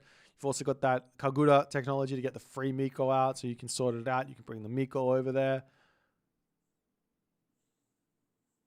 But if you go for that, what do you have to actually be prepared for? You probably actually have to be prepared for a fast heroic. You have to be prepared for the Tsukuyomi player also going to TC. You have to be prepared for the Tsukuyomi player rushing cavalry at you and getting huge value early on. There's a lot of stuff. So it'll be interesting to see if Aethereal is going to be changing his sort of way of playing. Considering, yeah, we really haven't seen much two-town center play, and when Aethereal has been doing it, he's been getting, well, he had a very rough series versus Recon. I mean, Recon is one of the greatest. And Recon did do a number on Aethereal there. I'm sure he was studying the recorded games, trying to figure out if he can break through that stuff now. But it's game number 1. TheRapl versus Aethereal. Let's jump into it.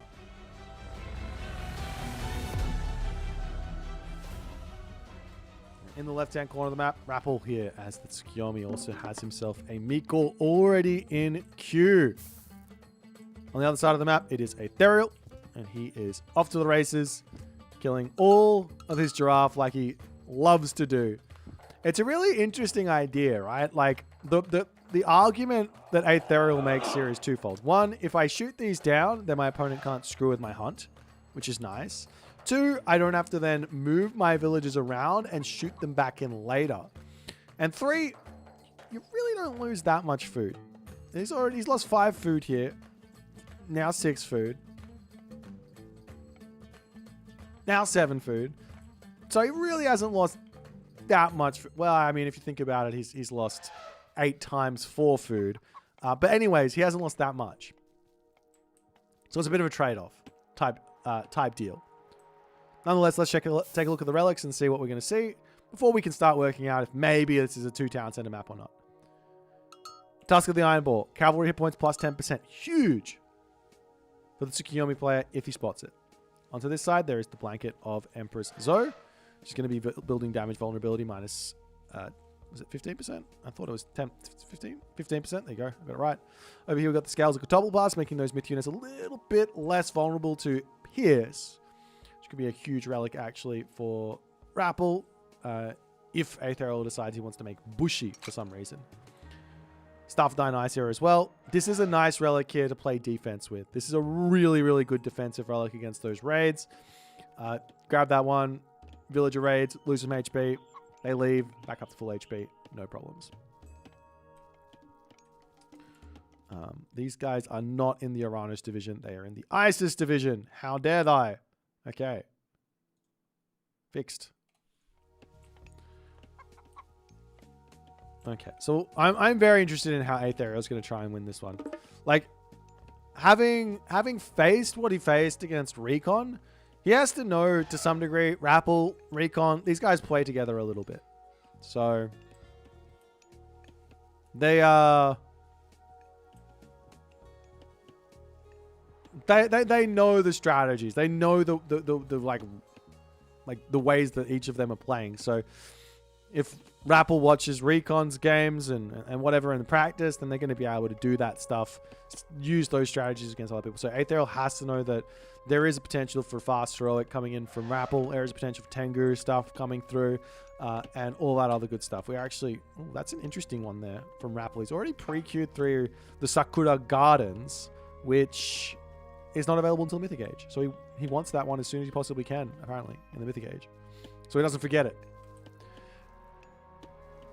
As you see, the third and final Miko to come through now for the TheRapl. And we do indeed see Mina Katatomi. Wild. He's a man after my heart. He wants to do something different. I love it. Hear me out on this one. Hear me out on this one.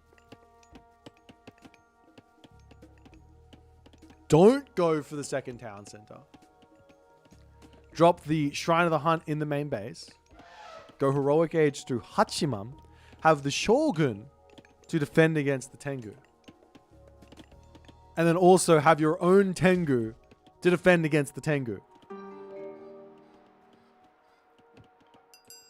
No? Just me? Okay, he's going town center.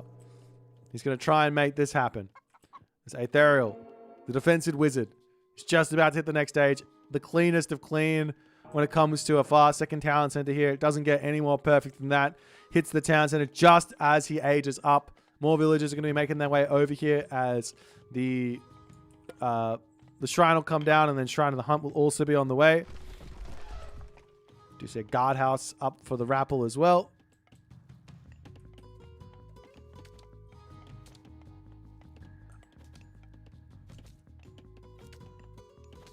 There's the Kitsune to come through. And there's that Shrine of the Hunt up. As where to next for Aethereal? Perfect counter to Tengu as well. Tengu. Well, actually, it's not countering the Tengu because your opponent's Tengu are going to get gold over to... yeah, they're going to get gold. So you don't quite counter the Tengu. But you do have the... Well, you don't have the Goshin Boku tree. You do have the... At the very least, you do have the Shogun to try and help with them.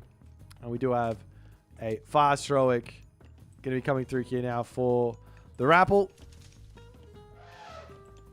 As he is happily eating his pumpkins, and his chickens will be going in next. On the other side here, Aethereal is getting himself pickaxe. He's getting himself saltwater spring. Has no buildings down just yet. His food income will skyrocket here with this saltwater spring. It's really, really good.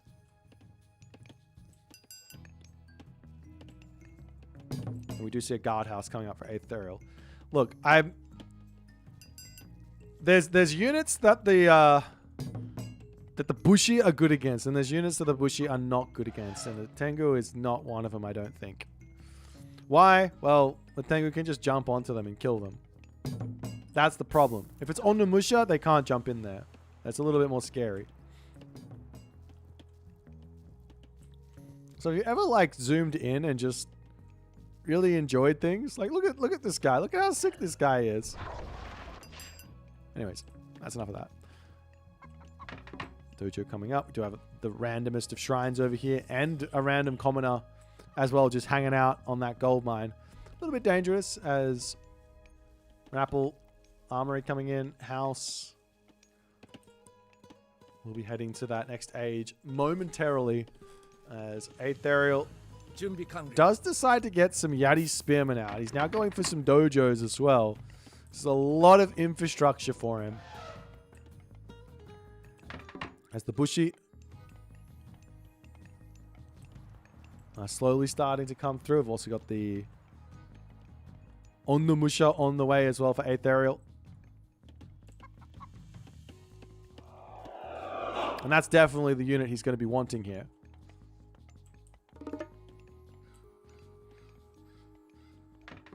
But that being said, the Tengu never need to engage against the Onnamusha, do they? They can always go elsewhere.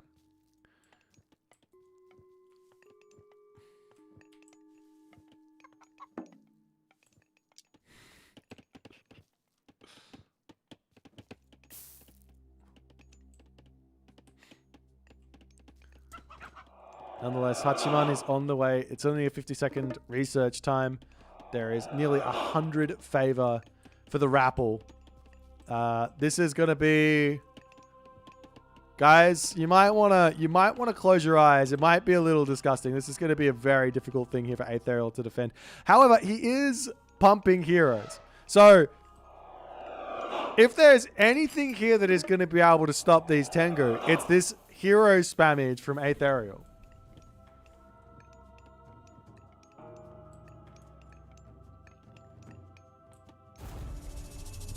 Nonetheless, New Moon comes in.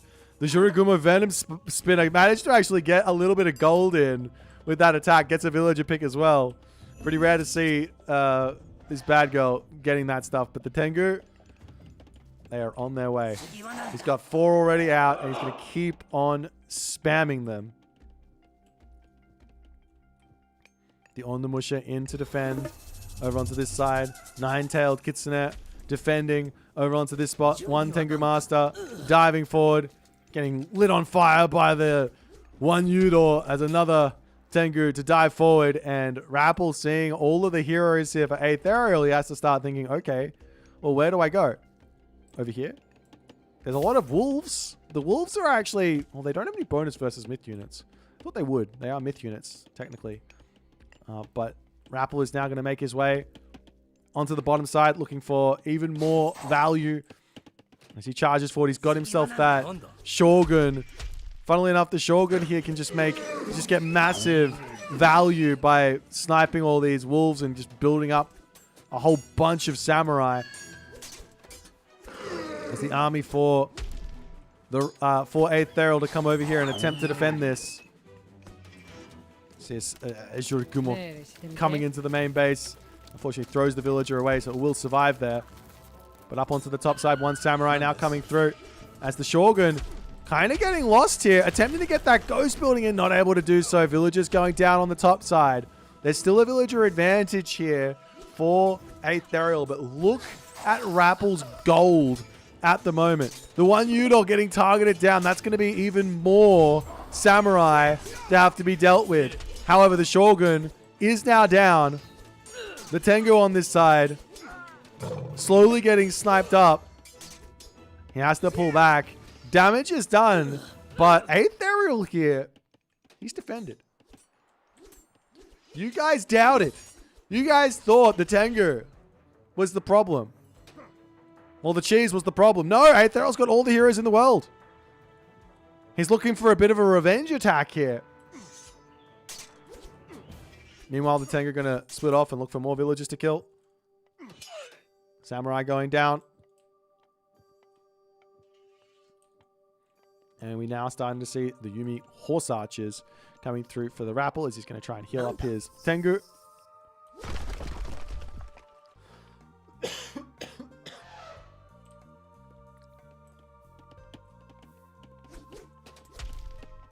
Whoop. Whoop. Whoop. Villagers getting sniped. Aethereal does have himself that survival techniques there. So he does have a little bit more time here to stay alive with these villagers. Trying to pull back, but he's just losing villagers left, right, and center. I wonder if we're going to see TheRapl just go Mythic Age here as well. There's more villagers falling. Will he, at the very least, pick off one Tengu? Not happening.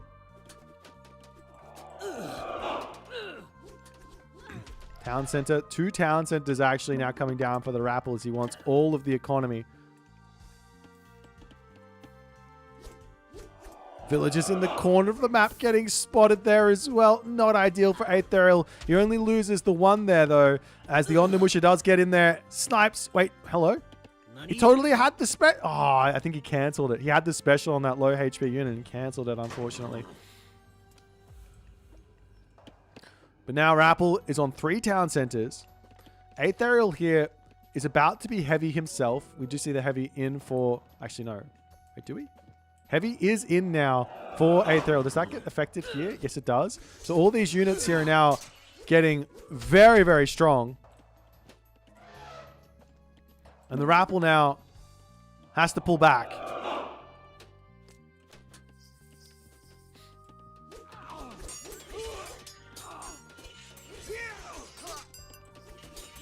And maybe TheRapl has been a little bit too overzealous with this third town center. He's now losing villagers as Aethereal is all over him over on this side.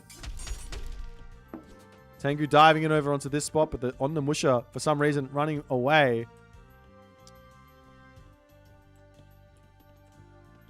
But Aethereal is literally winning this game right now. He's in front on villagers.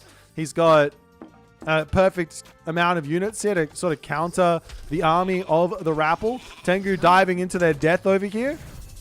Also see a little cheeky solar shield there to get his low HP on Namusha back up to the full HP. See another Shogun in here for the TheRapl, but realistically there's no myth units for Aethereal, so what is the Shogun going to be doing here? Aethereal has come up with his own way to break this strategy, and TheRapl here, what is he going to be able to do?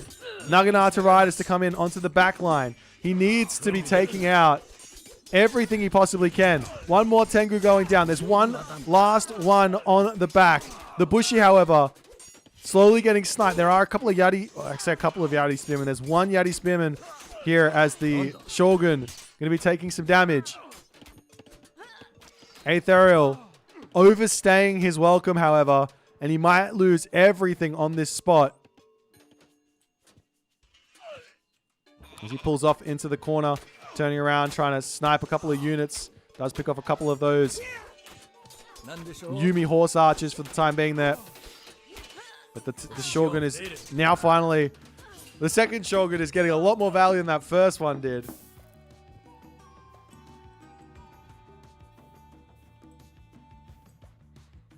But still, a big villager advantage here for Aethereal. The question is, how far behind is the TheRapl on total resources here? Military-wise, it looks like he's equal or similar. Nice. Armory upgrade-wise, none. There's no armory in for Aethereal either.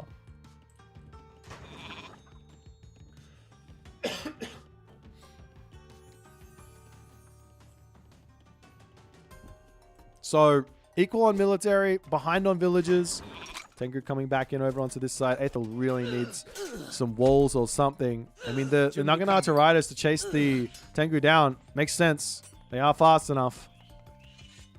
Though it should actually fall here unless he gets another jump, which he might actually do.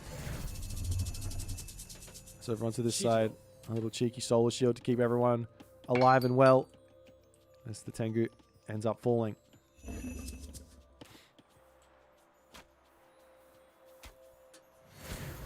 Onto this side, villagers getting pushed off of that gold mine. Still no real defenses set up from Aethereal, and he does actually decide he wants to go Hachiman here.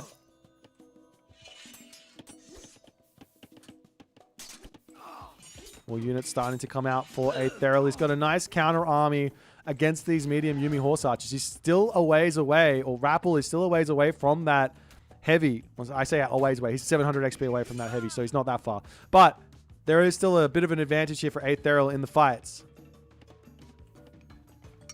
Gold villagers coming over onto this side. As the villagers over here getting targeted down. No ballistics here doesn't mean these villagers are somewhat free to escape. If you're ever chasing villagers like that, always focus down like one of the middle ones so that the missed arrows will hit the villager behind it.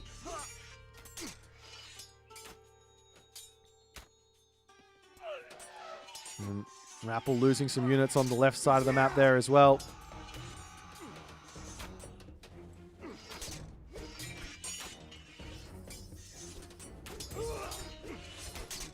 Samurai dying left, right, and center.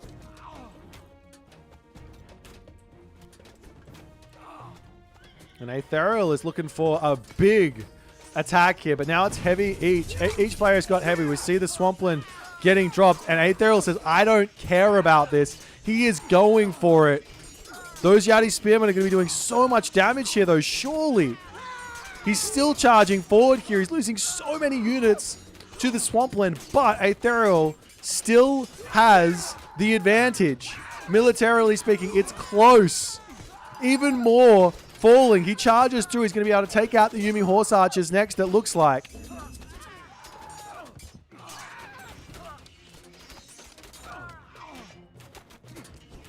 As the Samurai going after these guys. Trying to clean everyone else up.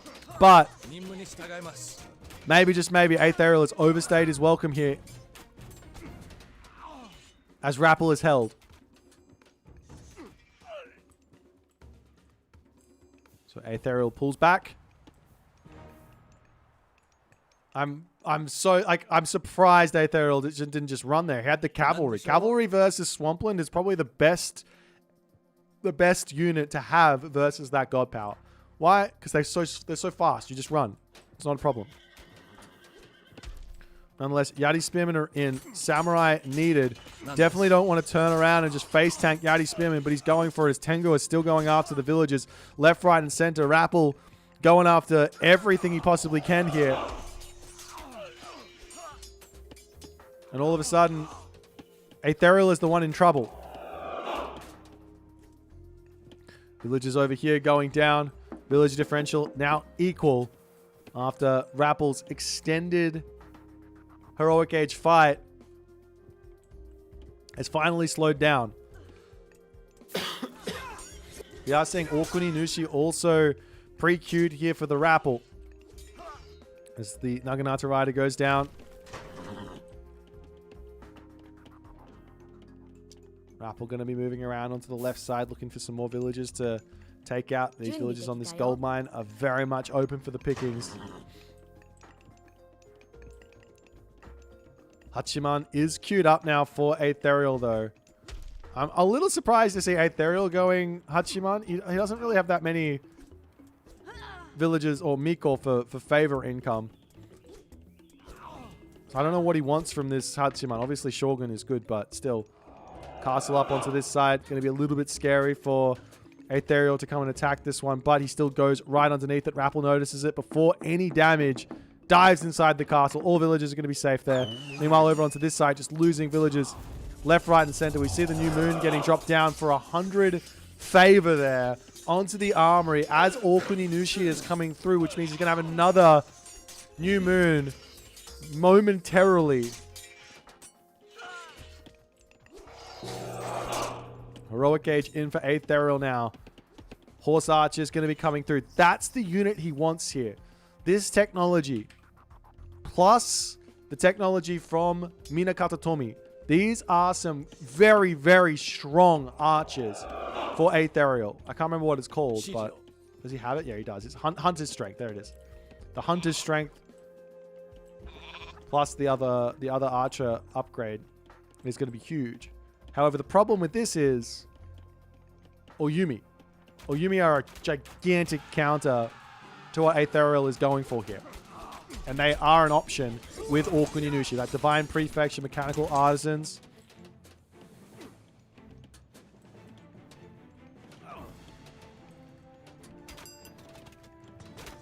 As TheRapl not wanting to take this fight because his majority Yati Spearmen, and these are all Samurai that are going to be dominating this. Champion is in as well.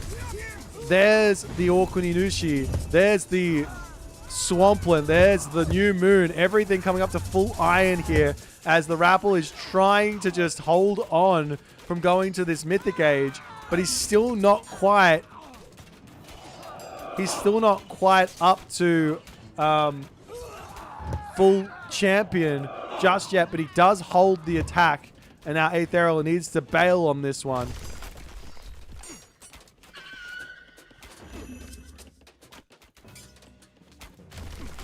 It's the Omuraki getting sniped down slowly. Not exactly sure where. Oh, he's going for the raid. That's brutal. If it doesn't get killed off, the wretches onto this. Ouch for Aethereal's gold income in this game. Slowly but surely, Bushido tier 4 coming through as the wretches all come in. And these are all getting gold as well, you have to remember. They're all myth units. That Ivory Netscape is going to be getting value up the wazoo here. As TheRapl seems to have pulled away in this game, and Aethereal says, all right, GG, my friend. Too strong on this one. Let's take a look at the post game and see what we can see here. All resource total. You can see Aethereal was in front and is in front resources-wise. But the problem here was Aethereal wanting to end the game in the classical age, I think. He was going so hard. Once that Swampland was down, just needs to take the foot off the gas a little bit. You know? Run back. Look for a different place to attack. This strategy that he did, Mina Katatomi, with the Hunter's Strength, with all the upgrades and all the heroes, did really make TheRapl panic in this game. And TheRapl's the runner-up of Mythic Wars. He is an incredibly good player, but this strategy here works for Aethereal to get you past that cheese and actually give him a big advantage. We can look at it again. A big advantage here for Aethereal, without question. But the problems arise with military units killed being 161 to 115 when you're building Samurai.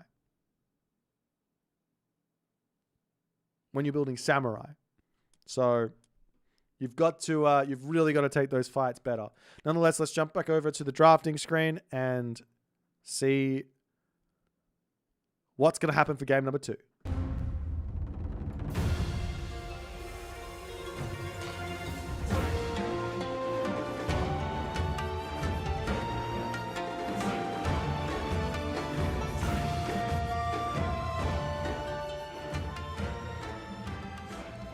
Let's give the old win over to the TheRapl and see what they're going to be going for game 2. It's going to be a Shenong versus Tsukiyomi. So we see it the other way this time. Yay! Gotta get them out of the way in the first games, right?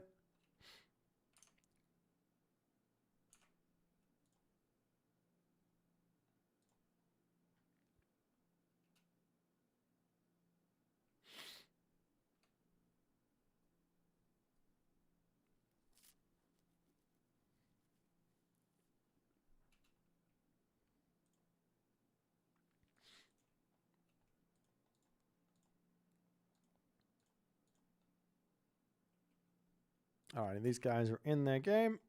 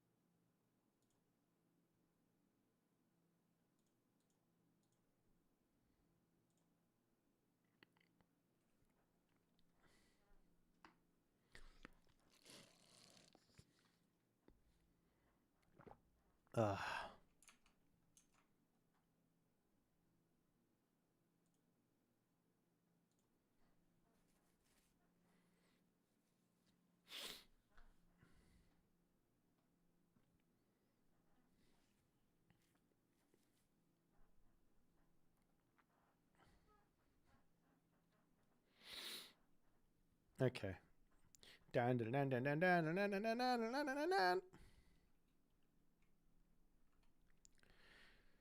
We have seen one Shenong beating a Tsukiyomi here. Now, also, Aethereal, he's such a defensive player. What god did he pick?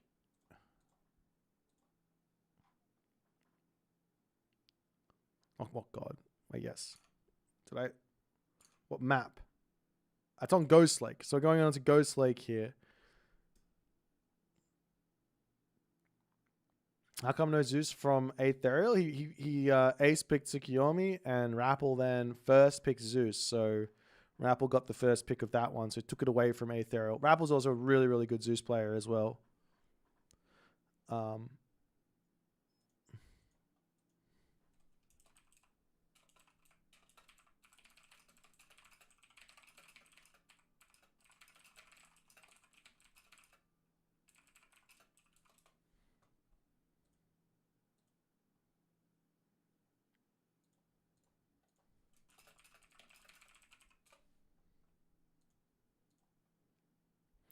Alrighty.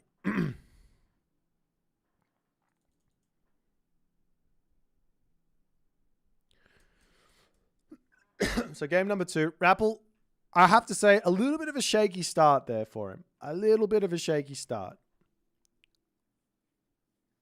So we'll see if he can calm the nerves for game number 2.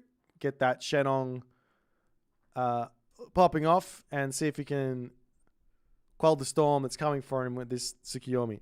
Now, Aethereal's play with Tsukuyomi, he does like to drop New Moon onto the watermill. Get himself hand axe, survival equipment, husbandry, plow in right away. So we'll see if he's going to stick with that or if he's come up with something a little bit different. But nonetheless, let us get into game number 2.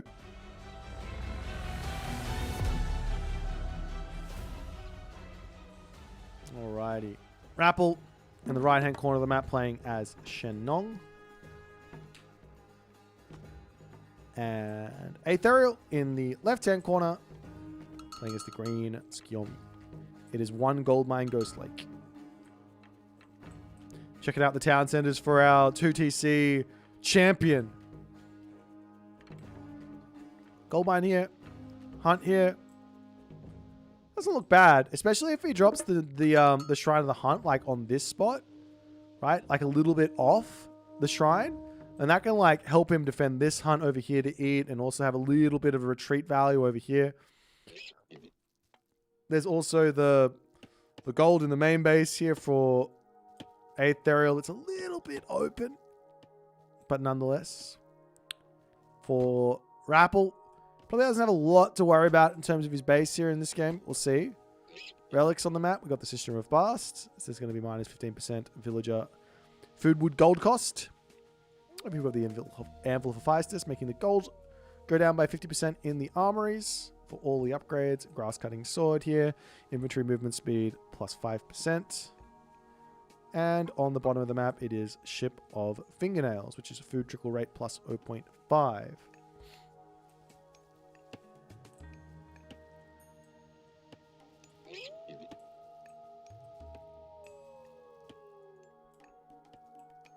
As Aethereal queued up that what's this called? Sacred Custodians.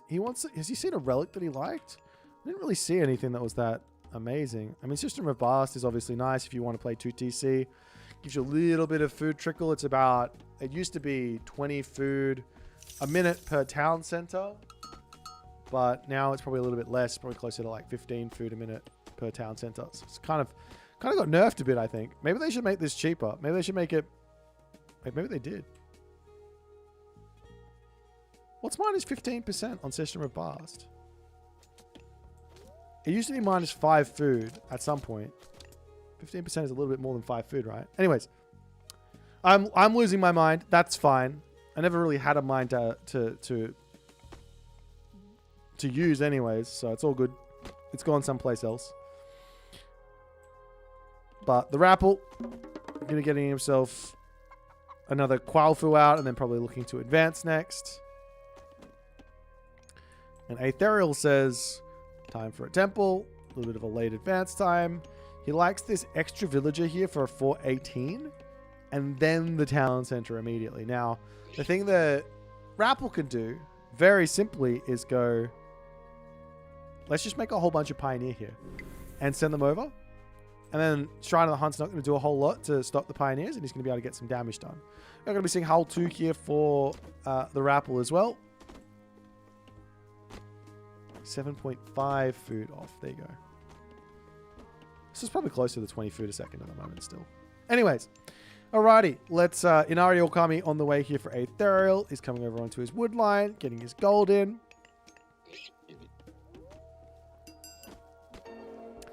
Shrine of the Hunt doesn't exist for Tsukuyomi. I told you I lost my mind. It's past my bedtime. It's 4 a.m. This is my excuse all the time, even though I'm always awake at this time. But nonetheless, Aethereal will finish up on these resources momentarily and move over to his settlement. He drops the new moon there onto the onto the watermill. And now his villagers will be a little bit stronger, and he will be ready to move over here and grab this town center. As TheRapl says, okay, then what? And then what?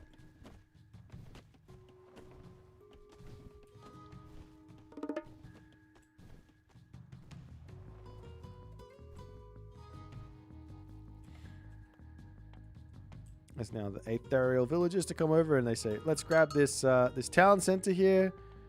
And TheRapl is going to the wrong town center to deny, but this is probably the nicer town center for Aethereal, and if Aethereal does end up grabbing this one, he's probably not going to be too upset. That's the Cheongchi coming through. And what do we see here from TheRapl? He is going to be going a town center as well.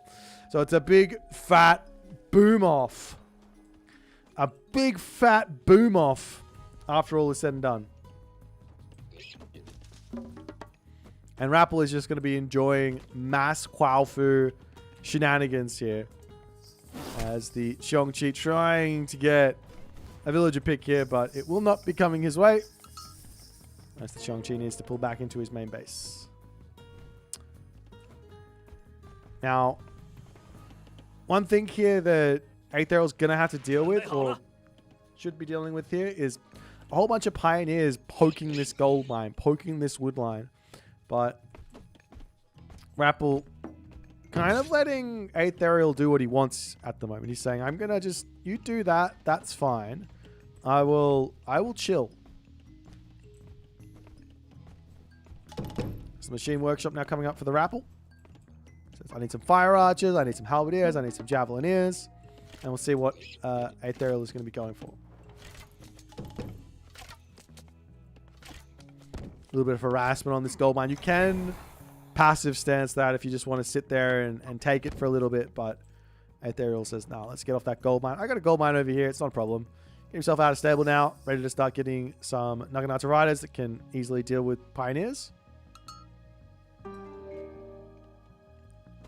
And I guess with the double town center up now, the favor situation is going to be looking really, really good. And we do also see abundance coming in. I wonder if this is even worth it to grab. Like, this increases your villager advantage by 5%, right? But 5% of 30 is 1.5. And I can get 2 Quaofu out for it. So I should probably just go Quaofu until I have 40 villagers, right? Is that wrong? When I have 40 villagers out, then I should get abundance, because that's going to be better than an extra Quaofu, or an extra 2 Quaofu. No, it's not. I need even more. You just keep getting Quaofu. Don't even bother with the abundance. Of course, this hits for food. Anyways, I digress. I'm here theory crafting. We're supposed to be casting. Okay, Naginata Rider for Aethereal does manage to survive a little bit here, as the units piling in from TheRapl, pushing him off this gold mine, but he's back over onto this gold mine again. House is coming up. It's a guardhouse now going to be on the way.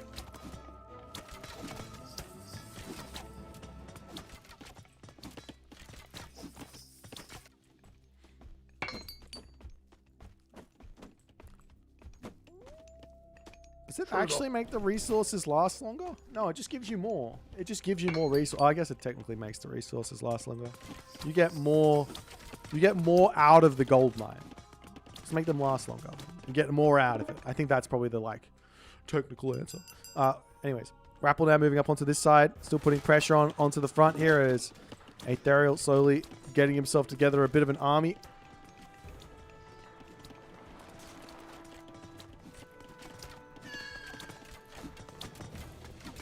And we will be seeing Rasho pre-queued here for TheRapl as his resources are starting to balloon. Now, the question here is, if you're going for a Quaofu boom, where you're trying to spend all your favor on these Quaofu, you are losing out on a lot of food income because you're not building these peasants onto food. And we actually see one Quaofu coming onto food for the moment. So where you lose out on that food income, you obviously gain it in the fact that you're not spending as much food as your opponent is. Look at these guys. 43 food, 85 gold, 10 favor. Oh my god. Absolutely wild. Nonetheless, stable, dojo, all that other good stuff. Heroes coming through as well for Aethereal. There's the town center up the top now coming in for TheRapl.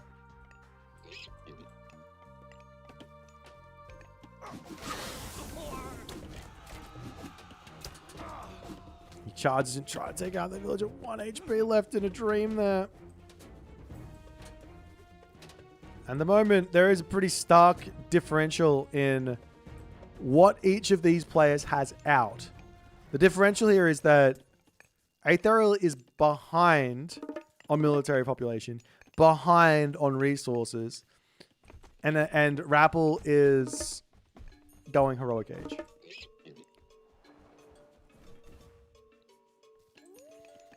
He's slowly building up to that 100 favor though, as the market going to be coming in.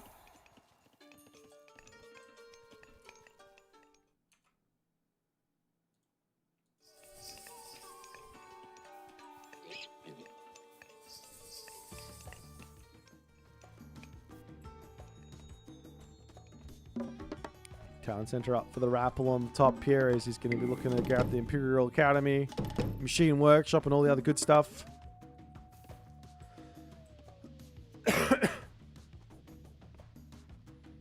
Naginata Riders riding in. Now looking for their first little bits of raids here, but TheRapl is 3 town centers. He's heroic age. Hachiman is now queued up though on, oh, actually not even close. It's coming in fairly shortly. He's actually upgrading his... Oh, nice one there from Aethereal. This is maybe a little known fact, but if you let the Bushido... Actually, this might have been fixed in the last patch. I don't know.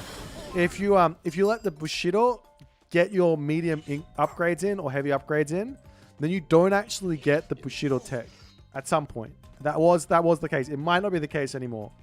Maybe Twitch chat with all of their infinite wisdom can correct me.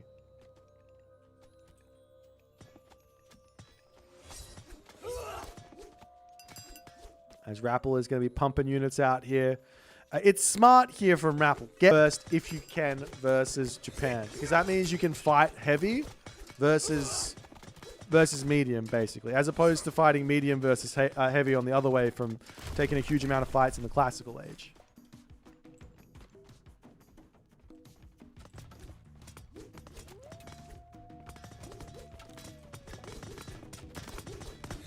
TheRapl will drop his ballet up onto the top side. A couple of javelineers. Poke down one bushy there as the small amount of myth units from TheRapl definitely making Aethereal think about spamming these heroes quite heavily. TheRapl's Town Center now under attack. Is this going to be an option for him? This is full Sen, full classical age Tsukiyomi here, and he's also still got the Swampland. Meanwhile, TheRapl has just been holding onto Earthwall. We'll see if there's any sort of reason for it or not. But TheRapl can't really take a fight just yet. He's trying to just hold. Especially because Swampland is available. As he does drop the Swampland onto this position, TheRapl going to be diving through the town center from one side to the other. Pulling back this side, losing a bunch of cavalry units to the Kappas here.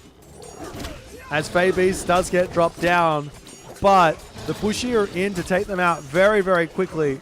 And Aethereal's attack here does seem to have been thwarted. The saving grace for Aethereal is after he takes this fight, is that heavy is about to come through. But he's got very little going behind him now.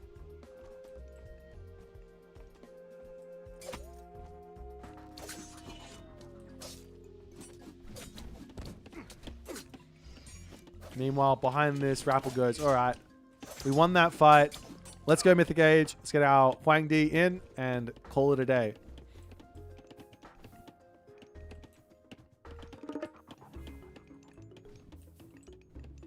Yeah, It is kind of just... Aethereal's kind of going a little bit too ham here with this Japanese. He needs to be looking for other angles of attack. Like over on this side where this town center is. Much nicer fight to be taking. But nonetheless, the cavalry are now out searching. And Aethereal is about to get hit with a pretty nasty surprise.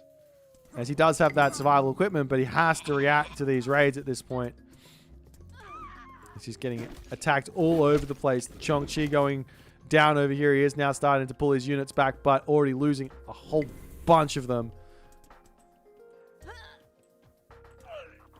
As the Naginata riders to come through and say, please leave me alone.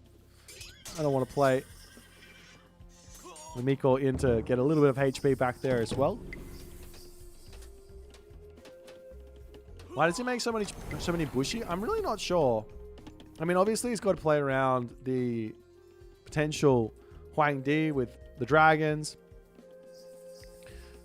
Any flying myth units, any myth units in general from Shinong. But generally making Onnomusha is your preferred method. That's now Huang Di queued up. Surely Hachiman has to be coming soon. Ballet on the right side now. We didn't talk about the amount of gold mines on this map, but it seems to be 1, 2, 3, 4, 5. Is there a sixth one? Was there a sixth one? Am I missing one? Am I going crazy? Maybe it was back here. I think I am going crazy. Oh, it's here. It's right in front of me. I'm literally blind.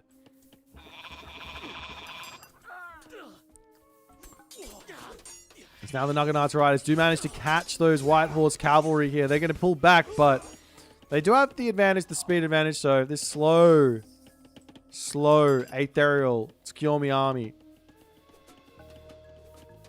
is going to have a little bit of trouble here chasing everything down. There is that crenellations in, so taking a lot of damage here running through the towers, but still no real other way to go about it. Has to take it. Gets out of there. Hachiman now coming through for Aethereal, but there will be that Huang Di as well as Sashiwano Bannerman to come in. A Daimyo immediately queued up for Aethereal.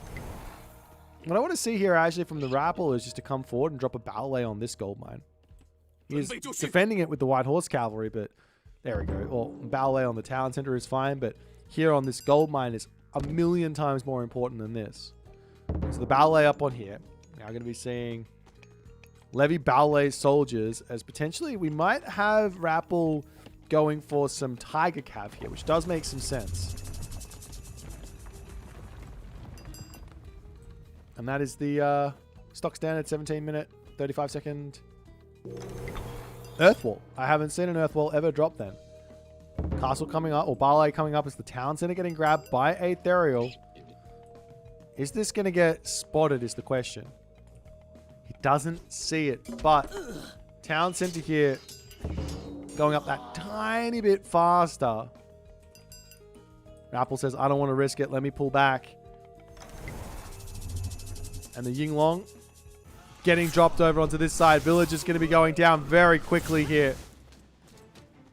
Does Aethereal have himself his armory upgrade? He doesn't have it. A little bit of bonus damage versus myth units would go a long way here to taking the Yinglong down. The villagers sneaking back in to start the ballet up. There's 3 Pundun. Look at these bad boys. Town center is up, but town center is going to get brought down so quickly. New Moon does get dropped onto the armory here. The army of Aethereal is looking pretty terrifying.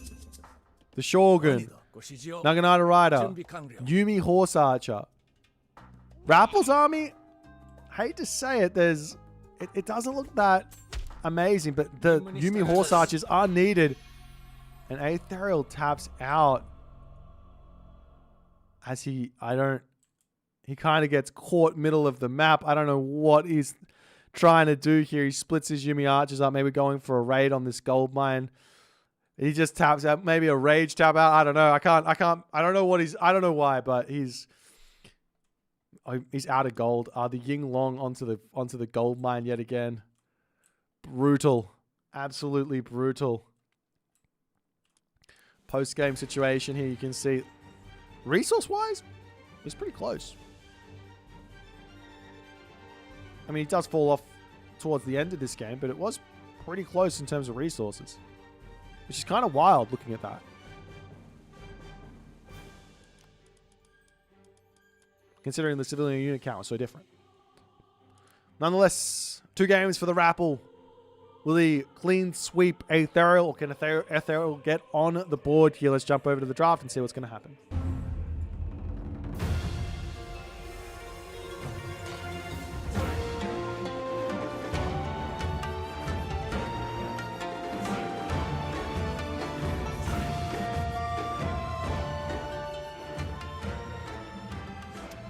We're going on to Anatolia, and it's going to be a Zeus versus Gaia game for our 3rd game here.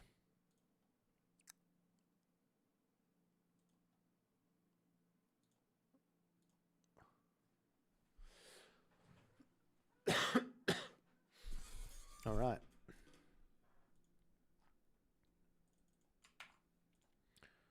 Are these guys off to the races, or are they slowpokes? Are they off to the races? Yay!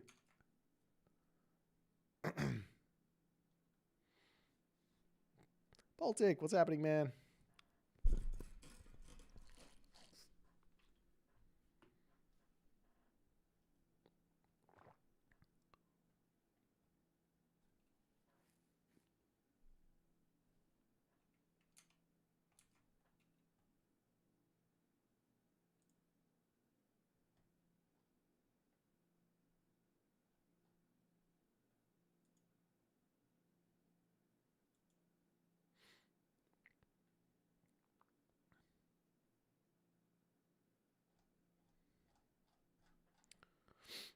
All right.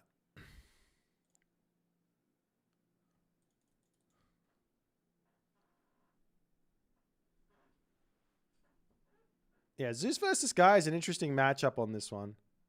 Wait, I need to put the losses in for game 2. Win and loss. Well, hey, another Tsukiyomi loss. Ha!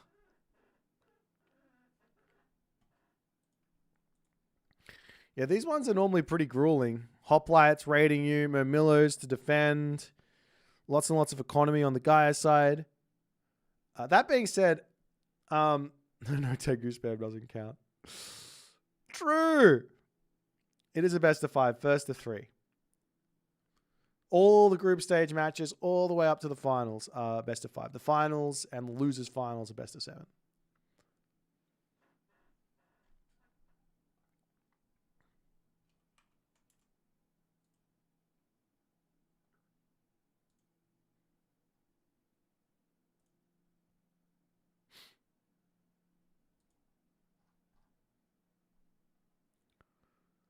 Alrighty. Game number 3. Zeus versus Gaia here. Let's jump into it. No sense in messing around.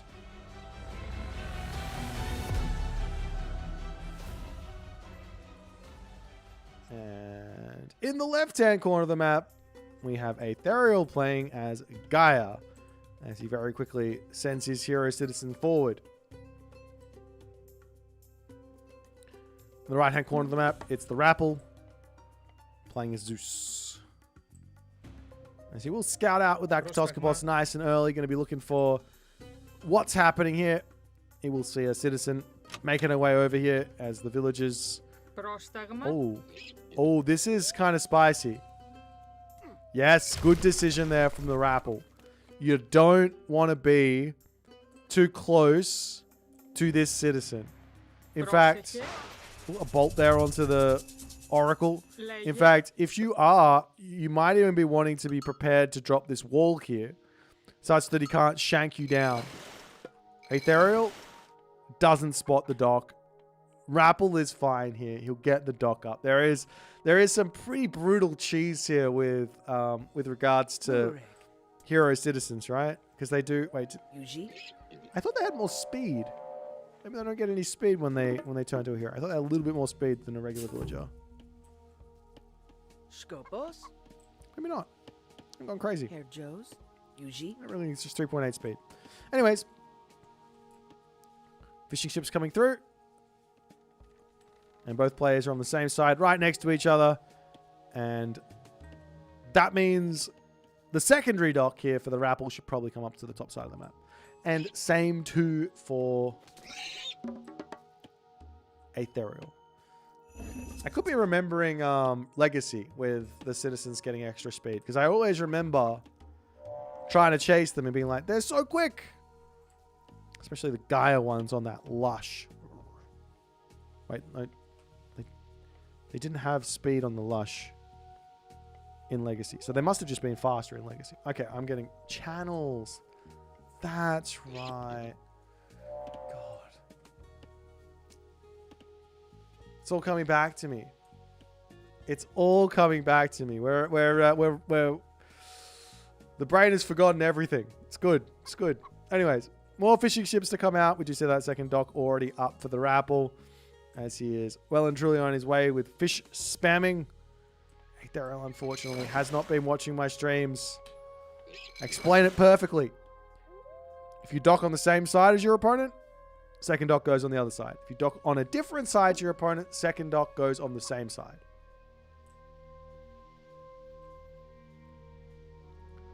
Dude, could you imagine if Atlantean had Archaic Age town centers still?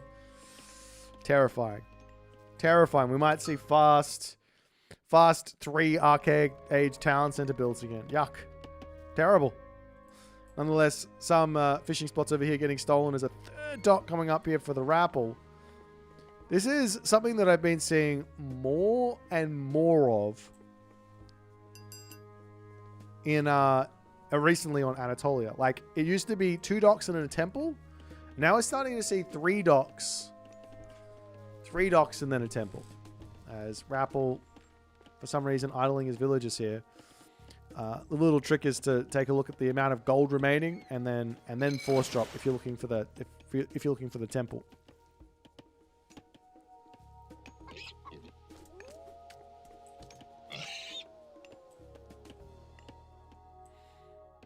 Nonetheless, fishing ships all starting to come out.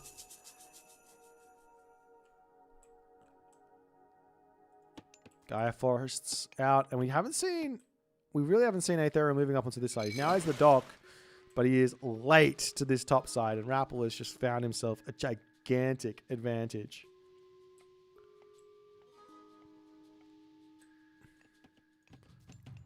Temple up, Heroic Age going to be, or Classical Age going to be coming in fairly shortly here. I imagine it's going to be a 4:30 from the Rapple.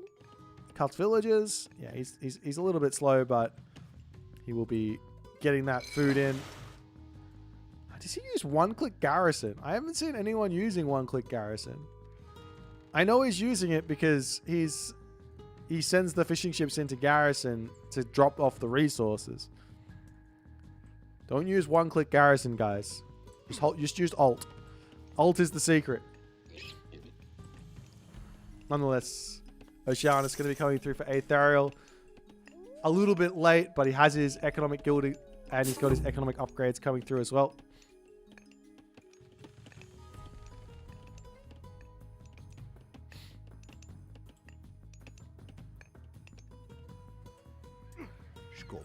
Is the Oracle going to be going down onto this spot? More fishing ships to finish up these final 3 spots, and it does end with Rapple having 3 spots more, well, I guess 6 spots more than Aethereal. If we have a quick fishing ship count. 13 plus 2 is 15. Another one. 14 for Rapple, as he hasn't quite grabbed everything just yet. Got to be a little bit careful. Can't be too greedy on the fishing ship spammage, otherwise you might get yourself into some trouble. As you see, a quick Olympian parentage in for the Rapple. He's also picked up a relic. Gugnir Odin Spear. Normally I make jokes that nobody ever gets relics on this map, but Guggenheim Odin Spear, a nice one for the hoplites there. Text of Imhotep is build time going down. Hamunu's necklace obviously nice there as well to boost up the gold. Thundercloud Shawl here is another really nice relic as TheRapl looks at it, thinks about it, and says, you know what, nah, let's not grab that one.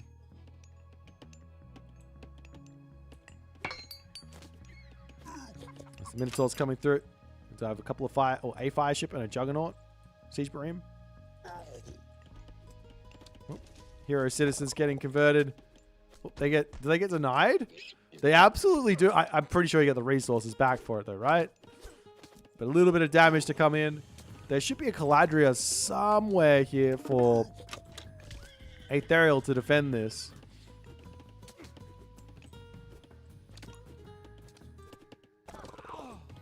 It's up onto this side, still sitting back, waiting, watching. We're going to have that Dionysus coming in very shortly here for the TheRapl as well.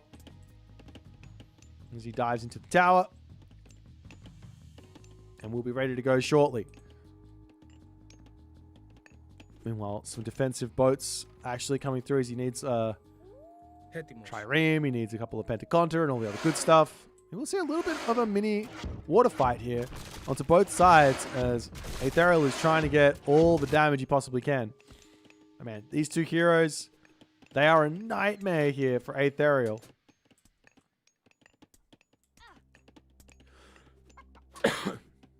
Turns around, shanking a little bit of a ghost building. No. Up onto this spot, TheRapl charges in, snipes a boat, gets out. Nice micro there as micro fight onto this side. Continuing along, the heroes continuing to cause problems onto this spot as the Caladria does get shot at. Funnily enough, the two arrows force it back and still going to be sitting there. Does Heracles spot it? No. He's just going to pull out for the time being. Maybe grab all the relics and then that'll be more than enough as Aethereal breaking through here. He does drop the Carnivora onto this side, which is a little bit of an issue here because it's going to start taking out this dock as TheRapl has to pull back. Can Aethereal break through this position fast enough or not is the big question because Dionysus is coming. 4 villagers on favor and Skylar are going to be an option here. Obviously here, Aethereal can also grab the heroic fleet, get himself some more Bareems. That can be an answer for the Skylar spammage. Losing this dock isn't going to be ideal, though. Maybe TheRapl just needs to go all in on the top side. But Aethereal has found himself a pretty nice advantage for the moment. He also pre-queues out Rhea. Makes a lot of sense. As he cleans the dock up, fishing ships will pull back. Aethereal needs to continue charging in here. He's got a lot of boats. Got to be careful, but he does have a big advantage. Doc's actually coming up on the back here from the TheRapl as he wants to hold on to this position. Now, the Skylar actually went onto the top side here because he lost that first dock that he placed. It's a little bit of scariness at the top. And he's going to be building 2 Skylar down the bottom here. But is this going to be enough? We do have the Heroic Fleet to come through. But Heroic Fleet only affects the Bareem. So you need to grab that one plus Bareems over here as Aethereal does say, no worries, I'll pull back. We'll just wait for those. And then we can deal with it later. As TheRapl looks to be holding on this top side. And Aethereal will pull all the way back here. Fishing ships diving into the docks. Fighting underneath these docks, not ideal. But the Skylar is getting a lot of nice heads here. Over onto this side, 2 Skylar on the in the fight already as Aethereal needs to turn and take this one. He does have that Servant here, but that will feed heads to the Skylar.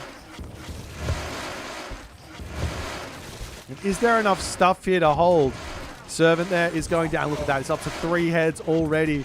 600 HP or damage getting done. Once you get to 1250, it's even more. But one of those Skylars gets traded. The Nereid is in, and Aethereal is ready to push back, but he has lost that top of the water already. Funnily enough, we do also see the Chthonic Rites getting pre-queued here for the TheRapl. Don't see that technology all too often. It has recently been buffed pretty hard, so it's very, very cheap. Very, very nice. 4 HP a second. But losing all these Skylar, I mean, what else are you going to be building? Hydra, maybe? Not a bad idea. There's the Hydra over here to grab another little kill. And Aethereal, while winning this water on this side now, getting even more heads on his own Skylar, will need to secure this gold mine. This is a bit of a tricky spot now for Aethereal, who was playing very defensive on that back gold mine. He gets watchtowers. The units do have to pull away. Look at this Hydra. Actually, he gets a lot of HP back. I think this TheRapl, he is onto something here. This one's also getting some HP back, but it's already almost dead. Is it out healing the dock? I think it might be. That's wild. It's absolutely out healing the dock. But all the fishing ships dead over here. Aethereal needs to move forward, get the docks, get the fishing ships in himself. He's now ready to get some Murmillos out and all the other good stuff.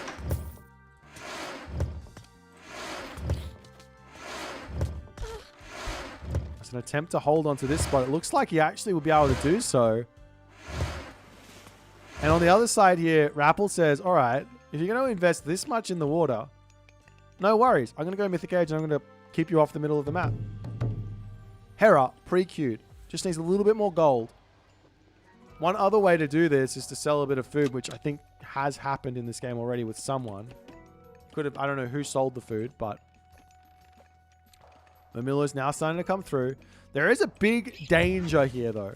And that big danger is Behemoth to break through this position. I don't know where the Behemoth has gone. Probably died fighting a valiant death against a bunch of heroes.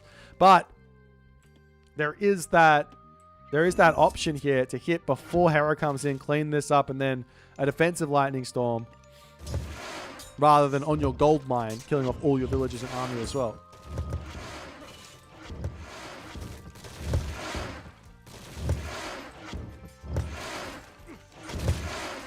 The Pentaconta gets cleaned up over here. Palace.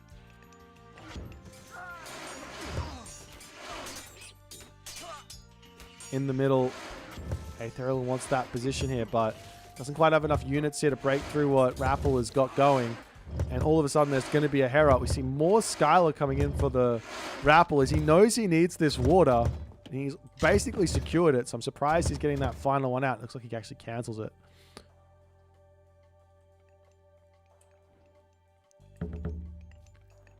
But Aethereal is in a little bit of a tricky spot here. He will get his palace up, but there's going to be a Mythic Age. And like I said, you want to force this defensive away from this position if you can. We're seeing Murmillos. We're seeing Arcus. Aethereal with only 4 barracks. I want to see a lot more than that. Charging forward. The Pacifists, more than a good enough counter here. These Murmillos are really, really strong, though. They've got the Ria's upgrade with Mithril Breastplate. No, that's not right. Orichalcum Mail. And they've also got that Bite of the Shark. So they are souped up, ready to go Murmillos.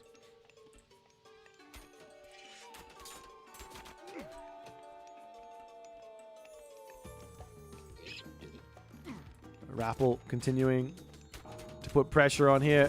Lightning Storm does get dropped down as the army will try and dive into the palace. Only some of them will make it in. The rest are going to be hiding out onto this position as TheRapl says it's time to go. The palace almost gets sniped. In fact, it does get sniped. And now no gold remaining for Aethereal. He's behind on military by a big amount now. Turning to try and take the fight at this point. He needs to be on a gold mine. There's gold over here. There's gold over here. Restoration there from TheRapl to add insult to injury. As Aethereal has to pull all the way back into his main base. He's still got units queued up. He's still got a little bit of gold in the bank. As these 3 villagers will make their way over onto the gold mine. The Pegasus might have spotted them.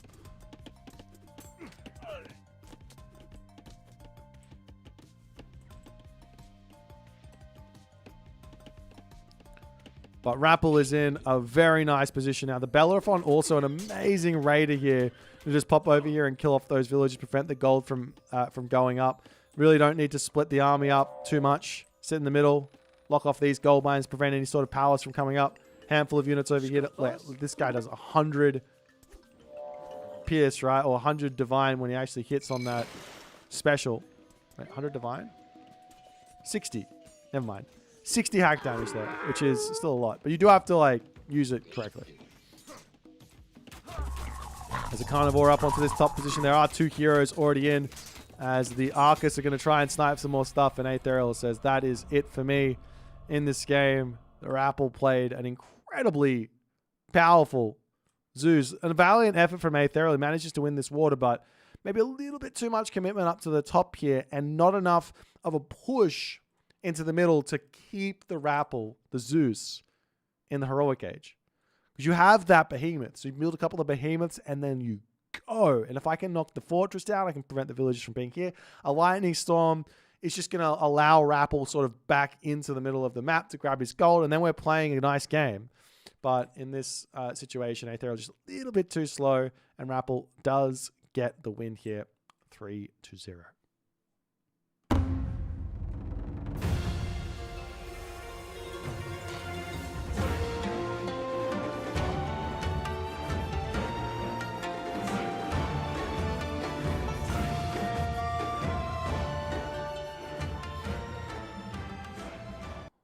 Alrighty, ladies and gentlemen, a fantastic day of games. We saw an amazing series at the start there from Kavoth and 3DB, and huge series from the other series as well. But it was a really fun one. I am going to be finishing up for today. I know it's maybe like a shorter-ish stream, but I am ready for bed and all the other good stuff. Tomorrow, I don't think we have any casts, but I will be on playing some games, hopefully. And then I am away on Thursday and Friday, but I'll be back maybe late Friday for a little stream from TheRapl, as he's playing Nyan, I believe. Yeah, that's kind of all I have to say on the matter. Nonetheless, I will see you guys later. Have a